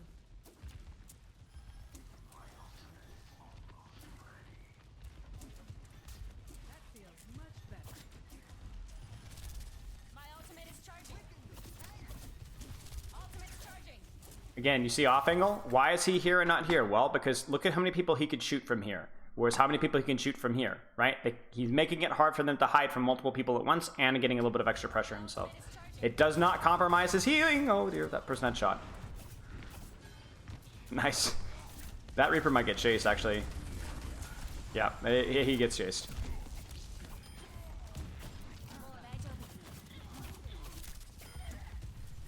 Salt of the Earth 3-1 Dallas. Yes. Love it. Give him a kiss right in the lips.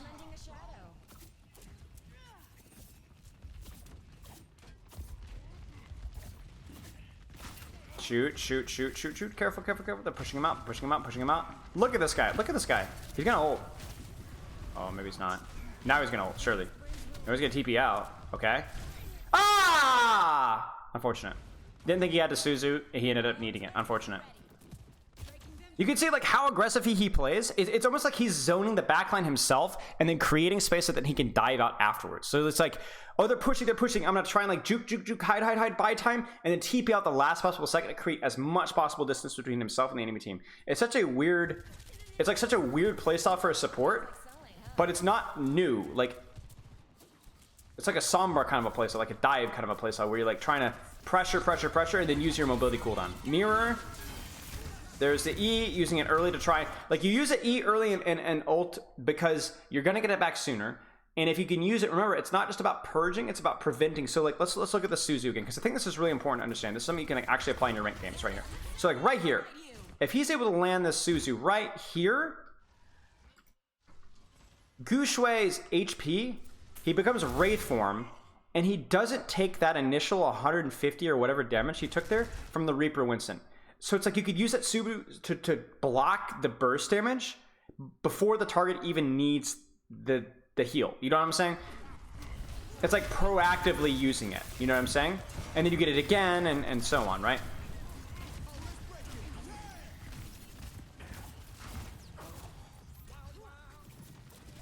I mean, Mercy can kind of do that a little bit as well. You know, like bait aggression on you and then shift out. You know what I'm saying? It creates that like escape route. Okay, so they have no. Wow, that is something. That is the other end of the Teru aggression, where we're like, why did you do that? You've used your Suzu on nothing. You got no pressure, no picks, no nothing, and your team just lost a ton of space out of that. Like, okay, Shy hits the mechanical shot there, but like, I do not like that play. I do not like that play, chat. I was thinking that, oh, Terry was going for that because they didn't have any ults, but they had actually plenty of ults. There was no reason to like go crazy clutch mode. That was a little much. And by a little, a lot much. All right, here comes Death Blossom. Oh, they juked it. Doesn't mean they gave up the high ground though, so that's good. Terry's got a pretty good angle for heals and damage and such. There's the Suzu on the Death Blossom. If he survives long enough to get the damage off, it's a huge ult. Okay.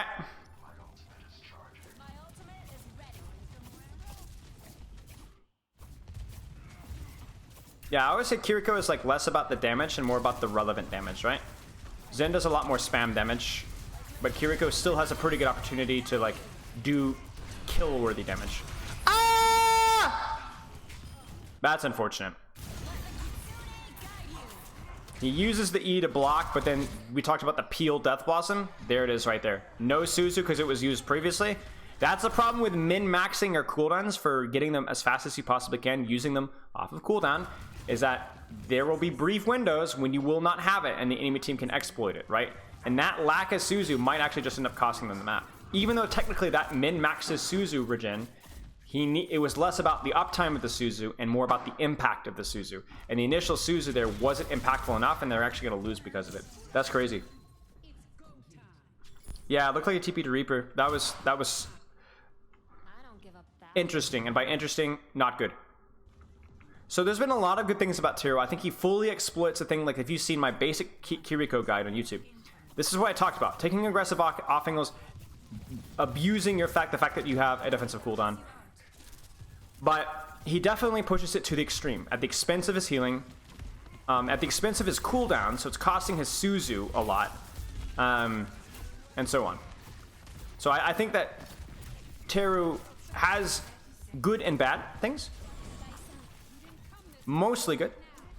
But I think there are some points where you can see where, like, not inting or not trolling there would have been a better use of the cooldown. Okay, let's keep watching. Yeah, I mean, Fuel lost all space because headshot. Sojourn. Again, aggressively holding with his team. He can get away with it. Like, can you imagine an Ana holding up here versus a dive comp? People will think you're smoking crack cocaine, right? And you probably would be. Notice that he doesn't TP to the Lucio. He needs to trust that the support can get out of there, because if he TPs to the Lucio, then he's probably dead to the dive. Really big fight win for Spark. They won the 2 ult fight, so now that they get into a fight where they should theoretically have 6 ults. So I feel like they might lose this one. They should win this one. They should win this one. I'm looking at the time. I'm like, do they lose this one? Because there's not a lot of time left here. But they should win this. They should win this. Ult for ult, not the end of the world.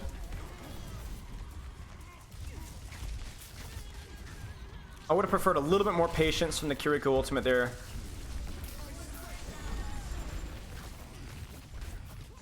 A lot of ult for ults, but unfortunately Dallas has been able to match, and then they get the last ultimate. I'm curious why Shy didn't pop his ultimate sooner.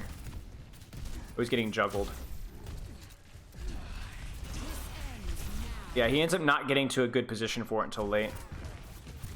Dallas just plays this one significantly better with the positions that they're holding. Yeah, okay. I'm not delving deep into the macro here, y'all. I'm really trying to focus a little bit more on Teru, because, you know, that's what we're here for, right? You hate this match so much? I mean, yeah, there's good, bad things about it.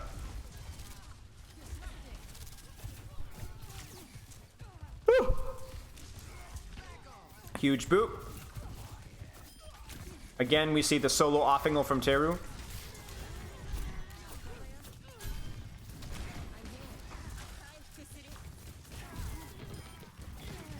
Okay, next fight. This might be the last fight, actually, here. Last extended fight. There's the jump for space. It's going to force some heals. Going to force Spark to back up. Mostly just heal spamming now.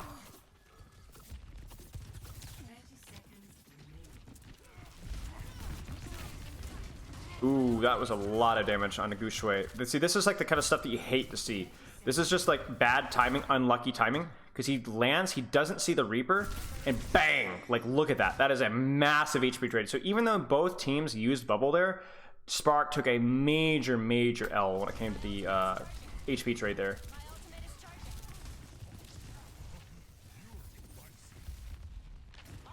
Still, all the high ground, right? Oh dear, what? Bubble diff, no Wraith. That's pretty silly from Alpha E. But there's also a trade. Big shot, ult. And that's it. Yeah, wow, okay. Cool. So, some things to learn from Teru. I think pushing the limits with aggression. Definitely thinks push the limits too far. A lot of times. I think getting punished for not having your Suzu a lot of times really leaving Gushui out to dry sometimes as well. But a lot of interesting things to say here. Like we knew that this hero had a lot of potential for this, and Taro really seems to be pushing the limits with that specific aspect of her kit. But yeah, do you guys have any questions about Kiriko or whatever foolishness that you may or may not want to be asking about?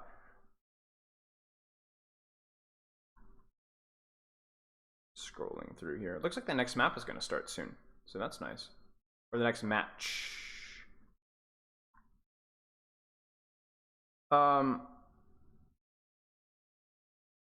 Why mirror Kiriko with Kiriko Ultimate? Well, the reason that a lot of teams are mirroring Kiriko Ultimate is the attacking team tries to use Kiriko Ultimate to get space.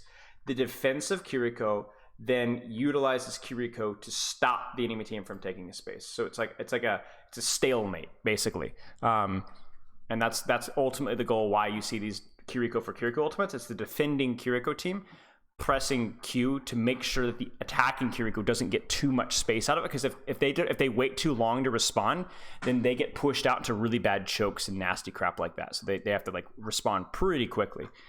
Focus a bit on Winston and Reaper positioning. I won't be able to have time to go in super in depth right now, but I could tell you that a lot of it is about like Winston and Reaper positioning is all going to be about like corners and synchronizing your pressure at the same time. Same thing with Reaper, because the worst thing you can do is from just random spam getting your shift forced, or random spam getting your bubble forced, or random spam losing all your armor of Winston Reaper. Remember we talked about like the tempo earlier, like all in, all out? That's very much Winston and Reaper. If you are not synchronized on that pressure, then you're going to have a bad time.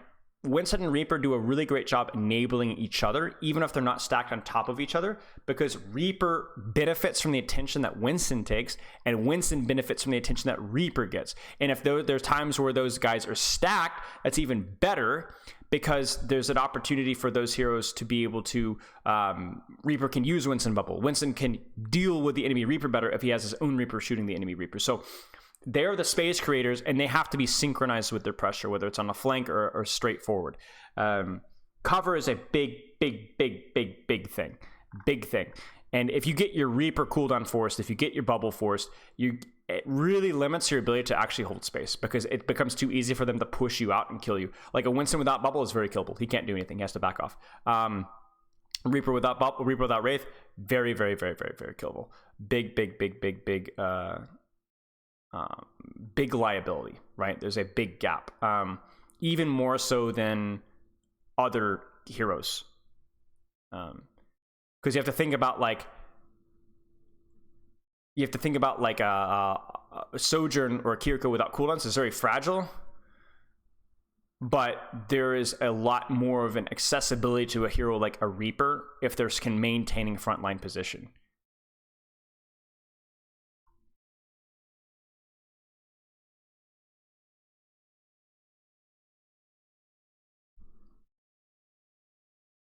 Do you think a quick forearm workout is a good warm-up, coach? I don't think your muscles really need a lot of work. I think it's more about like a little bit of warm-up, sure, but I think it's more about your. Am I being baited? Am I being baited? This isn't a legitimate question. I'm being baited. I can't believe I even started to answer that question.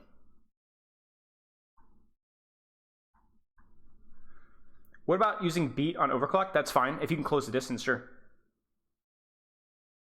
This is kind of serious. Okay. I did not.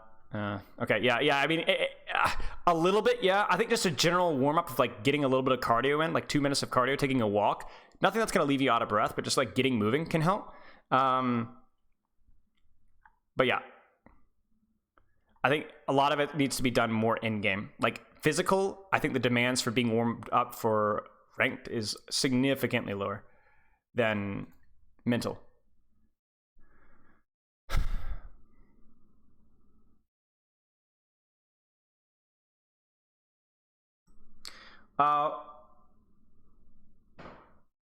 What about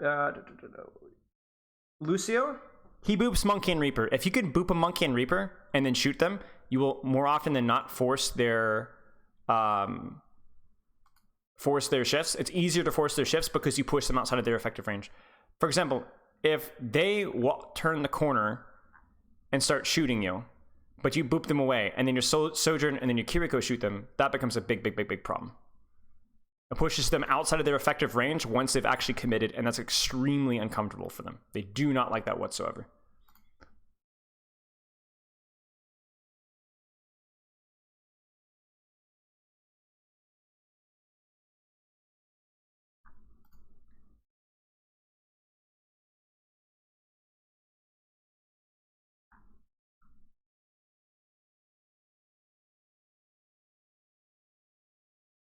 Okay, we're gonna call stream. How hard should Sojourn off-angle in this comp?